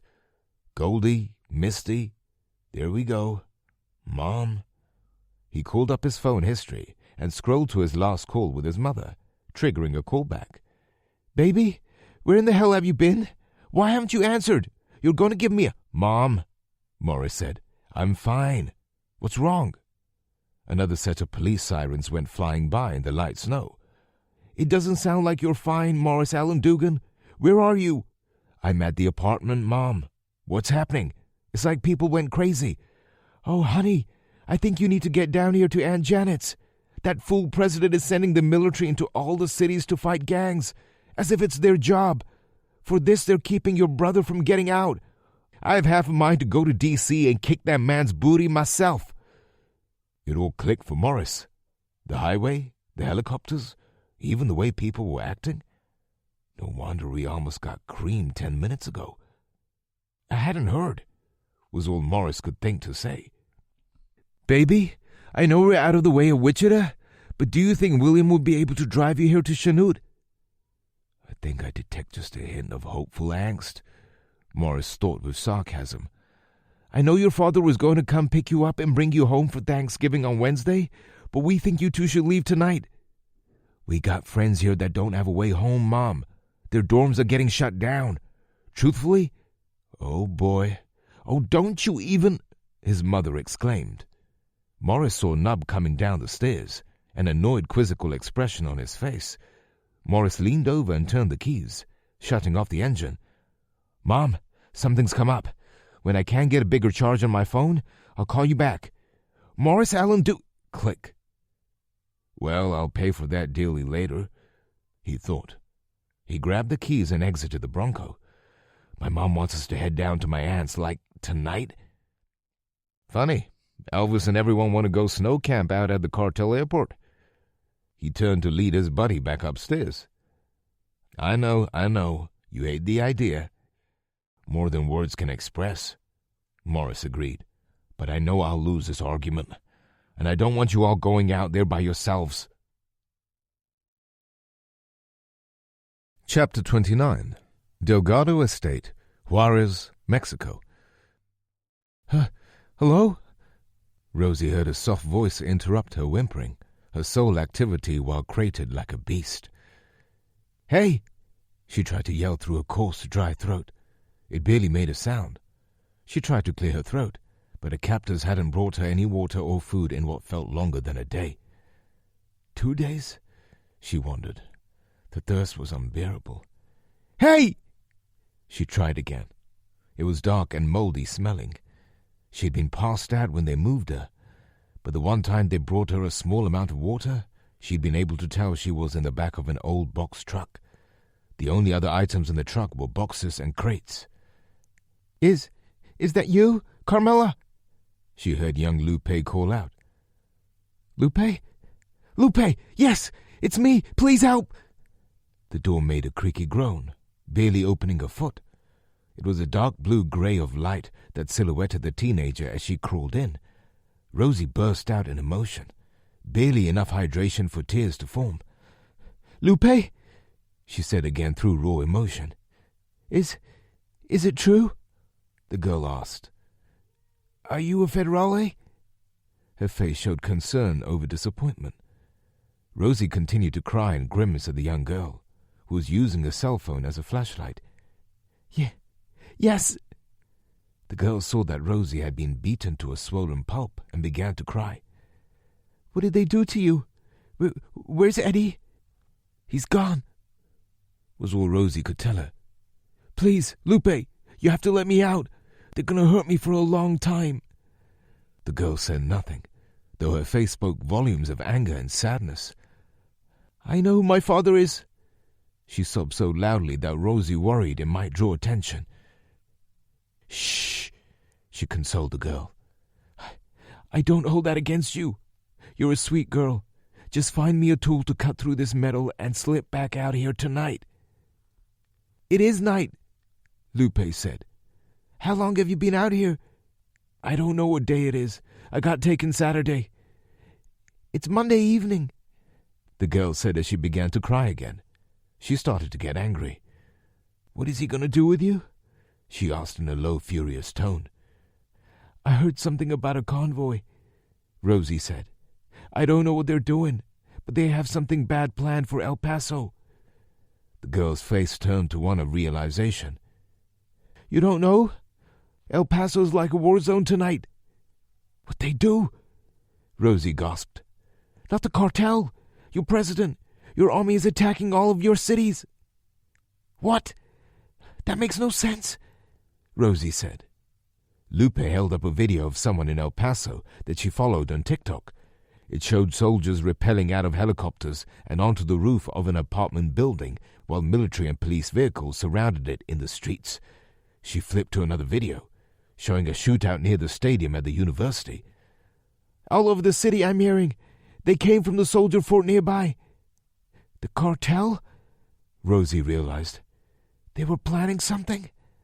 Something big? Please, you need to let me out. I can't," the girl sobbed.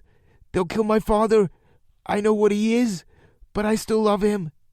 She stood and started to slide back through the small gap in the large metal door. "Please," Rosie begged. Lupe looked back at her. "I'm so sorry, Carmilla." She looked down at the phone in her hand and started to cry again. She let the device fall through the gap in the metal grid of the kennel and slid back out of the truck, closing Rosie into the darkness once more. Interstate Highway 10, El Paso, Texas. Lou and Brandon had deliberated taking smaller highways across America. As they neared eastern New Mexico, the temptation to see what was happening proved to be too great for the pair of officers. The U.S. military was taking action against a mostly foreign threat. They wouldn't shy from seeing that. It was the end of dusk in the Texas desert. As they cruised into the city limits, they could see the blinking lights of helicopters all over the city. Mostly Army, Lou presumed. But probably some news and civilian medevac too. "Roll your window down," Brandon said as his was already descending. He turned off the Toyota's radio and the pair listened. The highway was thinning of traffic, which had as much to do with the people being glued to their televisions as it had to do with it being almost 8:30 at night. The men could both hear gunfire. "It's coming from the north," Brandon said semi-excitedly. "No, the south," Lou countered. The men exchanged a glance. "I suddenly wish those rifles weren't cased up in the back. I think we're hearing two different fights." "Look how close we are to the border," Brandon stated as the highway went through a curve near the Rio Grande River and started heading east again. "I bet you could drive a golf ball off this highway and into Mexico." "Not me," Lou chuckled. "But you could, easily." There was no way the men would have predicted what was happening in the sky above them at that very moment. 4 clusters of small drones had just flown over the river they were gawking at. These drones had never been meant for civilian use. They had no blinking lights. They were a combination of 4 and 6-bladed copters, along with the few larger drones that resembled a traditional helicopter. Each of the clusters contained between 40 and 60 of the devices. Each was headed directly for the command post at one of the major American Army and police task forces that was engaging a cartel safe house. The 8 helicopter drones, each carrying 8 gravity bomblets that contained a total of 16 pounds of explosive, were headed for the City Hall building 2 blocks east of the interstate. Lou saw a missile shoot skyward to the southeast. "Look!" he yelled instinctively. "Yeah?" Brandon yelled back. "There's another in my left mirror." Lou craned his neck, but with their gear and the vehicle's roof, he couldn't see it. "What do you think they are?" Lou immediately flashed back to a conversation he'd had with one of his peers in his combined branch task force job a few months earlier. "It might be M-SHORAD. The Army converted some strikes into short-range missile defense for use against rocket and drone attack." He was interrupted by the fires of hell themselves. The concussion of a violent explosion nearby beat the sound to their bodies. The shockwave hit the Toyota, flipping it onto its side as they slid 300 feet, burning off the 65-mile-an-hour they were traveling. The angle forced them into the left Jersey barrier. Lou's partially open passenger window had shattered from the blast, sending pieces of safety glass all over the right side of his face. The remaining windows all cracked in the crash, but the windshield remained whole by the thin safety film built into it. The grinding over the left side on the concrete and asphalt sent sparks shooting all over Brandon.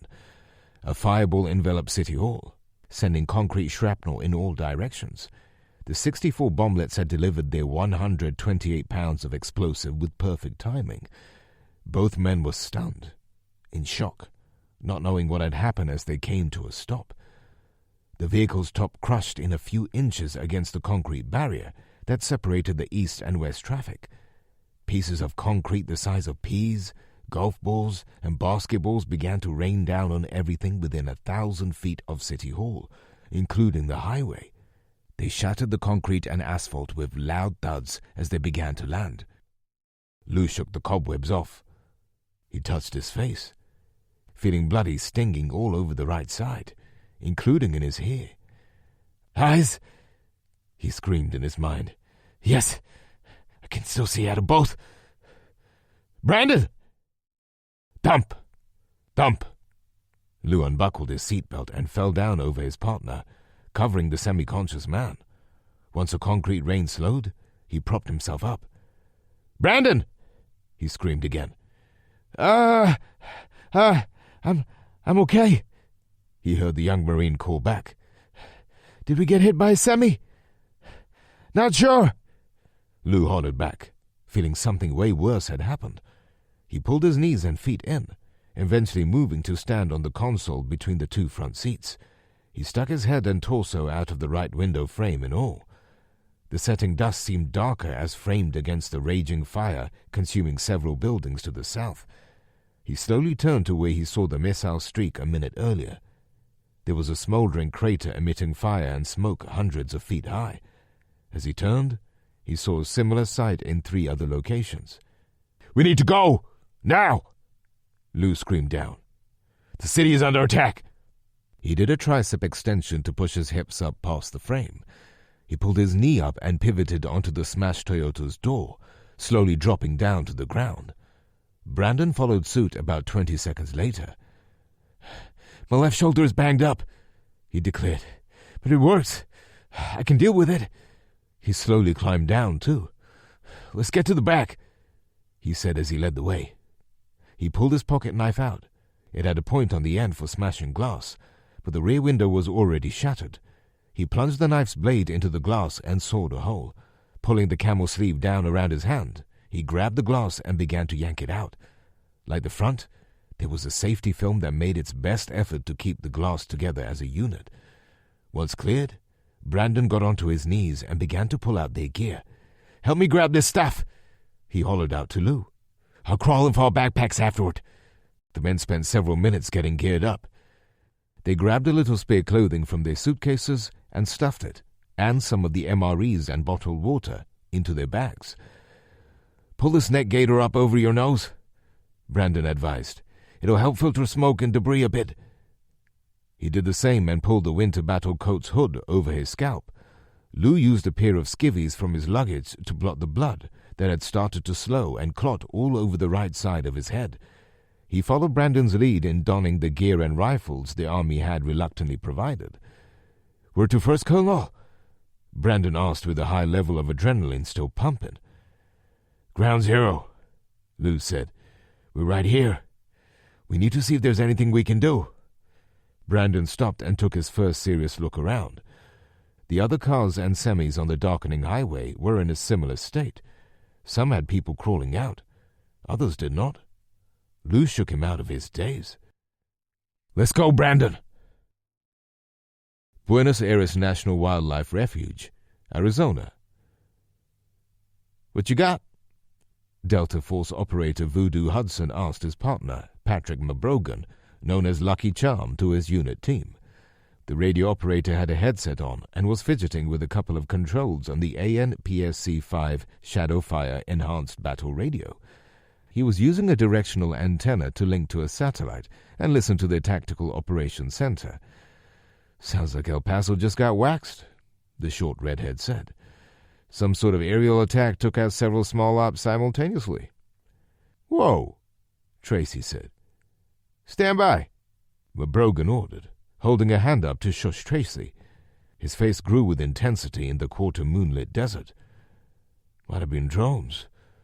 Command says we're moving to Phase 2. "What's that mean?" Granger whispered to Voodoo while the radio operator continued to listen. "It means our brothers in Nogales, Tijuana, Juarez, and a handful of other locations in Mexico are about to get busy lasing targets," the seasoned operator explained. I'll give Alan this much. The man has balls. What about us? Mick asked quietly. Voodoo held a finger up and looked at his partner. 20 silent seconds later, Lucky Charm nodded. Here's a plan, gentlemen. The leader started. We're going to give it an hour to see what happens to this tunnel. That farm has already been designated a backup target for the Reapers patrolling the border. If we see any HVT show up, we can call in a strike. Either way, we'll blow the tunnel sometime tonight. The small band of soldiers and veterans continued to watch their perimeter, waiting for high-value targets until a violent and explosive show of force erupted 38 miles to the southeast a short time later.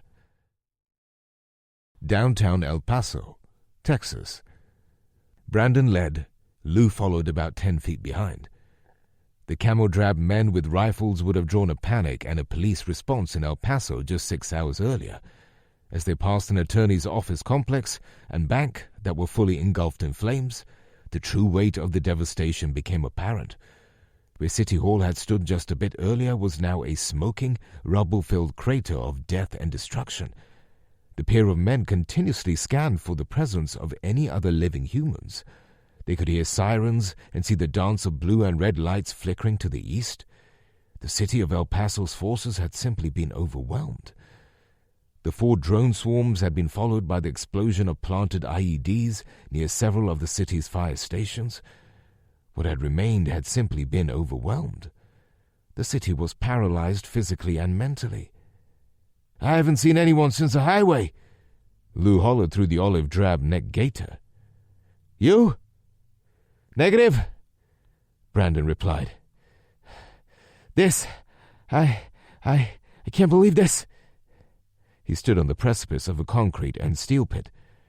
I barely remember 9/11, he said quietly. I was a young child. This? Come on, son, Lou said behind him.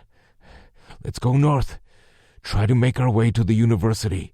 If there's anything left of the Army CP, they'll probably be using the football field. He turned to leave and stopped. Brandon had become mesmerized by the overwhelming feeling of devastation. Come on, Marine, Lou stated with commanding authority.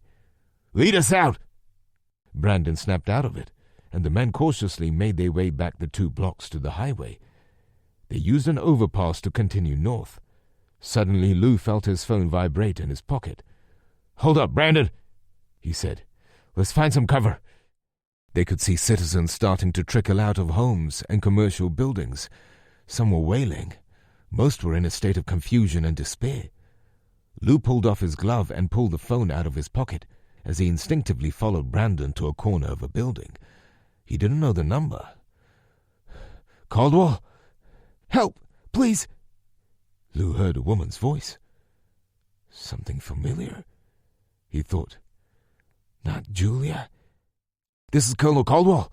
Who's this? My name is Rosie, cried the panicky voice, trying to whisper through the hyperventilation. I'm the UC you met in Carlsbad. Yours is the last number I memorized. Please help. Carlsbad, Lou realized in horror. That girl. Jane Doe. Did you say Rosie? The undercover cop? Yes, I've been abducted for over 2 days. I'm in a truck in Juarez. Lou started frantically trying to get Brandon's attention. Pen, he silently mouthed while motioning his hand. What else, Rosie? Any detail? Brandon unslung his pack and started digging in the front pouch. I was at the location I showed on the map, but we left about 10 minutes ago. A girl slipped me a phone. This is the first time it's been loud enough for me to dare make a call. Definitely sounds loud, Lou thought. He made a quick decision. How much battery's left? Rosie looked. Not much. It's red. They both heard the loud squealing of brakes. We've stopped. Listen, Rosie, Lou said calmly. Make sure that phone is on silent. See if you can turn on the GPS tracking, then power it down. When you think it's been an hour, turn it on and text me anything you've learned. Quickly. then shut it back down. No, I need to talk with you. Can't I just keep it on? They're going to convoy me somewhere. Rosie, I know you're tired and scared. So am I. Keep the phone off except when you can send a text, okay? Your life depends on it. As much as it pained him, Lou hung up to keep her from arguing. What was all of that? Brandon asked excitedly. Lou grabbed the pencil and paper Brandon had dug out of his pack and scribbled every detail he could remember. We need to get hold of Jackson or Montgomery right this second. They're probably a tad busy right now, Colonel. Brandon argued. The girl, Lou said, starting to be a little panicky himself. The undercover cop, the one I met before I got attacked. She's in Juarez. They've caught her. She's on a truck. Dang, Brandon said. Lou had never heard him cuss so strongly before. He pulled the sat phone out of his pack and began to call Colonel Ryan Jackson. They updated him on their version of the explosion downtown, what Ground Zero looked like, and the phone call from Rosie. They relayed her phone number too. Jackson advised them to make their way to Biggs Army Airfield, which had become the emergency fallback and rally point in the wake of the attack. I'll find that DEA task force guy you dealt with, and the ranger contact. Let them know what you reported. Double time it, men, and watch your six. Jackson out. The blocks on this portion of El Paso weren't laid out in the cardinal directions. Brandon hit the little map icon on his phone, and it worked. We got lucky. They didn't knock down the cell towers. He looked at the closest street sign and business names. 2 blocks this way, and then we can go right to the northeast upper main thoroughfare. We should be able to find some sort of ride along the way, he said hopefully.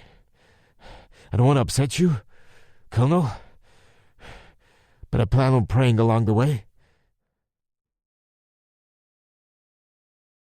Chapter 30. Buenos Aires National Wildlife Refuge, Arizona. The 4 roadrunners and 2 Delta operators watched 2 SUVs slowly cruise down the canyon dirt road to their normal stopping point. Several men walked the 70 feet up the small dell to the large collection of brush and tumbleweed that they used to cover the lumber covering the tunnel's north axis. 2 of the men pulled up on the cover and hopped down. The red light emanating from the tunnel shone like a giant just-shoot-me beacon in the night vision devices everyone was using. Tracy was the farthest north. Stand by, he whispered into the radio lapel mic on the front of his ballistic plate carrier. Possible drone setting up. The men were working under red-end headlamps, and the Roadrunner Delta team was 500 meters to the south, covering the border and observing the ranch. Tracy flipped his night vision up and pulled up his binoculars, zooming them in on the red headlamps at the back of the second SUV. About 90% sure they're about to get eyes in the sky. Contact to the ranch, Dave Wolf whispered next. Several vehicles. Wait. He went silent for close to a minute. 2 helicopters. Too dark to tell if they're civilian or military. The question is, Granger asked himself, are they fleeing south, or are those others escaping north? Though Delta wasn't monitoring the simplex channels that the Roadrunners were using, each of them was still close to a pair of the civilians. Voodoo crawled over to Wolf and raised his own binoculars. 1 of each, he whispered. Looks like a bell on a Huey, with a rocket pod. Fantabulous.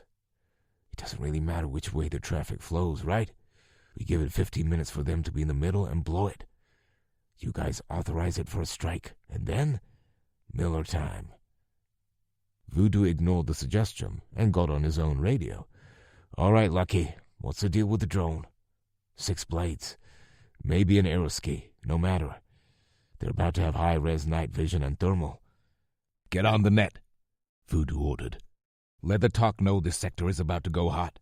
Tell them we are clear for them to strike target package 12 Kilo 1. We'll go. Voodoo Hudson pulled his pack off while still in the prone position. He pulled out an explosive firing system radio transmitter and powered it on, allowing the internal capacitors a moment to charge. He flipped the red plastic safety cover up. Fire in the hole, he told his partner on the radio. loud enough for Lou and Wolf to hear. Click! 4 explosions screamed in the Mexican desert to the south, with fractional gaps in between. The C4 charges on the first tunnel service hatch detonated the small wood frame they had been placed next to, collapsing the dirt on the tunnel 8 feet down. Debris shot in the sky, barely visible in the night vision. The access cover followed suit, followed finally by the 2 that Voodoo and Wolf had placed on the desert floor directly between that cover and the ranch. The noise rocked the desert for a few seconds, reverberating off the light canyon walls the men were near. "Tell your guys not to engage yet," Voodoo ordered Granger. "We just kicked a hornet's nest," Mick said into the radio. "They just sent the drone up," Tracy added. "Do not fire," Granger said into the radio. "Your IR gear will cover your signature. Just be still and wait for our sponsors to tell us what to do." There was a breeze, but it wasn't too strong for the large drone. It shot up a few hundred feet from the valley floor, which still put it well above the team. It began to make large, wide circles. At the ranch, even at the 2+ kilometers, Wolf could see a flurry of activity. "Looks like they might be firing up those birds," he told Granger. After 30 more seconds, "The one with the rocket pods has taken off." "Everyone remain calm," Voodoo ordered. The helicopter had taken off in an easterly approach, and as it achieved several hundred feet in altitude, it began a slow turn toward the north, as if to fly over the wildlife refuge and cover the team at the north. "The second one is getting air..." For one rapid second, the screech of a guided missile could be seen and heard before it exploded at the ranch. The semi-active laser from the Hellfire 3 missile guided the device directly into the massive vehicles parked next to the ranch house. The ensuing explosion ripped through vehicles and caught fuel on fire. The entire area became a death torrent of shrapnel as pieces of 3 different vehicles ripped into the Bell helicopter about 15 feet above ground. Every rotor in both the horizontal and vertical planes took damage, throwing the balance and aerodynamics off.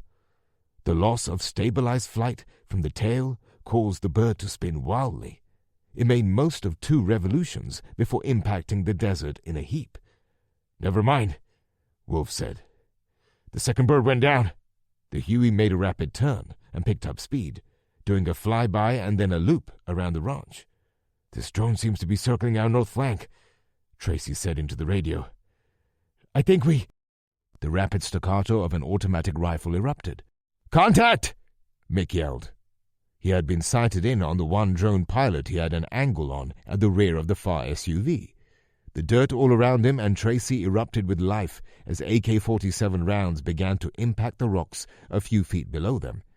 The fire was coming from his slight left as 8 cartel soldiers began to fire from positions of concealment from near the other SUV and the tunnel access.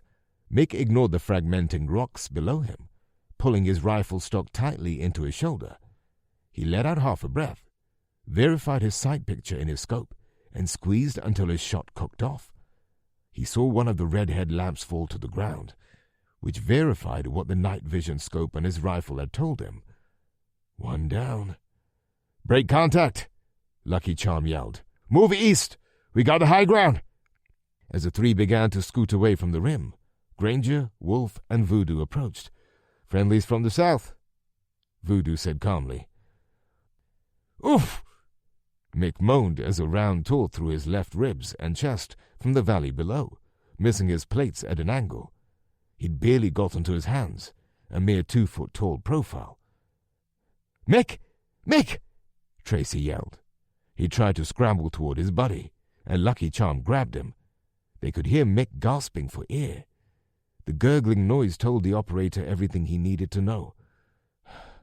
"He'll be dead in 20 seconds. Stand fast, sailor." Tracy's face was filled with outrage and disbelief. "We'll come back for him," the soldier assured. He knew the reality. This wasn't an organized mission with the QRF and Medivac. These men were just like the guerrillas he trained in 17 different countries over the course of his career, except for the being American part. They would have to leave this man behind for the time being. Voodoo dispatched the drone in 2 shots from his silenced HK-416 carbine, sending it careening to the southeast at a downslope. "We're headed east and north, gents. Time to get some cardio. That Huey will be here before you know it." Eastern Manhattan, Kansas. The 7 friends had parked the 2 quads and motorcycle together in the dell at the bottom of the slope, west of the makeshift landing strip. John's uncle had provided them an extra-large tarp and a few T-posts. They worked under headlamps and flashlights to set up rudimentary shelter, using the machines as an outer frame and the 6-foot-tall posts for some slope. They topped the posts with scraps of lumber to keep them from puncturing the tarp. After they managed to get the quiet snow to stop amassing in their new quarters, it became a matter of digging out the 9 inches of snow while simultaneously thumping the freshly falling powder off the tarp. Elvis had brought a foot pump and 3 cheap inflatable pool rafts so people could take turns using a barrier between themselves and the cold ground. They set up a rotation, 2 always at the crest, keeping lookout. Around 3 a.m., the snow quit falling. At 5:30, an SUV rigged with chains plowed itself up the quarry access road, snow otherwise undisturbed. 2 men decked out in snowsuits pulled a gas-powered snow blower out of the back and began to run back and forth along the runway. 2 hours and 2 tanks of gas had revealed the icy Kansas prairie once more. Misty and Goldie were the current ones on watch. They observed the men yank the snowblower and a gas can into the wooden shed. They heard a generator fire up. "I'm guessing they have a space heater in there," Goldie said longingly from under the hood of his winter coat. He pulled his thick beanie up so he could see better. They were laying on another smaller tarp, heads barely sticking up over the crest. "Listen," Misty said. There was little wind. The low hum of engines could be heard. "Cars!" A sudden thought hit Elvis. "What if it's the plane? Will they be able to see us?" He back-crawled until he could push his chest up safely and turned slowly, standing as he ran down the hill. Misty Mina figured out what he meant. She dragged their 2 rifles under the tarp and began to scoop snow onto it. "Plane! Dudes! Plane!" Goldie said excitedly. He started to grab the corner of the roof, pinned down near the bottom of a quad by a snowdrift. As soon as he pulled and started slackening the roof, the snow that had stayed put on the top started to slide in. "Hey!" Super B yelled. Morris was the first out. "Oh, snap! You're right!" he yelled as soon as he figured out what Goldie was up to. "Everyone start covering everything with snow." "Chill," John Sanchez said. "We're a few hundred yards from where they'll set down. We're still gonna stick out like a big neon sign to someone a couple 100 feet up," Morris argued. At this point, he and Goldie had already collapsed the covering, forcing everyone into action. Cat Scratch Fever began to use the 2 snow shovels and their hands, trying to cover their gear with snow. They eventually buried themselves into the big drift at the base of the slope, as best as they could. There was no denying a plane was approaching. Its engine noises died down near its touchdown point, as it had dropped below the crest of the rolling field. Morris, Elvis, and Goldie each ran up the hill until they had to get low for cover. They saw a twin-engine, prop-driven plane turn around at the end of the plowed runway and slowly drive under power back near the SUV. It only took a few seconds for the engines to shut down. The shed door opened, and the 2 men came back out, zipping up coats and putting on their hats and hoods. The youngsters were joined by their curious friends. "Can anyone make out what they're saying?" Jordan Superbee asked quietly. The low mumbles of the pilot directing the other 2 barely penetrated the cold morning air. One of the men had gone into the shed and came back out with a pair of pump sprayers. "I bet it's a de-icer," that nub said. They saw the pilot reach back into the plane and pull out a case. He went into the shed for a few minutes. "None of this proves anything," Morris said. "We know that the military is assaulting the gangs in KC. We can't do anything, even if more of them show up." "What's he up to?" Misty asked, watching the pilot messing with the ground. It soon became obvious he was going to send a drone up into the sky. "I got a bad feeling about this." that nub said in a mediocre Luke Skywalker. "Yeah," Morris said. "I think you're right." The little device shot skyward and began to do a counterclockwise loop around the far side of the landing strip. "Uh-oh," Elvis said. "That thing's going to be over us in about 30 seconds. Look how fast it's scooting!" In their haste to get up the slope, none of them had bothered trying to conceal themselves. The little toy-like device rounded the far end of the runway and began to fly directly down the crest where they were spying. It shot right past them at about 20 miles an hour and then spun around in a rapid turn, hovering just past them. "We're blown!" Elvis yelled. The little device shot back toward the shed without finishing the loop. Morris peeked and saw the pilot frantically screaming at the men spraying the wings. They hopped down and ran to jump into the SUV. Just as the matter was about to splatter on the fan, it was compounded by the sudden fast appearance of 2 more vehicles coming up the road. Biggs Army Airfield, El Paso, Texas. The tenant command at Fort Bliss was figuratively ablaze with activity. Hangars had been converted into emergency hospitals for fear that the Army hospital, with minimal security, would become a target. They had begun to take in civilian casualties, and infantry were playing security patrol at nearly every corner inside and out. There was no way to tell if a bloodied and burnt person was merely a victim or part of an even more cunning terror attack yet to unfold. It had taken Lou and Brandon a mile of jogging before they were picked up by an infantry patrol in a Humvee. The unit was headed back to Bliss. Once their story checked out with people in the Pentagon, the men were given a quick escort to Biggs. Their wounds were tended to, and they were given cots to rest on while waiting for a call back from Colonel Jackson. Out on the tarmac between the hangars and the runway, helicopters were coming and going constantly. "Lou?" Brandon said as he sat up on his cot. "Colonel," he said a little louder, trying to roust his partner. Lou began to stir. He lightly touched the bandages on the right side of his face and scalp. "What? What time is it?" he said through squinting eyes under bright fluorescent light. He pulled the camo hood back over the top of his head. "Almost 05?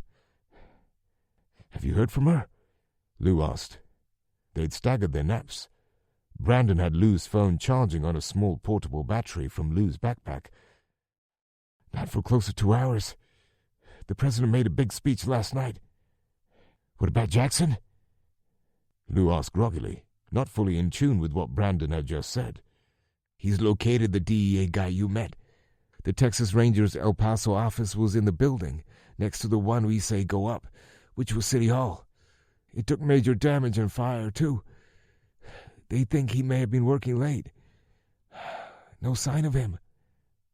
"That means me and—" Lou searched his memory. Agent Bender, I think it was. We're probably the only 2 faces she knows who are alive right now." Jackson said Bender is flying in from Albuquerque. He may be even on the ground by now, just trying to locate us. He also reiterated we are to do nothing until we hear back from him. Lou took a few minutes to go find the water cooler and one of the several plastic honey buckets that had been set up on the front side of the hangars. He made his way back to Brandon and their 2 cots, one pair amongst a few hundred in this particular hangar. "So, what did Alan have to say?" "I'll do you one better." The young man opened his cell apps and found a segmented clip on the news site. This is the juicy part after he mentions the attack happening. Lou took the device to watch the clip. President Jeremiah Allen and the bags under his eyes were in front of the White House press room wall, joined by multiple military leaders and cabinet members. Lou pressed the right-facing triangle. "And furthermore, President Chacon, I call on you to help us bring these cartels to justice. For far too long, the Mexican government has been complicit in turning a blind eye to these drug kingpins.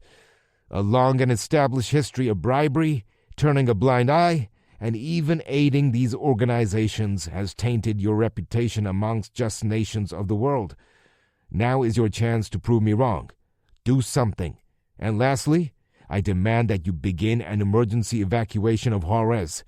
Since midnight, our U.S. military has been conducting surgical strikes against known cartel and terror training locations or safe havens. At 6 p.m. Juarez time, I'm authorizing our military to begin expanding those operations to include drug manufacturing and distribution locations. Make no mistake, our goal is to upend these cartels with extreme prejudice. I advise that you start evacuating your citizens from Juarez, Elvira." The clip stopped. Lou looked up at Brandon. "Well, now?" was all he could think to say. "These are the days that make not drinking a real joy," he thought cynically. Brandon's sat phone rang. "Captain MacDonald?" he answered. Lou listened intently. "Yes, sir. Understood." "What?" Lou asked as his young assistant shut down the call. "We're to meet DEA Agent Bender and one squad of Rangers at Hangar 12 ASAP." He began to stuff his belongings into his pack. While Lou did the same, Brandon made a quick trip to the plastic latrine, and then the two made their way to the assigned location. Agent Bender was in front, decked out in his own tactical gear, talking to an Army first lieutenant. They strode right up to him, rifles slung to their backs. "Steve, was it?" Lou said as he reached out with an open hand. "Correct," he said somewhat somberly. "Sorry we have to meet like this again, Colonel Caldwell." The soldier next to him scanned Lou and immediately stood at attention and snapped a salute. Lou returned with a simultaneous, "At ease, Lieutenant." "Sir, Lieutenant Martell Adams, 75th Rangers," the short but stout block officer said. "I didn't know there were Rangers at Bliss, Lieutenant," Lou said, causing a slight look of confusion. "Oh, to be clear, I'm Air Force," he explained. "Captain MacDonald here is a landlocked leatherneck." The young officer looked at Brandon and nodded. "No, sir," he said to Lou. "We're from Benning. My Rangers and I are part of the Regimental Special Troops Battalion, Recon Company. There are companies from 3rd Battalion here as well." "The LT Squad is part of JCOC?" Steve interjected to Lou. "They specialize in tough recon and intelligence assignments. The plan is for Captain MacDonald and Half to join me, and you join the LT and the rest. We're taking 2 birds to go find our gal. Follow me," he said as he turned into the hangar. He led them past a Black Hawk helicopter being prepped by several soldiers for being towed out of the hangar. There was already another outside the hangar, going through the process of having its rotor blades extended and secured for flight. They found 8 soldiers standing by. One was doing burpees, another push-ups. 2 were trying to nap sitting up on the floor against the hangar wall. The rest were occupying plastic folding chairs near a table with a map on it. As they approached the table, 2 pair of men, 2 pilots, and a crew chief for each Black Hawk came out of an office and joined them. Introductions were passed around once more. The entire hodgepodge team fell in around the table. The Pentagon was able to use their persuasion with the cell companies to give us pings on cell towers in these locations. Steve pointed at small red stickers on the map. "Most of these are on the Mexican side?" Brandon asked. "Yes," Steve explained, "but American companies own them. I'm sure we could have hacked the foreign-owned systems, but this is a rush up. Moving on, I've crossed these pings across our known intel of the El Aguila cartel's infrastructure and have come up with 4 locations we need to check. But," he paused, laying a clear overlay on the map. The transparent sheet had yellow, pink, and green circles all over it that each covered several blocks, many of them overlapping. "The green is all the time she texted your cell before your president's airstrikes. The yellow is the 2 times since." "And the pink?" Lou asked. "Those are 2 of the 4 locations," he said. "They were both factories, obliterated with 500 bombs 5 hours ago. But we've gotten the other 2 pings since then. You said that she said she was to be part of a convoy?" Lou nodded. "Uh-huh, yes, she did. That was the exact word she used." "Nothing would make them want to boogie south most Ricky tick like their facilities blowing up," Martell Adams suggested. "Yes," Stephen Bender agreed. These last two pings both overlap a pair of main routes they could be on. One is Highway 2, leading west. The other is Highway 45, leading south. The question is, how do you find them if she doesn't text you anymore? We can find nothing in her text to narrow it down. There's just too many dirt roads and old bridges. Maybe we hit the two locations first? Brandon suggested. Look for something or someone there that will shed light on a convoy? That's kind of what we were thinking too, Bender said, pointing to the silent flight crews. Everyone gear up. Time is critical. We fly as soon as the birds are ready. One last thing, he said, scanning the audience of intense faces. The Mexican government at this time is not in a cooperative mood. We'll be the only ground troops out there for the next 12 hours. Our ROE, our role, is to engage only when fired upon first. Capiche? He got some head nods. Good. He handed out a few photos of Rosie that the Texas Rangers Home Office emailed him. Undercover Texas Ranger Rosie Ortiz was already missing digits on her right hand. We can use that as identification. She has been a cartel captive for 3 days. Let's bring her home. Chapter 31. Buenos Aires National Wildlife Refuge, Arizona. The Roadrunner Delta Task Force sprinted across the desert, heading into the breaking dawn. Occasionally one would stumble as the soft, sandy dirt revealed a rabbit hole or dead cactus in the last possible moment. Dave Wolf had sprained an ankle but was grimacing through the pain. He and Granger were the oldest men, doing their best not to be left behind as the group fled east-northeast. They moved off the hilltop as soon as they could, trying to slowly evade north on the next valley's western slope. The older Mexican military UH-1 helicopter and indentured crew made a bold move by flying into the narrow canyon where the former tunnel's north entrance was. They landed south of the position, enabling the cartel soldiers there to run 200 level meters instead of 70 vertical meters to get to the machine. In addition to a small time savings, they were still fresh for the coming race. The door gunner didn't have the night vision for accurate shooting of his night-side M60 belt-fed machine gun. A cartel soldier pulled a set attached to an elastic head harness out of his backpack. "Move!" he yelled when the young army conscript serving his required year tried to grab them. The young man stood his ground on manning his machine gun himself. The cartel soldier's silver-plated .45 made a sudden vicious pop as it presented daylight to the man's interior skull. He pulled his fixed-bladed knife out of its leather sheath and cut the soldier's tether, sending the meat sack to the desert floor. The man opened the top cover on the M60 and verified the belt linkages were installed correctly. He pulled on the gun's charging handle. "Get to the next valley," one of the others ordered the pilots, who were just cresting the hill. The mountain was relatively flat for close to 100 meters east-west, slowly ascending to a peak to the north. The whaps of the chopper's blades bounced off the canyon walls. The 9 men crammed into the helo were trying to hold on to security belts while craning their heads and necks near the doors, looking for signs of the unknown enemy. "I got him!" screamed a man on the helo's left. He was pointing frantically as the dust and motion in the morning light was slowly able to activate in the other's vision. "Fly past him and come back with her on my side," commanded the one on the door gun. Down in the canyon slope, the 5 men were scrambling to get down to the canyon floor into the shadows of the eastern half, which was hopefully narrow enough that the helicopter stayed much higher.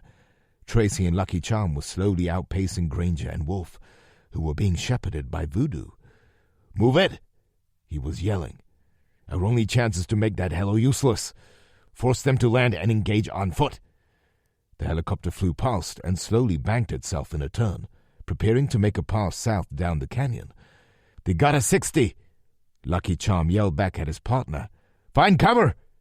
The 5 men each stopped and tried to squeeze in behind a rock or low bush. "There's a grove of mesquite trees down in the valley!" Tracy yelled. They were all spread out over a 30-meter area.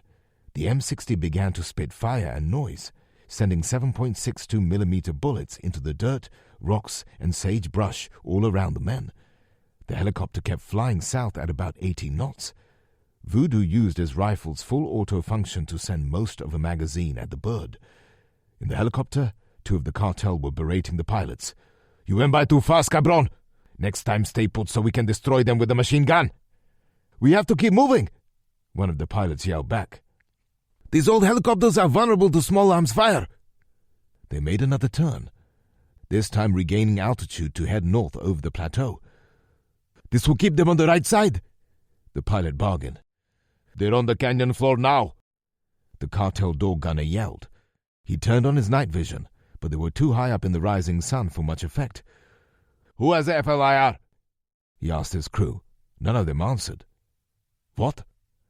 A flurry of cussing erupted as he ordered the pilots to find a spot north in the valley wide enough to land.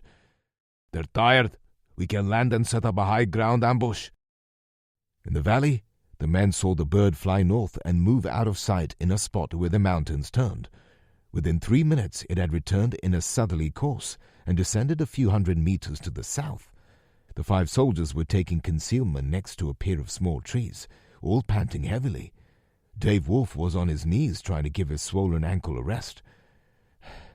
"I think they didn't find a good landing spot up north," Wolf panted. "Which means they're going to give us a foot race down here," Granger said. "There's not enough cover and concealment on these slopes to hide a good ambush." "We could take the fight back to them," Lucky Charm suggested. "They think we're here. They think we're heading north. Let's move south a couple 100 meters and set up a hasty ambush." Tracy nodded, still panting. I'm in. Someone is going to pay for Mick." Voodoo nodded. He pointed at Granger and Wolf. "You 2 get high on this east slope, stay in the shadows, provide overwatch." He, Lucky Charm, and Tracy started jogging to another mesquite tree to the south. As they approached it, they could see the helicopter setting down on the canyon floor less than 200 meters south. Several men had jumped off and started to spread out. "Hit that sucker, Charm!" Voodoo ordered. Patrick Lucky Charm McBrogan pulled the high-explosive dual-purpose 40mm grenade out of a pouch on his battle belt. He shoved it into the breech of the M203 grenade launcher hanging on the bottom of his M4 and moved the handguard back to close it against its trigger assembly. He took a second to get a good sight picture directly through the front iron sight, holding the rifle at a slightly upward angle. Thump! The round used centrifugal force to arm itself about 20 meters out. It was designed to penetrate up to 2 inches of armor. It contacted the front right quarter of the helicopter's fuselage, detonating with a small anticlimactic flash. With a kill radius of 5 meters and a wound radius of 130 meters, the ensuing explosion of aviation fuel all but guaranteed a much more climatic finish for the ruthless mercenaries and the helicopter crew. The ensuing explosion had enough heat to ignite the helo's fuel in a ruthless and fiery end. "You hear that?" Granger asked Wolf back at the overwatch. "Music to my ears." "You can say that." A rifle suddenly shot from about 15 meters north rang out. The round passed through Dave Wolf's skull at the top of his spine and exited under the sinus cavity, leaving an unsurvivable cavern where his nose and mouth used to be. Granger spun in horror, only able to call out a warning on pure training reflex. "Contact north!" he screamed as he slouched down behind Wolf's limp frame. Time slowed down for the old Marine, trying to remain hidden and find the quarry, as the sudden shock of his friend's violent demise was only 2 seconds old. The earth around him exploded as rounds continued to pepper Wolf's body. Granger slid down the slope and made a dash for the mesquite trees, trying to evade the loud onslaught. "Ah!" he grunted out as a rifle round passed through his right forearm. He slid past the base of the tree as if he'd been trying to steal home plate. He tried to raise his rifle, but his right arm refused to work. His right ulna shattered and flesh torn open. He tried to ignore the gush of blood and transition the rifle to his left. The pain was just too intense. The mesquite tree exploded with multiple rounds as he laid behind it. Granger felt another round graze the top of his left leg on the far side of the tree. With a roaring boom, the eastern slope where the shooting was coming from exploded under the concussion of another grenade. Voodoo was at the next mesquite tree, the safety pin to the small explosive still in his left hand. Lucky Charm and Tracy plowed past Granger in a combat glide, quickly clearing the scene and then returning. Voodoo had already started to cut off Granger's sleeve. Using the aid kit from Granger's plate carrier, he stuffed a Z-Pack dressing into the wound and secured it with a pressure bandage. "No tourniquet?" Granger grunted. "You really want to hump out of here with the tourniquet?" The old Delta operator grinned. "We'll add it if we need to. Sometimes pressure works. Lie down and keep it up against a tree. I'll stabilize it once the bleeding stops." Lucky Charm came back over. Tracy went over and fell to both knees next to Dave Wolf. He removed his helmet and began to break down in emotion. "He must have jumped out when they couldn't land. It was just one scumbag with an AK," Lucky said. "And this?" He handed a silver-plated .45 to Voodoo, who looked it over. Granger grunted through the pain. "I'm going to want that for Wolf's family," he announced. "Of course," Voodoo said. He handed it back to Lucky and found the next dressing to start working on Granger's grazed thigh. "But first, let's just get out of this hellhole little valley." East of Manhattan, Kansas. The snow in front of Morris's face exploded, suspending a state of disbelief he and the rest had been in. It had felt like time slowed down, or a dream in which one can't move their legs, as they watched the pilot grab an SKS rifle and start shooting at the only spot on the hill crest that had disturbed snow. They heard the engine of the midnight blue, full-size Tahoe gun. The driver must not have had confidence in the beast's street tires, even with chains on. He did a quick U-turn and shot back up their small entrance, taking a short right and disappearing behind the rise in the landscape. "Everyone, grab your rifles," Morris yelled. "They're coming round the right side. They'll be at the quads in just a few seconds." He made sure the shake-awake reticle on his rifle was glowing. He could barely see it. The popping and whirring sounds of rifle rounds barely passing over his head made him bury himself tighter in the snow than he ever had. He turned up the red dot sight as high as it would go, pulling the charging handle on the AR-15, and waited until the shooting stopped. "Train like you fight," rang in his memory, first from the training from Sonny Davis, and more recently from the drills Elvis had been running. Morris flipped his rifle safety without looking and tried to peer at the pilot. A shot rang out and a bullet made a thud as it impacted the prairie near him. The shot had been so close that it sent dirt up and onto him. He slinked back almost 10 feet. "I can't get a shot." In the meantime, the entire rest of the team was hunkering down behind the 3 off-road vehicles as tightly as they could. Elvis opened fire first, his fire increasing in speed after the first couple of shots. Soon Nub followed suit, then B. The Tahoe had been charging up the Little Dell, throwing snow high up into the air. Perhaps one person firing wouldn't have mattered, but the rapid, accurate rounds of 3 rifles splintering the windshield had changed the driver's mind. When his passenger got hit in the neck and sprayed the cab with a fine arterial spray, he hit the brakes and rolled another U-turn, getting stuck in a snowdrift. "B, follow me!" Elvis yelled. "The rest of you cover us!" The pair ran in the snow as fast as they could, while maintaining some semblance of muzzle control on their rifles. The passenger got out on the near side and dropped to his knees as he clutched his neck. His rifle tumbled out of the door with him, but he made no move to grab it. Elvis saw the other side open, and he immediately went prone. His AR barked with rapid fire. "Ah!" they heard from a man who'd just been hit in both ankles. The pair slowed their march toward the wounded cartel men. At the crest, Morris had moved about 100 feet to his right, nearly over to where the pair below had neutralized the first pair of men. He slid back up to the crest, peering cautiously, soon to be joined by Nub and the others. "Those other SUVs are probably here," Morris yelled. "We need to get them pinned down before they do it to us." He pointed at Goldie and Misty. "You guys cover the plane. Everyone else, try to pin down the rest at the trucks." He followed his AR and sight over the crest just a bit, peering down. A dark green excursion had positioned itself in front of the plane. It appeared that some people were hurriedly trying to get their stuff and get into it. The plane's twin propellers began to spin. A brown Denali was closer to the shed. There were multiple cartel men running around taking positions of cover.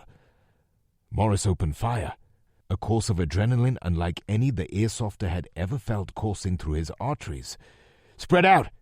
he yelled, as his friends began to follow suit, engaging the drug dealers. A minute later, Elvis and Misty called out to Morris. "We're coming up behind you." "And those guys?" Morris asked. "Dispatched," Elvis said as calmly as if he'd been a guerrilla his entire life. "Move farther right," Morris ordered. "We need to flank their escape. Make sure they don't come up that dell again." The pair followed their leader's orders. "Nub!" His best friend slid off the ridgeline and yelled. "What?" "You and Fly get on the quads and see if you can circle around north. Get to the far end of the other side of the runway, near those trees." Nub's face grew into a smile similar to the Grinch's from the old Christmas cartoon. "Now that's what I call high-quality H2O," yelled the knockoff Adam Sandler. He and John fired up the bike and one quad and shot north as soon as the engines were warm, turning into a tree line almost 500 yards away. Jordan Super B. Croft, a.k.a. B, let out a blood-curdling scream as David Goldie Foss' head fragmented from around, covering the snow in crimson mist. To the right, Elvis and Misty had been too engaged in the firefight to hear it. Morris saw B start to retreat, sheer terror on the 18-year-old's face. Morris slid down the slope a bit and crawled over to her. "B!" He grabbed his friend, pulling her close as she continued to scream. "Jordan, get back in the fight!" He looked at Goldie and nearly lost his Cliff Bar breakfast. He looked back at the other two shooting, ducking, shooting. "We need to get back in," he yelled. He let go of her and hoped for the best, scrambling back up to the crest to the left of Goldie's body. He cautiously scanned over and took a quick glance. The plane was in the process of heading for the entrance end of the runway. At that end, Elvis and Misty had taken so much fire from the cartel that they could no longer shoot back. "We need to shoot that plane," Morris yelled. It spun into position and immediately began to throttle up.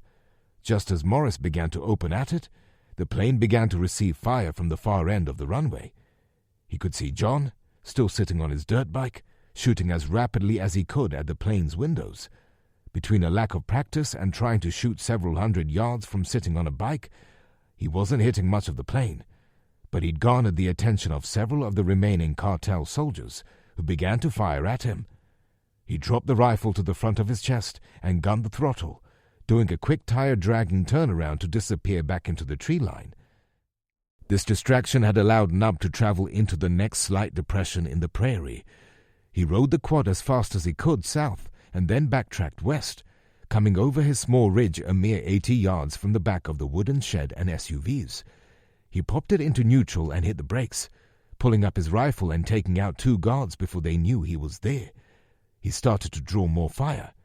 He lowered the rifle to its sling once more and gunned it for the plane. "What's he think he's doing?"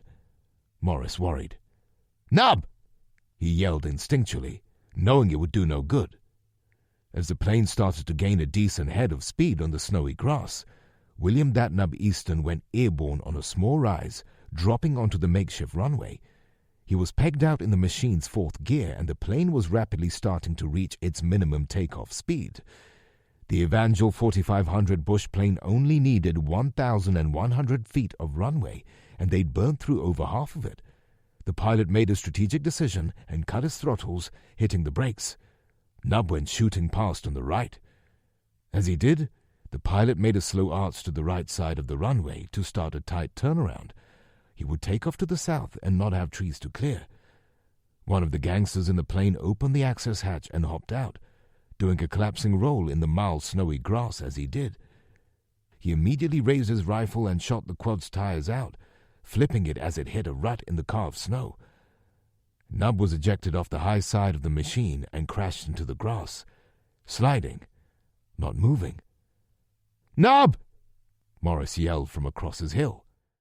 He raised his rifle, but the man had already reached that Nub, hauling him to his feet in a daze. Morris began to run, not caring about his cover. He tripped in the snowbank near the runway, stumbling and rolling. As he got back up, the plane's door was closing. That nub, a new captive. Morris looked on in horror as the plane turned around and gunned its engines. "No!" he screamed as it passed him. Morris Dugan fell to his knees, letting his rifle drop into its sling. He put his snow and grime-covered hands on his head, staring at the nightmare unfolding in front of him. "Knob!" he yelled again. The plane gained lift and began to ascend, slowly gaining both speed and altitude. Morris was at a loss for words, a state of shock that he thought couldn't get worse, until a moment later, the lightning-fast streak and whistle of the Hellfire missile barely made an impression in anyone's senses before it blew its warhead, ripping the old bush plane and everyone in it into death morsels and fire. The explosion mixed with the plane's fuel, and the remnants of burning frame began to tumble to the Kansas plains below. An Apache attack helicopter began a wide-sweeping arch over the cartel runway, its M230 30mm chain gun raising the remaining cartel vehicles, and shed as two Black Hawks rumbled right over Morris and set down on the runway, one to his north, the other farther south. Morris watched as two squads of soldiers from Fort Riley spilled out and began to move out from the birds and take a defensive perimeter around them. Hands still on his head, the weight of leadership began to fall heavily on the young man's shoulders. Hot tears began to streak down his face as a tension headache set in the back of his skull.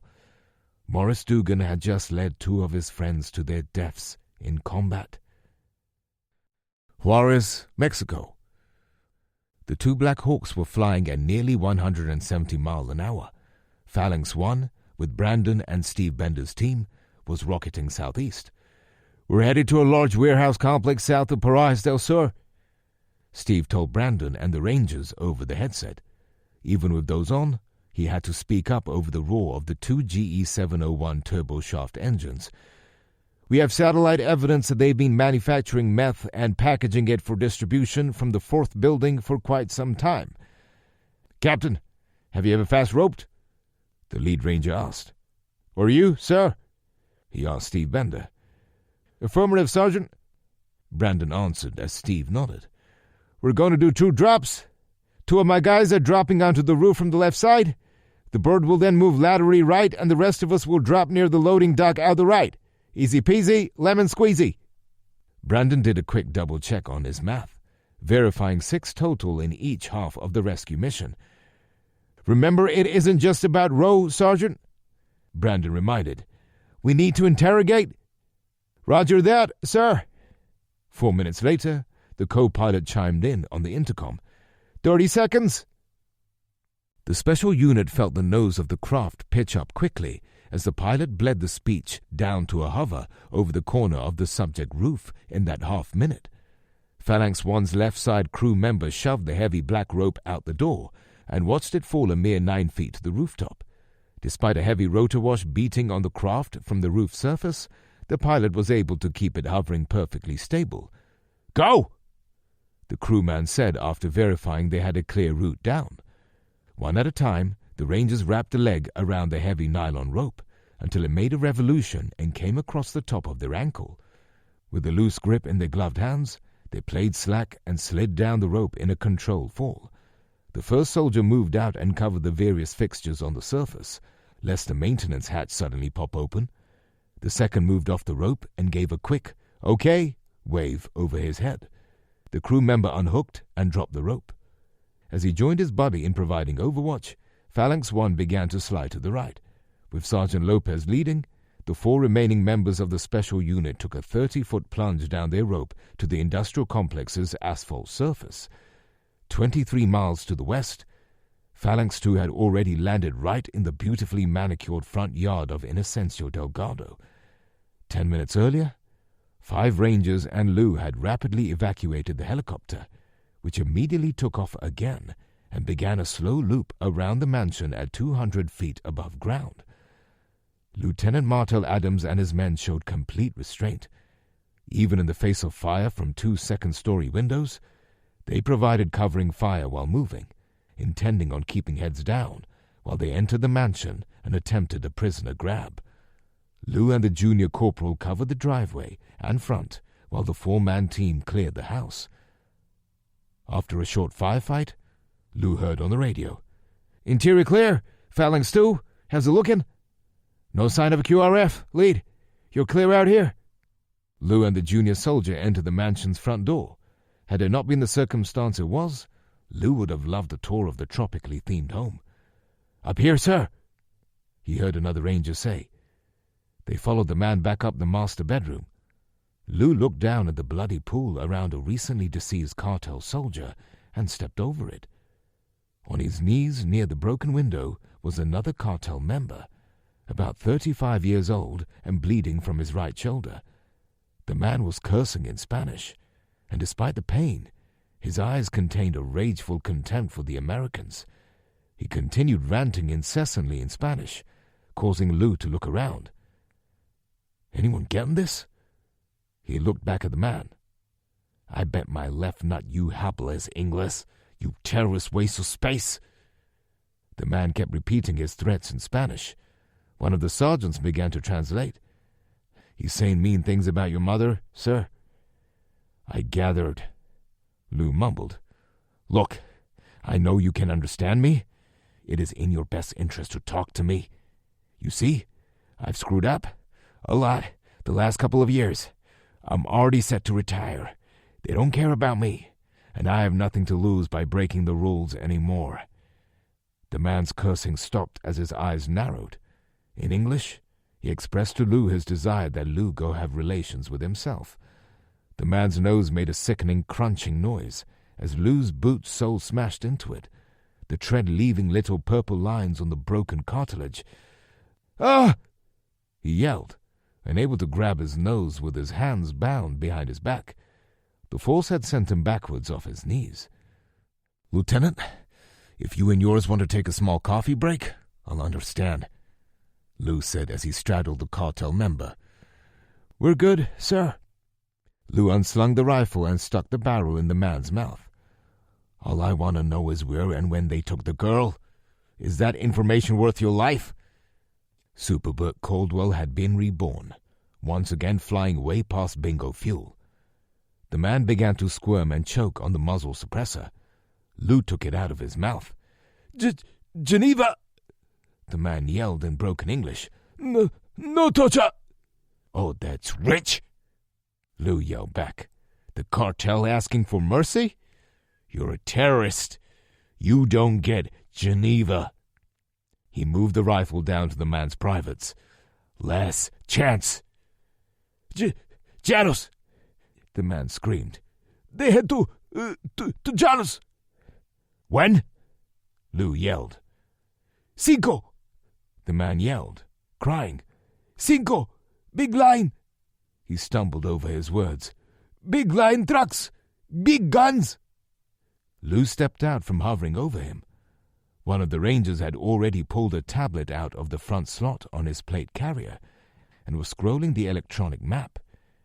"Janos? Looks like west on Highway 2. What time is it?" Lou demanded. 0710, sir." "Damn!" Lou yelled, walking out. "Let's get that chopper down here." "What about him, sir?" the sergeant asked. "Leave him!" Lou yelled, already running down the stairs. Chapter 32. Highway 2, southwest of Ascension, Mexico.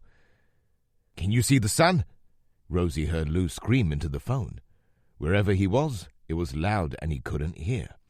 She couldn't stand the temptation any longer. Knowing she was dooming her gifted phone, which was running on the electron equivalent of vapors, she called the only man in the world she knew she could in the most desperate moment of her life. "Not directly," she said as loud as she did. "This old beat-up box truck has some cracks and holes. It's on the left." "Say again?" Lou yelled over the roar of the helicopter. "And how long has it been since you turned?" "Sun is on the left," Rosie yelled. Screw it, she thought. She was desperate. This sounds like my one chance.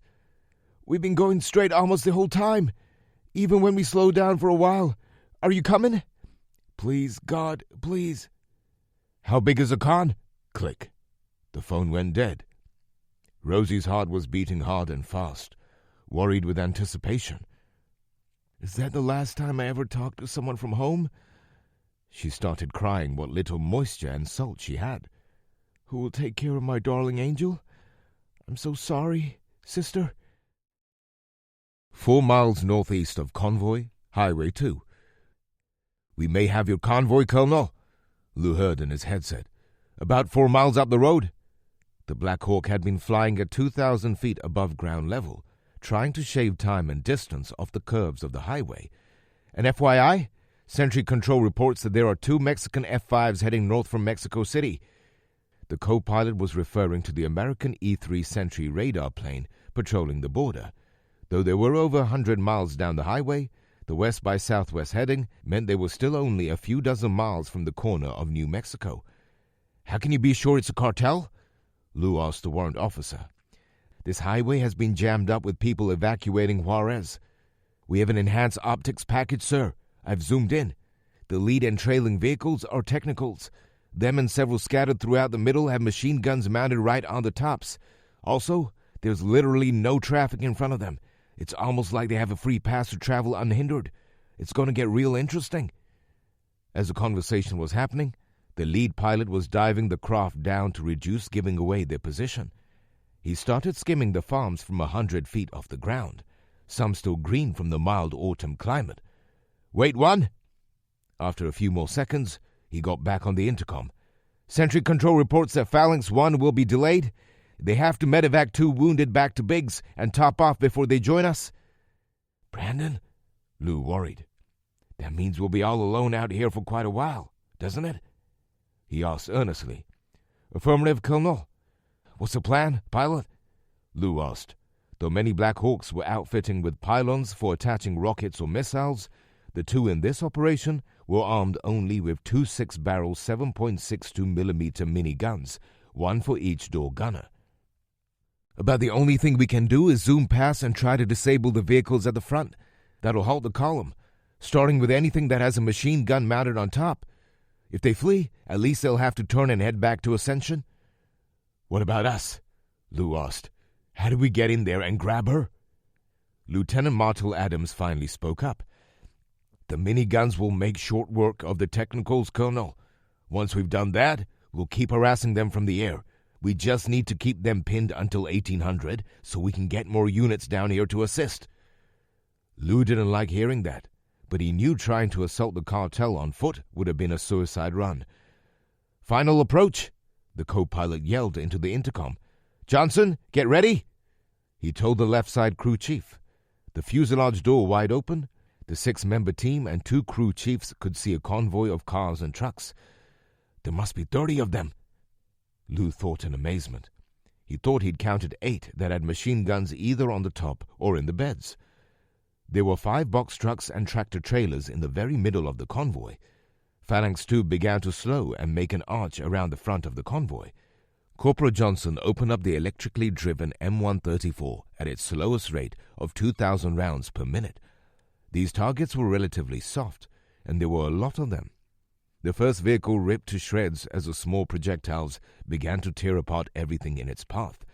It caught on fire when a ripped fuel line spilled into the hot engine.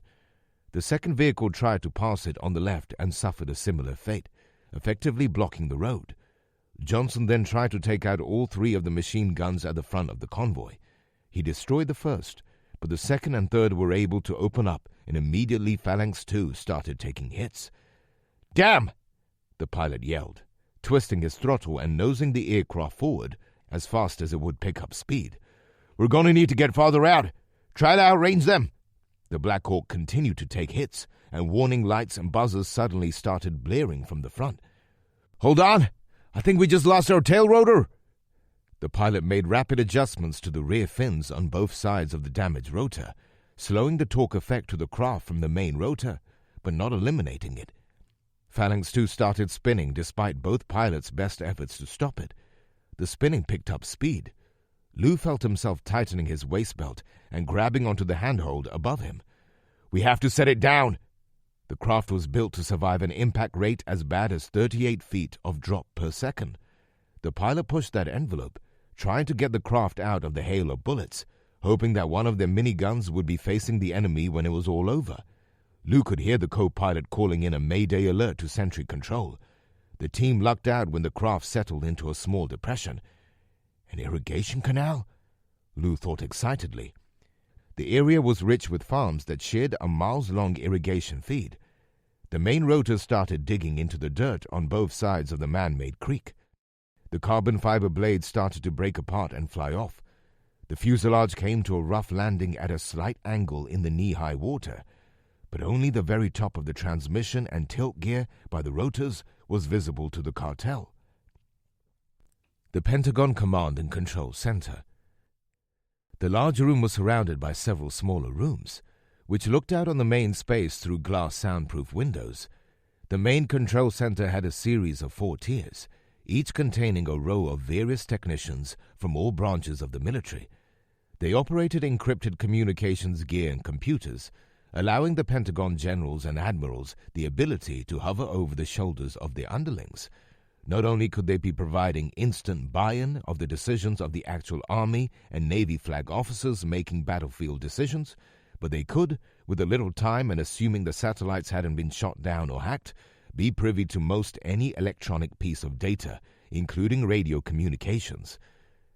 General Judah Montgomery knew his role, and it had little to do with managing the operation in El Paso. His would be the largest head on the chopping block if something went wrong. A school got bombed, or a civilian convoy departing due to a threat from the United States. But by and large, he and his team of branch heads served to monitor operations throughout the American West, not just one city. There had been an attempted IED on the Coronado Bay Bridge in San Diego. There had been a surprising amount of cartel resistance in Salt Lake City, when 2 gangs had aligned forces and taken over a shopping mall. Similar stories played out most everywhere, and the greater Los Angeles metroplex had, by far, been the most volatile. But when General Montgomery's primary assistant, Colonel Ryan Jackson, had told him of a clandestine and impromptu rescue mission into Juarez ahead of the president's allowed schedule, he had given the go-ahead knowing that Murphy would surely surface. "How long until Phalanx 1 can get down there?" Judah asked a Navy senior chief, who had been eavesdropping on the radio comms throughout the various Fort Bliss operations in El Paso. "Approximately 40 minutes, sir. Would you like me to establish a direct line with the unit commander?" "No," he instructed. Judah would follow protocol and have his Army Chief General do that, if needed. Colonel Jackson was trailing behind them in the CNC center, watching him pace behind the operators on this particular tier, occasionally looking up at satellite feeds or other war zone data up on the many supersized displays on the wall the tiers faced. He walked over to an Army major. "We have a Black Hawk down southwest of Ascension, Mexico," he said. "Put it on the main display, Major." He looked at Colonel Jackson, motioning him to follow as he walked back up the electronic amphitheater and waited. "The Secretary and the President have tied my hands, Colonel." "I know, sir. I just wanted you to have all the information." Judah Montgomery let out a big sigh. "I know you haven't been a big fan of Lou Caldwell, Ryan," he began, "but I expected no less of him than to find out he's in the middle of all this." He looked at the floor, face wrinkled with the burden of responsibility. The screen queued up and the major zoomed in to show a field of view perhaps a mile wide. Approximately 100 meters south of an east-west highway, Phalanx 2 sat in a man-made creek, shattered and broken. They could see a perimeter of people around it, keeping a much greater number of foes pinned down at the vehicles on the road. "It's a matter of time before they get flanked, or the Mexican F-5s that are heading out from the south begin to strafe them," Colonel Jackson said, concerned. "And that's not all cartel," Judah pointed out. "There's a logjam of civilians building up east of this stoppage. It's going to become a political quagmire." He walked into one of the wing rooms, where the leading general of the Air Force was monitoring interior air operations with her staff. "General Gilbert, I need to get a few planes in the air. Pronto."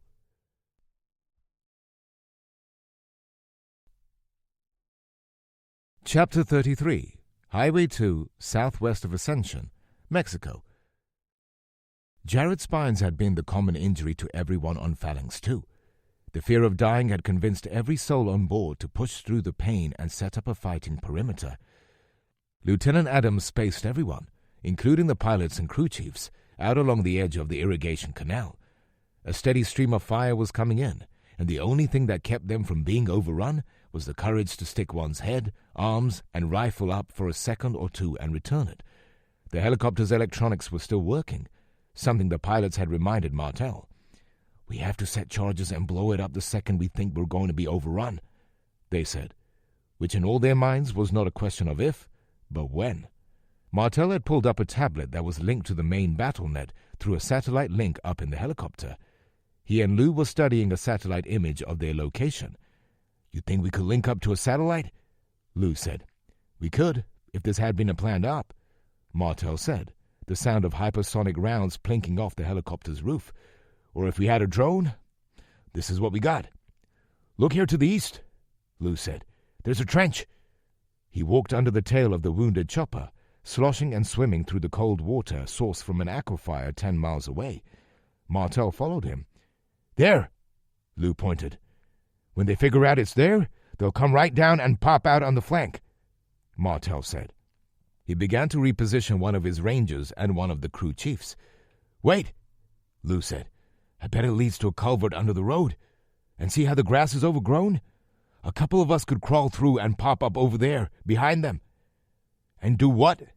Martel countered. "There's no way we can wage a war with them." "I don't mean that.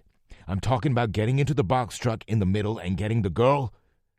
"Begging your pardon, Colonel, but that's a suicide run.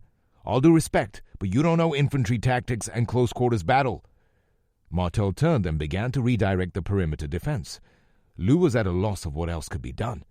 He went into the downed helicopter and retrieved his backpack, pulling out the satellite phone. "I need to warn off Brandon," he thought.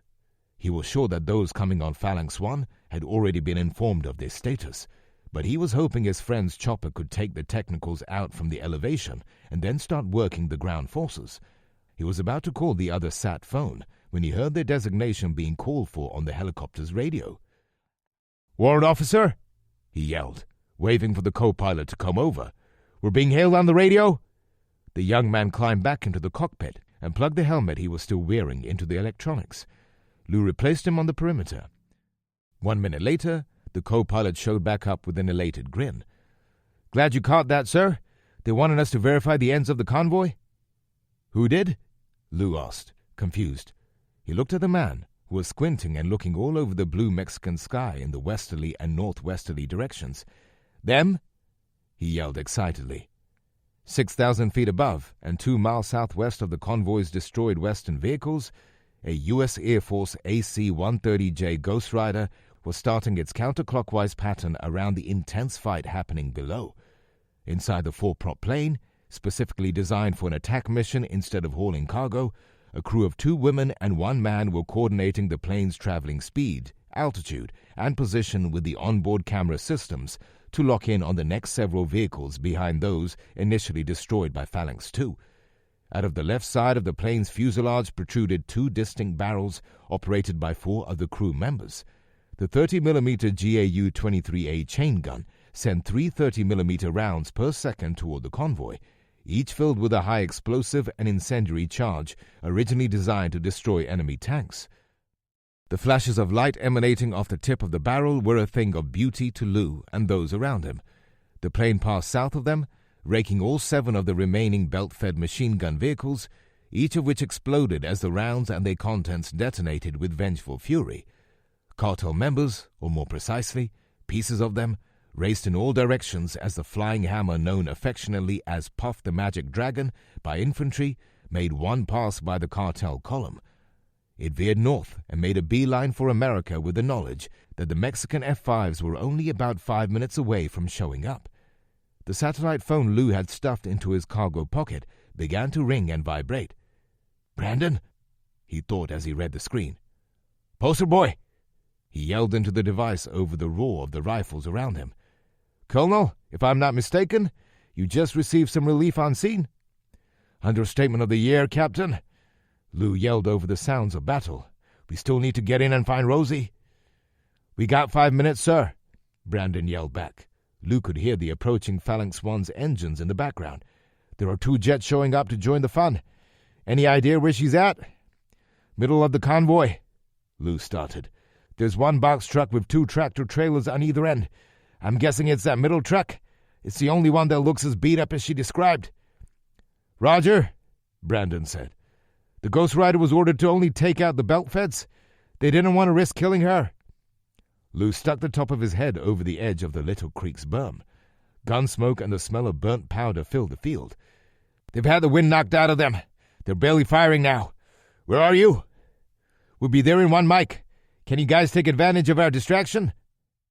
It hit Lou that they were at a crucial moment, an apex decision. "Yes. Keep them looking north, no matter what." He hung up, dropping the phone in the dirt above the creek, and slithered along the dirt bank over to Lieutenant Martell Adams. "Phalanx 1 is inbound. They're going to rake these guys from the north. I'm heading up the culvert to find our package." Lou raced past the 2 soldiers guarding the eastern edge of their defenses, sloshing up the cold waterway. He pulled his rifle up and pivoted on it as he got to the small culvert and stream that led directly under the road. Seeing no enemy, he lay down completely in the muddy muck and looked back, surprised to see Martell, 1 ranger, and 1 helicopter crew member following suit. "Keep going, Colonel. They're starting to fire at Phalanx 1. Completely prone, Lou began to drive his elbows and knees in coordinated fashion, keeping his butt and head below the overgrown grass. By the time he'd made it the roughly 100 meters to the road, his muscles were spent, filled with lactic acid. "Must keep going," he insisted in his mind. "You must not fail her." Driven by the thoughts of his depressed son and his missing wife, Freeman Lewis Caldwell had not felt this level of purpose or importance of moment in many years. He felt Martell right on his boots. "Now's our chance, sir. They're all trying to shoot -1, but they're staying out of range." Lou took 2 quick breaths to refill his cells, muscles tight from being worked on the crawl. He got to his knees and whipped back and forth, spotting the westernmost semi-truck. "Moving east!" "Move!" Martell yelled.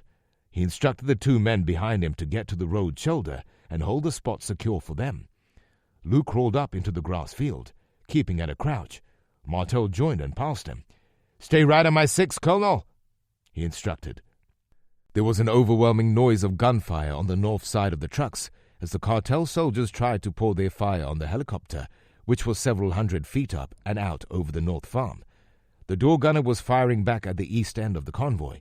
Lou followed Martell along the sides of the semi-trucks. When they passed the first gap, he made eye contact with a gangster who had turned his head upon catching Martell's movement. "Look!" Lou heard him yell in Spanish. They had run past the gap and down half the length of the next semi-truck's left side. "We're about to get company!" Lou yelled ahead. He turned around, and as soon as he saw the shape of a rifle start to appear at the corner of the truck, he put 3 rounds right into the Kenworth's corner fender. A couple more cartel soldiers appeared out of the next gap farther west, near where Martell had planted his men.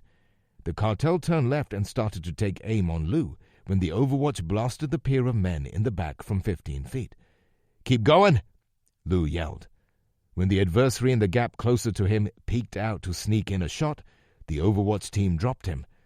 Lou saw the ranger get hit by fire from a shot from the far end of the convoy. The helicopter crew chief dragged him back into the small culvert they'd crawled up. "One more gap, Colonel!" Martell yelled. He then blasted the box truck's windshield, recognizing the driver was just about to open fire on them. He began to receive fire from the left, coming across the gap between the trucks. Lou looked down, realizing their legs were completely vulnerable. "Go!" he yelled as he got down onto the ground. "I'll catch up!" He saw 2 pair of legs in the exact position they were in, but on the truck's far side. He opened fire, continuing to shoot the men after they tried to run off the shoulder and into the field on the north side. He stood back up, looking at both the semi and the box truck. "God, if this is it, make it quick," he pled.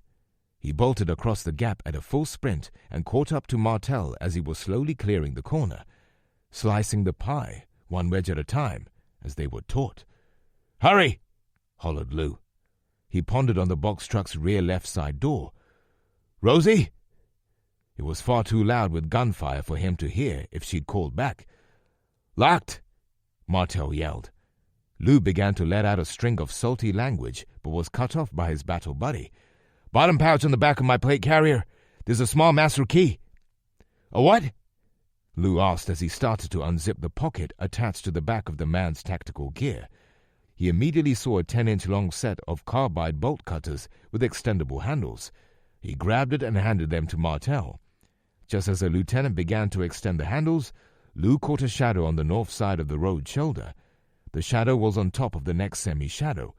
He looked up with his rifle and caught a cartel soldier in the face just as he was peeking over. As the man screamed and slumped his head, Lou put another round right through the top of it. Martel had made short work of the padlock and unlatched the heavy door's locking mechanism. He swung the two doors apart a bit. He looked at Lou and his eyes went wide. "Duck!" He yelled just a second too late as a cartel soldier came around the corner. The first shot caught Lou in the back, right in the middle of the ceramic plate the army had given him. The second got him below and to the left. The 9mm round passed through Lou's kidney and barely missed hitting Martel, who had whipped his pistol out of the holster low on his hip and put rounds of his own into the man's eye sockets. "Ah!" was all Lou could say as a piercing hot needle like none he'd ever experienced surged through his left abdomen. He went to his knees. "Get the girl!" he yelled. Lou could feel the warmth dribbling down the front and back side of his undershirt as he turned on his knees to keep any more surprises coming from that direction. Martel jumped in and saw a woman in a dog cage, shaking in the corner. "Rosie Ortiz? U.S. Army Rangers?"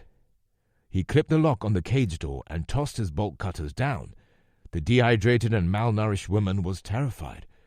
She tried to talk, but her dry voice cracked. "Rosie?" Lou called up feebly into the open cargo box. "It's Lou from Carlsbad." Rosie began to crawl out of the cage, stiff, sore, eyes squinting. Martel hopped down and then held his hands out, taking hers and guiding her to the ground. Rosie had a hard time standing. She saw blood running down Lou's left butt cheek. "Lead us out, Colonel!" Martel yelled as he fired at two more cartel, trying to get around from the north side. Lou cleared left and then right, surprised that more of them hadn't joined the fight to kill the Americans. They were too invested in the thrill of crashing a second helicopter. Lou led Rosie and Martel into the field, opting to run south and try for the canal directly. Rosie's legs and lack of nourishment made it difficult for her to run. Martel gave up prodding her and yelled, "I need to carry you!" He didn't wait for permission or a reply. In a flash, he was grabbing her right arm with his left hand as he ducked, reaching his right arm down and hooking her right leg through the gap between her legs. As he stood, he dragged her onto his shoulders and began a full sprint across the dead alfalfa. "Colonel!" he yelled. Despite the wound, Lou had already gained 30 meters on them, almost halfway to the canal. Just as he turned, two thunderous F-5 Tiger II jets rocketed from south to north, buzzing the wounded Black Hawk's attackers, which waved off their attack and began to dive and head north for the safety of the U.S. border with southwest New Mexico. The jets maintained near-perfect formation as they made a tight turn to the east, beginning to loop back around. "They're going to come around and strafe our guys in the creek!" Lou screamed. Martel passed him, and Lou maintained his position facing the trucks. He took his eyes off the jets, seeing an enormous number of gangsters begin to fill the gaps between trucks. Farther west, some of them began to sprint across the field at the wounded phalanx too. He switched to full auto and let the rifle eat the entire magazine at the men in the gap they just fled a minute earlier. He turned and began to run again, the sharp pain in his side getting worse. Lou began to feel lightheaded. The F-5s had completed their loop and were now 2 miles east of the action, flying west again. One was lined up on the length of the irrigation canal, the other on the field Lou was standing in. Like a deer in headlights, Lou stopped and stared at the oncoming warbirds. "Surely they won't actually strafe us," he thought. His vision began to get fuzzy.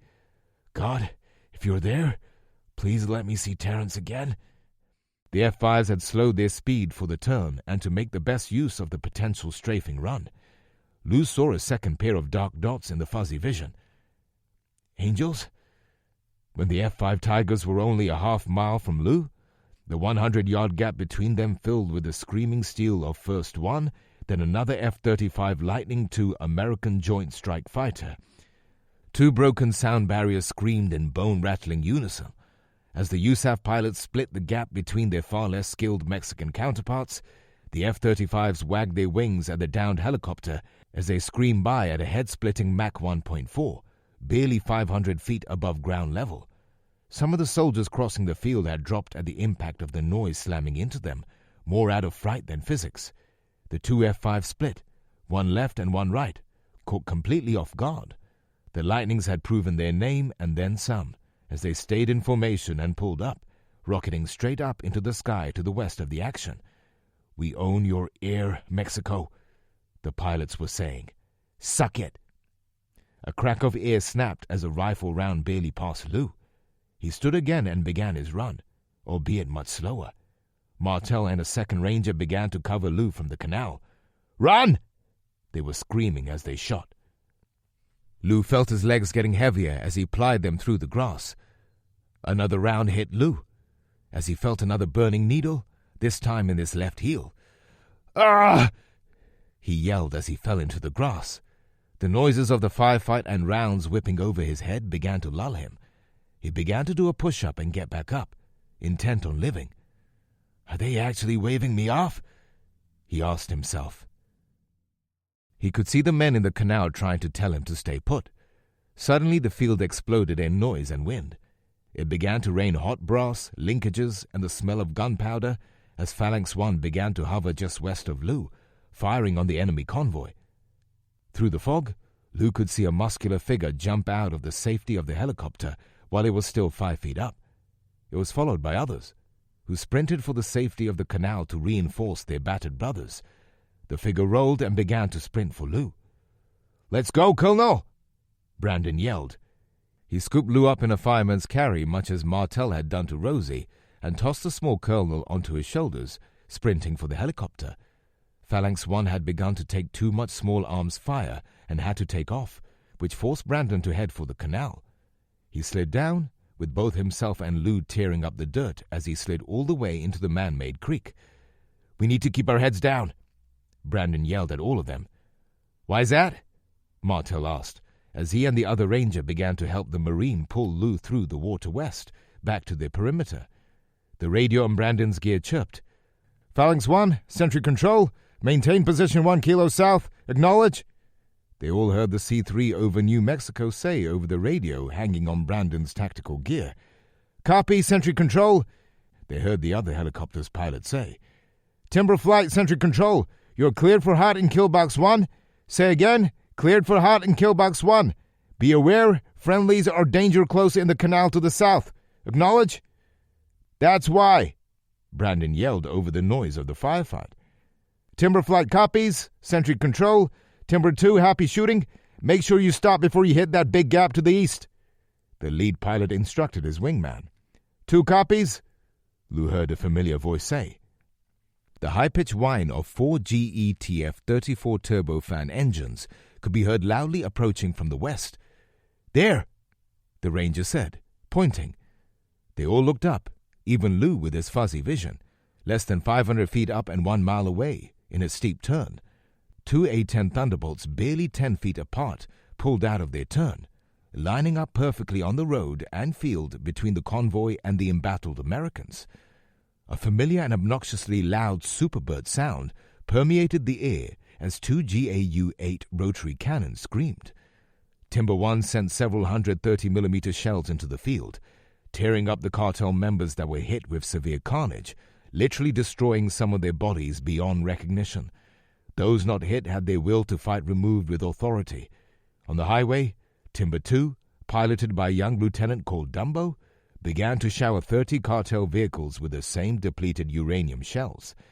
The ensuing death run would go down in the annals of USAF history as the new generation's version of the Highway of Death that had happened in the First Gulf War.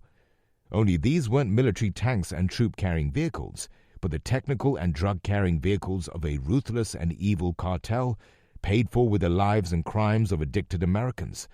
Trucks were destroyed beyond recognition. some of them exploding as the high-explosive incendiary rounds ripped through fuel tanks and ammunition supplies. Fireballs propel large truck bodies up to 100 feet into the air.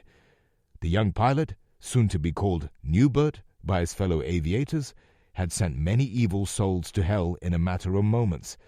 Though the cartel boss had not been in the convoy, the day had been a major victory in the new war with them. As ordered, Dumbo had let off in time to avoid the civilian cars stopped to the east. The pair of warthogs screamed past the destruction and the relieved, embattled Americans. They banked left and gained altitude, leaving old Mexico for new.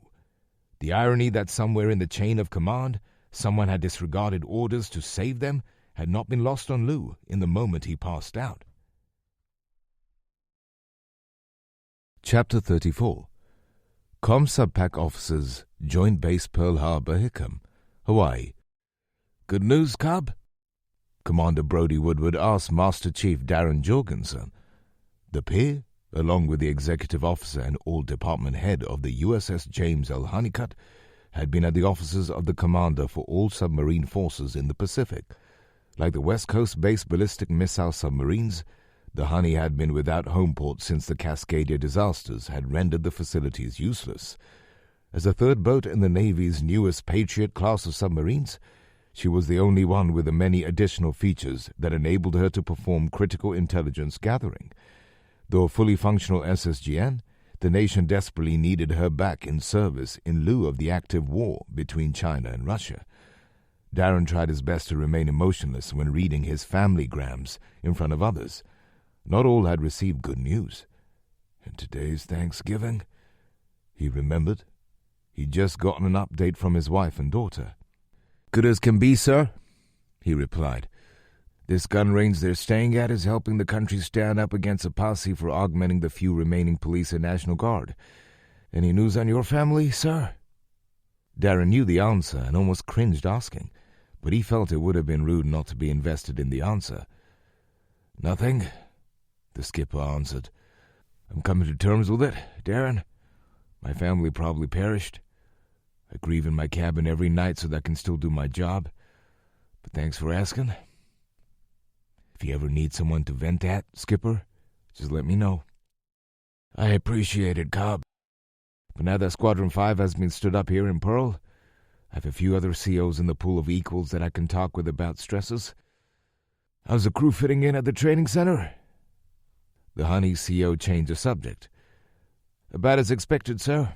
I think the one thing that keeps them from going UA is the fact that the world's on fire right now. They know all the branches are preparing for the possibility of war. Had we merely been dealing with the home port disaster, I think a lot of these kids would have disappeared already. Interesting perspective, Cobb. Have they picked up on the record time that the shipyard is repairing our boat? A few have, sir. Why? Several projects around the various shipyards and bases have been put on hold, specifically to give our boat the manpower and parts she needs. And though you don't know this yet, we're getting a briefing about our next mission tomorrow morning. Already? Darren asked with intense skepticism. No sea trials? Wartime waivers, Cobb. Brody stood up, preparing to leave Darren in the quiet corner of the building's chief lounge he'd found him in. He turned back. Make sure they take the training seriously, Cobb. There's likely to be a lot more action where we're headed. We'll have to save our own skins next time. Tucson Medical Center, Tucson, Arizona. Granger Madison heard yet another hospital employee walking into the room. I said I don't want... He shut his mouth in shame and surprise. Donna Wolfe walked in looking 10 years older than the last time he'd seen her. Granger looked down at his toes, still trapped in bed by a sling holding his arm at elevation.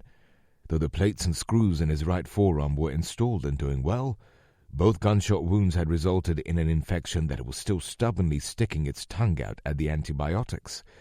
Donna wore a gaze that Granger couldn't bear to look at. She stood in silence for 10 seconds. Say something, she demanded. Granger looked back up at her. I can't. There are no words to... You don't get off that easily, Granger, she scolded, slowly marching over to his bed. 2 men are dead because they believed in you. In that... She got stuck on the words. Whatever it is you all went out and did in the desert all the time. Mick and my Davy believed in you. She barely got the words out before her emotion erupted once again from her eyes. Her face red. She moved right next to him on his left side. Tell me why my husband died, she screamed as she grabbed his left hand with both of hers and began to squeeze. Granger's eyes filled with tears, running down his flushed face, some of them spilling onto his burn scars. He kept his gaze on her.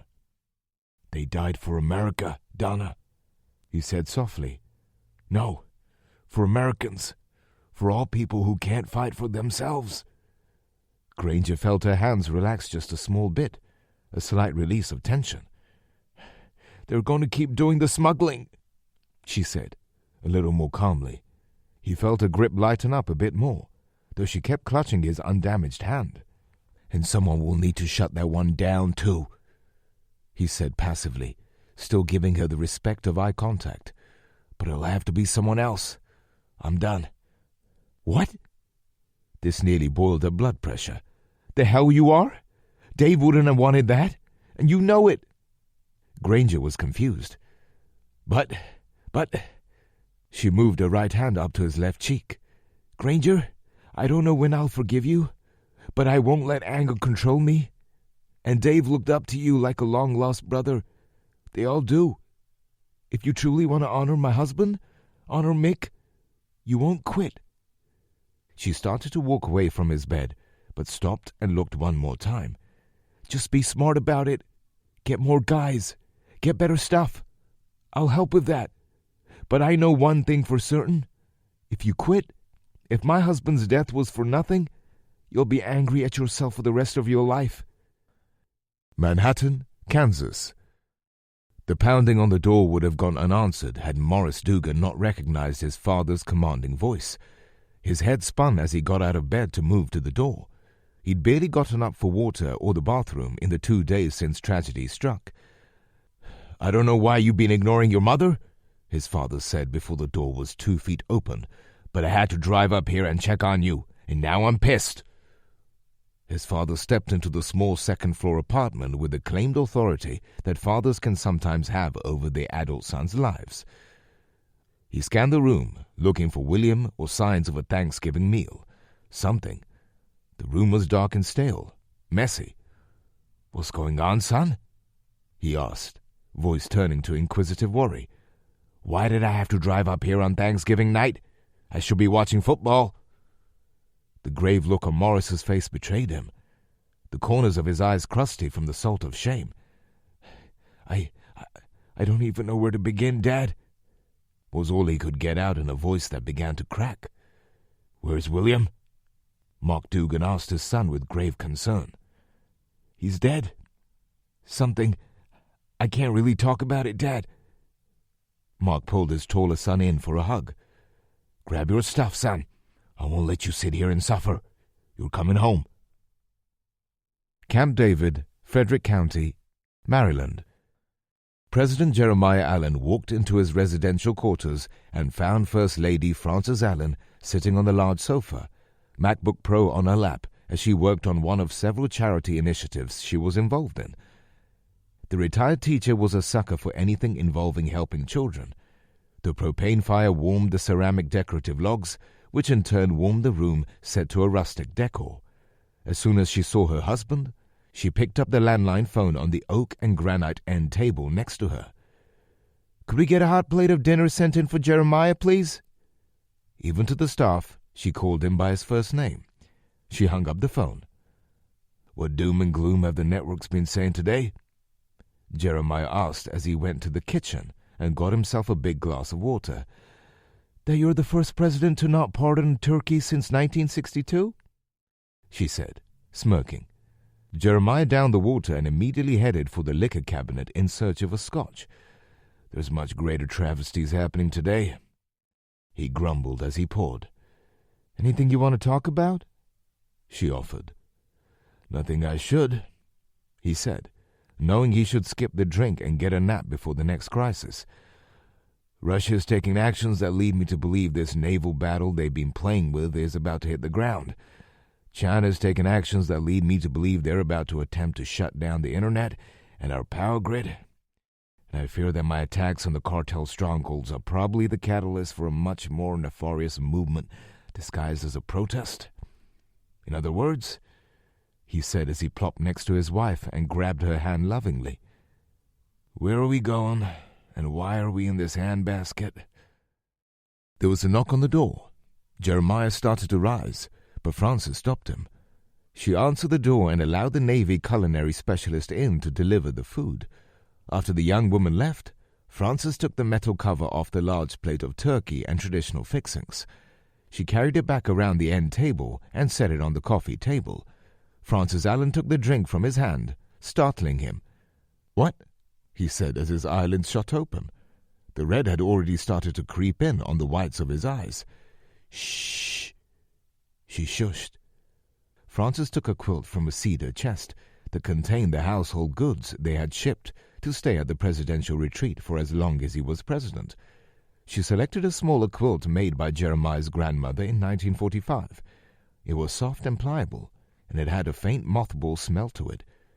She placed it on his lap and torso and sat down next to him once more with a mini-computer, wondering how many children had already perished since that horrible earthquake and volcano had erupted.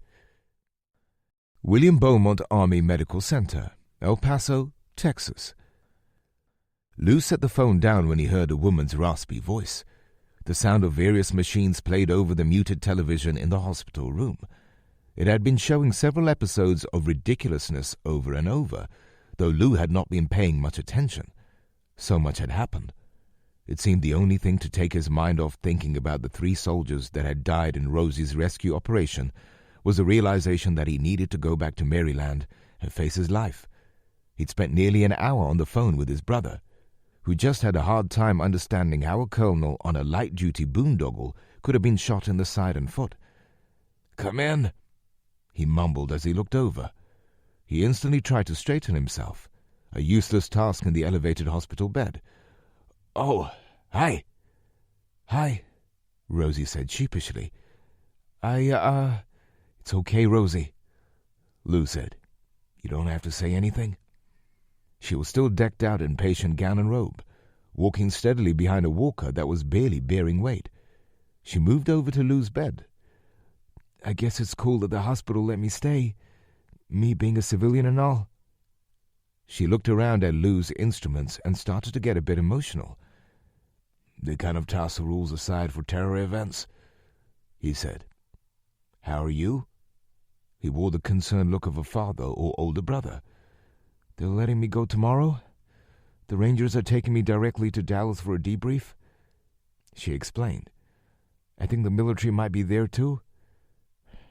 "You look like you're moving well," Lou said, not sure how much small talk he was up for. "At least you're done wearing diapers, right?"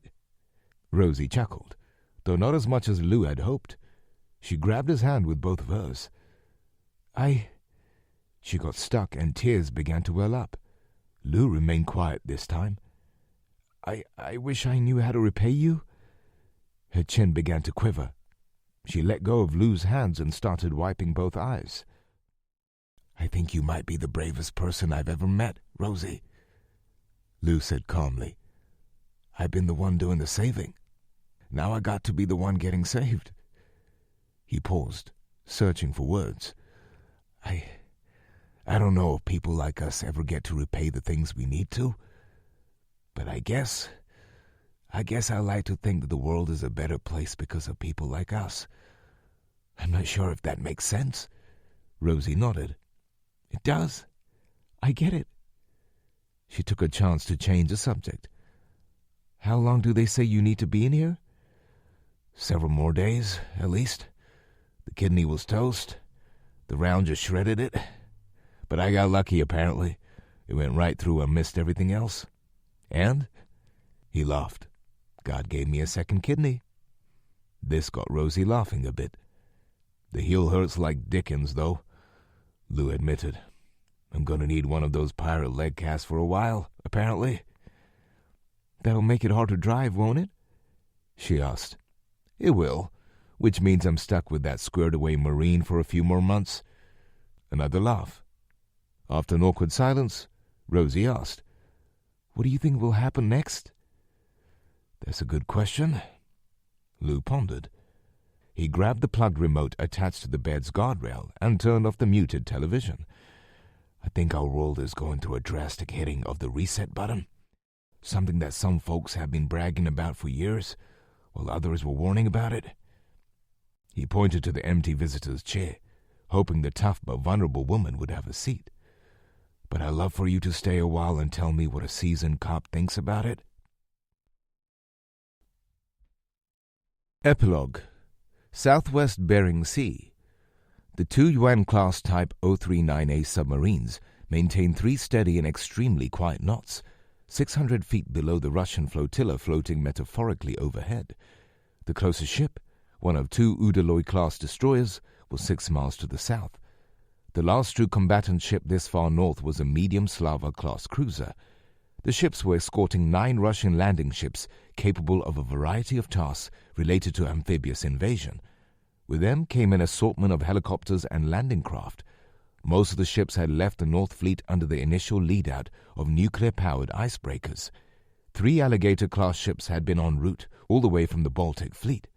Since the early days of the conflict, Russia had been positioning itself to be prepared for all possibilities against its 2 Pacific foes. The Yuan submarines were 2 of China's growing fleet of a newer class of submarine, nicknamed AIPs. Their source of power was diesel combined with compressed hydrogen. It was a chemical process that was considered air-independent propulsion. This new propulsion threat had worried the U.S. Navy for 2 decades, ever since a Swedish AIP sub repeatedly launched mock torpedo threats on a U.S. aircraft carrier during war games. The subs were much quieter than their nuclear-powered counterparts, not needing nearly as much noise-generating equipment as a reactor. And though not as quiet as a traditional diesel-electric submarine, they did not need to regularly surface and run a generator to recharge batteries. This allowed them both the ability to stay submerged for far longer than diesel boats and evade at higher speeds without fear of killing the batteries quickly. 0130, Marnan thought as he checked the clock mounted to the sub's bulkhead. He felt the ship begin to increase its rise angle. "We're coming up to a periscope depth. It should be starting." "Everyone, conduct another triple check of each other's equipment," he said, his voice boldly concealing his nerves. Like himself, every man in the Special Forces unit was an officer. Though 26 and with 4.5 years' experience, he was the oldest for his squad. They were part of the Naval Special Commandos, a sub-unit of the Type 1 Wu Jing. Unlike the 6th, 8th, and 12th Special Warfare Groups, the NSC specialized in maritime operations, and though training had been slow for the last 2 years, Ma knew something was amiss. It's like some sort of a switch flipped when America had that earthquake, he had told the 3 teammates he was closest with. Chinese soldiers, elite or not, did not cast large nets in which to toss their opinions. The risk of superiors finding out their deepest thoughts was too great. "They should be starting already, huh?" Zhu Yong said excitedly. He began to look over every inch of Ma's dry suit, oxygen rebreather, weapons, and all gear that had been attached with lanyards. He finished by double-checking that the swim fins duct taped to Ma's calves were secure. Ma began to perform the same check on his buddy. Before he could speak, the compartment's red lights turned on and the white lights dissolved. "Prepare for dive operations!"